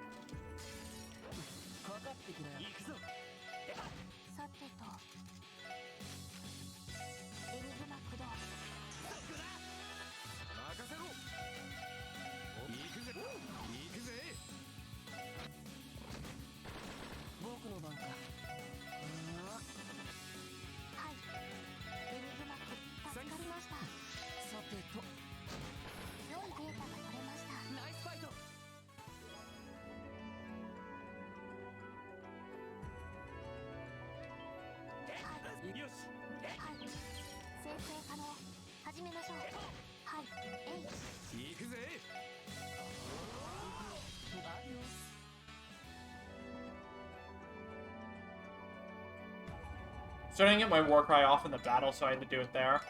Can I heal with arts maybe here? I can't. Alright, that's way better than using a bomb.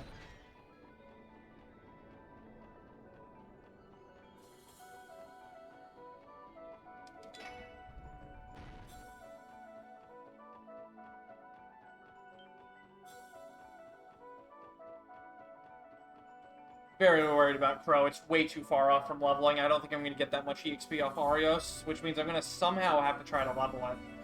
And I don't know how well that's going to go. Given everything, honestly, let's do this. Put Ellie in here instead of Wazzy.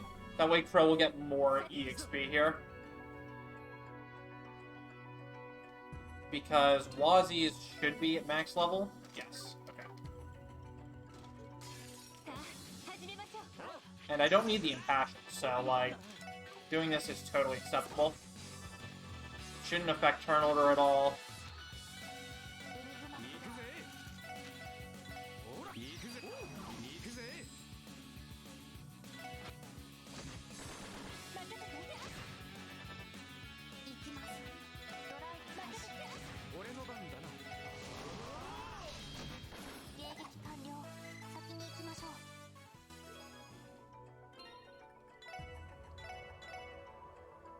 Okay.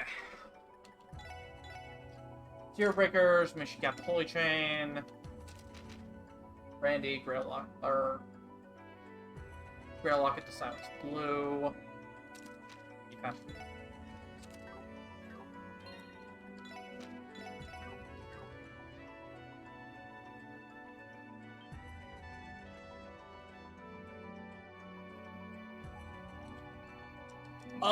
No, the Master Art is super important.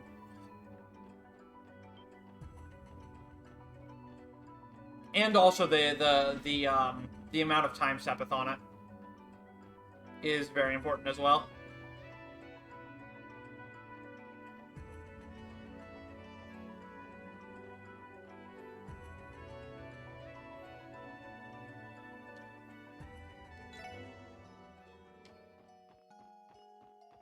Alright, so as soon as Randy gets his turn, if we haven't gotten delayed, then we win the fight. This is a pretty easy fight. You just need Randy to not go, like, dead last.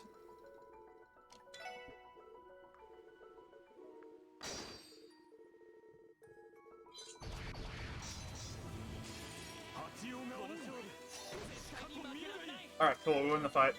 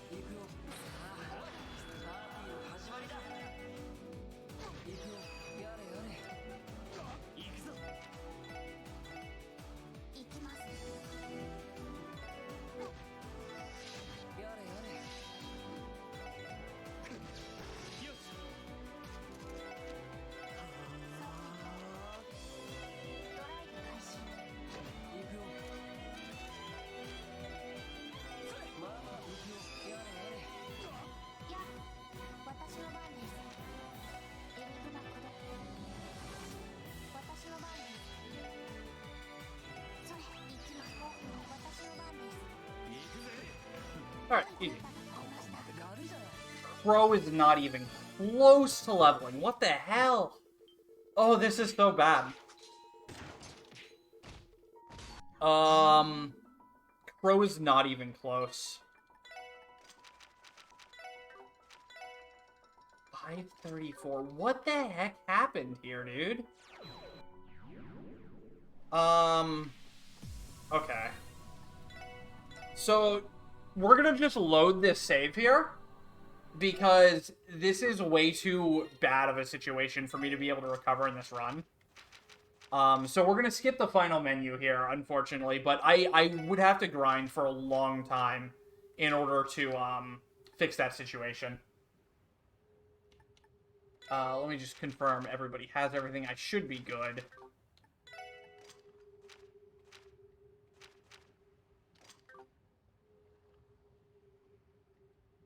Yeah, okay. This be Ellie, Randy, T.O. Okay. So, basically all we skipped there is, we exited out of that portal, and we would have just had to walk up to this elevator here. So that's all we skipped there.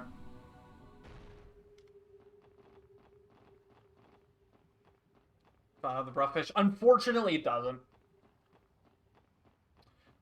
So this fight, we're gonna go infinite. So on the next two fights, we're gonna basically go and use infinite turn setups to win without the bosses getting turns. This first fight's a little harder to set up because of how you start the fight, but the final boss is way easier.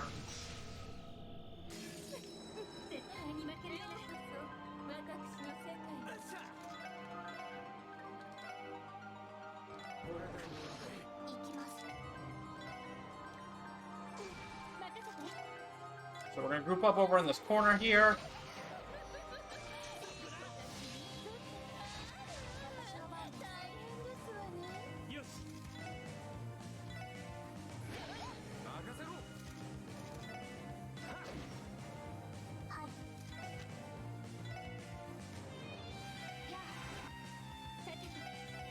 Alright, we're good. We are infinite here. So now we have infinite turns, because we can cycle between Rune of Transcendence and Strike Bell.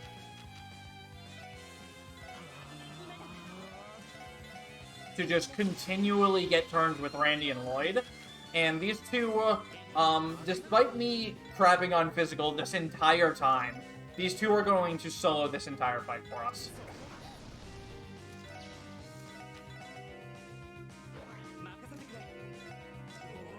And you might be wondering why I'm using, like, Salamander and Brave Smash when the damage is really bad. It'd be better to just S-Break. I'm also trying to build my burst gauge up to 4 bars throughout the duration of this fight.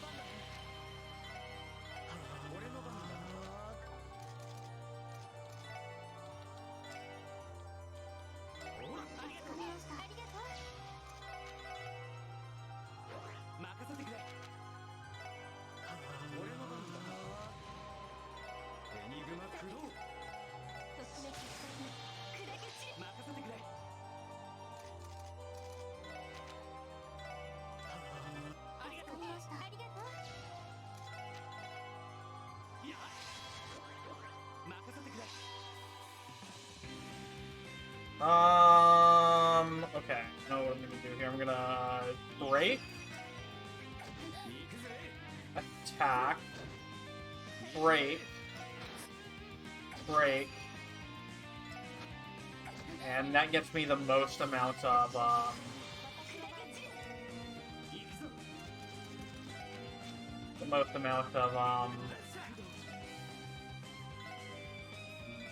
Scar. Also, Randy has Mobius, so we can use AoE Zerum powers, which restore, 100 CP to literally everybody it hits, which is, at this point, the entire party. Interesting rush turn. That was really mistargeted, but whatever. So, my burst gauge is now high enough, so I don't need to worry about, Salamander anymore. So I can just focus on doing the most damage possible with S-breaks.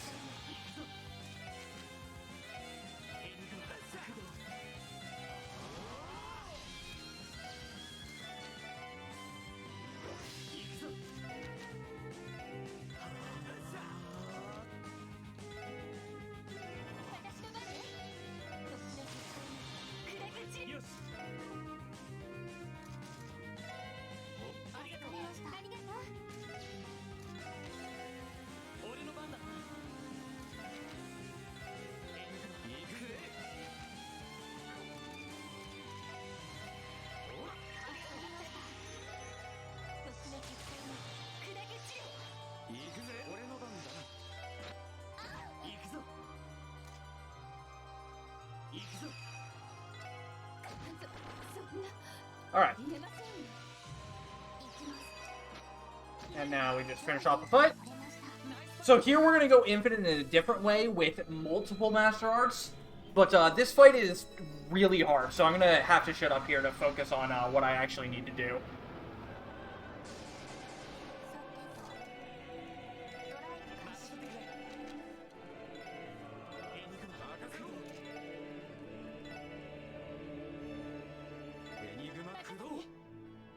And I already messed up. Crap.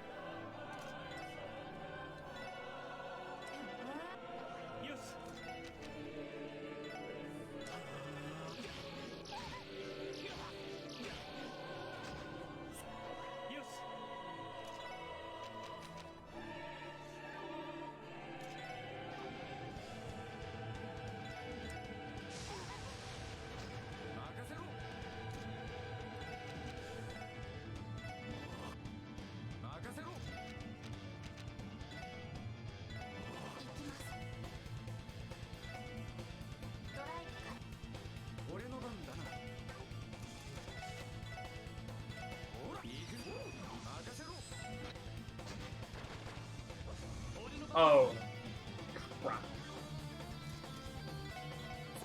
I need to kill that.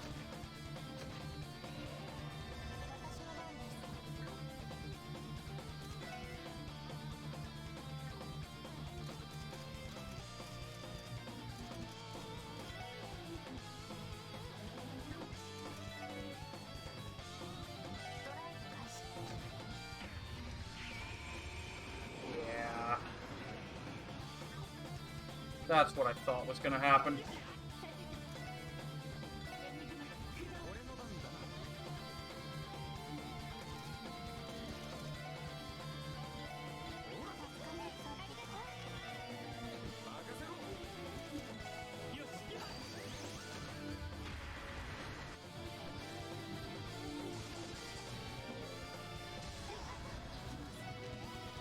Alright, so this should reset the entire fight, and we should be okay from here on out. But that was, not good.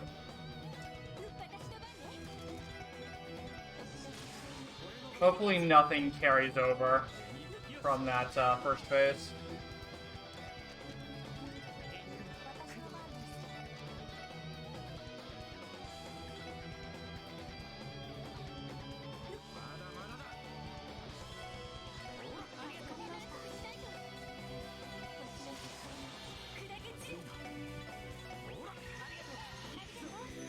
Why did that not target Tio as well? It shouldn't matter.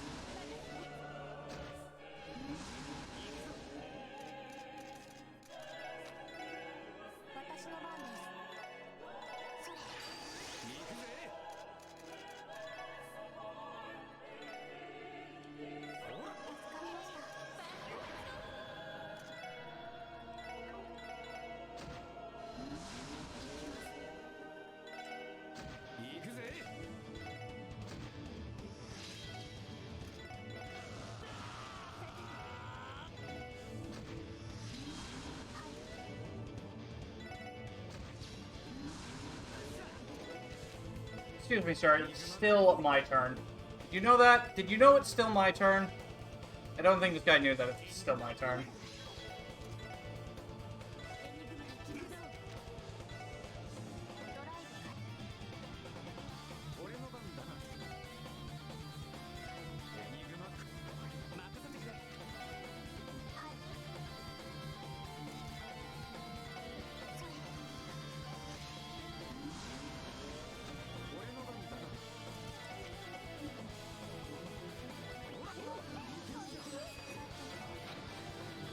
Alright, let's watch some anime.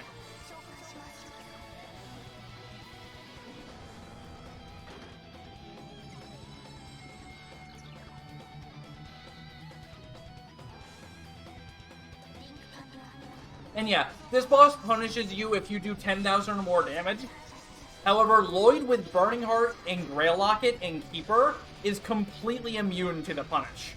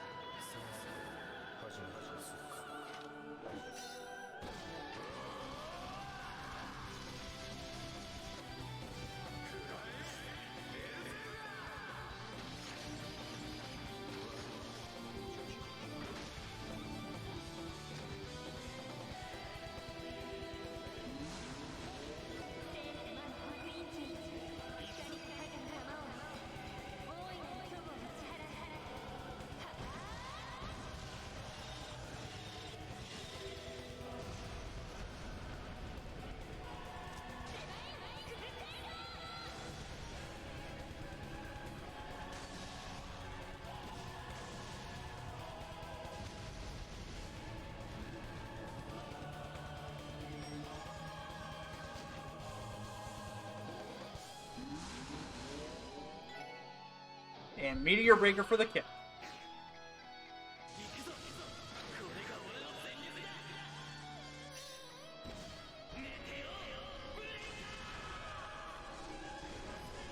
You ever just channel your Sonic the Hedgehog? And GG. Time is coming up. I'll say when.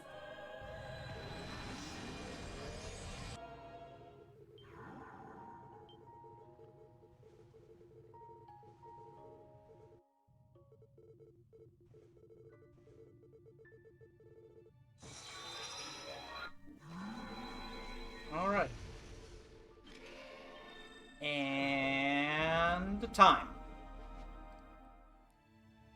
I do apologize that I had to load a save for this run, but, I mean, just like every single hour run I do at a marathon, it went terribly. A lot of bosses didn't cooperate, but, I still have no idea what happened with Crow. But, yeah. I hope everybody enjoyed. I hope I didn't go over estimate during an hour run for once.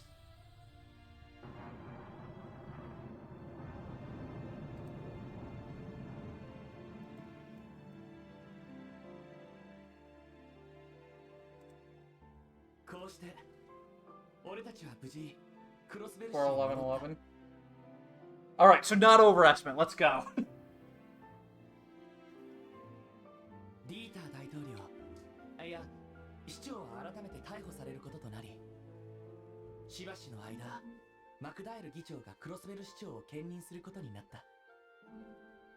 But yeah, this run is very, very difficult. Very difficult run. For more of what was going on at the end there, basically we were cycling through Master Arts and Strike Bell in order to get unlimited turns using Burst. Since Lloyd had the Mars Bell, every time he would cast Forte, he would get a turn after it. And since Randy had Uranus Bell, every time he cast a Space Art, he would get a turn, which was what was enabling me to just pop off with, the, like, EP3 charges, the AoE Popcorn. I didn't need it, but I could have used an AoE Zerum there. But, basically, you just cycle through using Burst to cancel Lloyd's Master Art, and then Lloyd immediately Master Arch again because of how Burst sets turn order.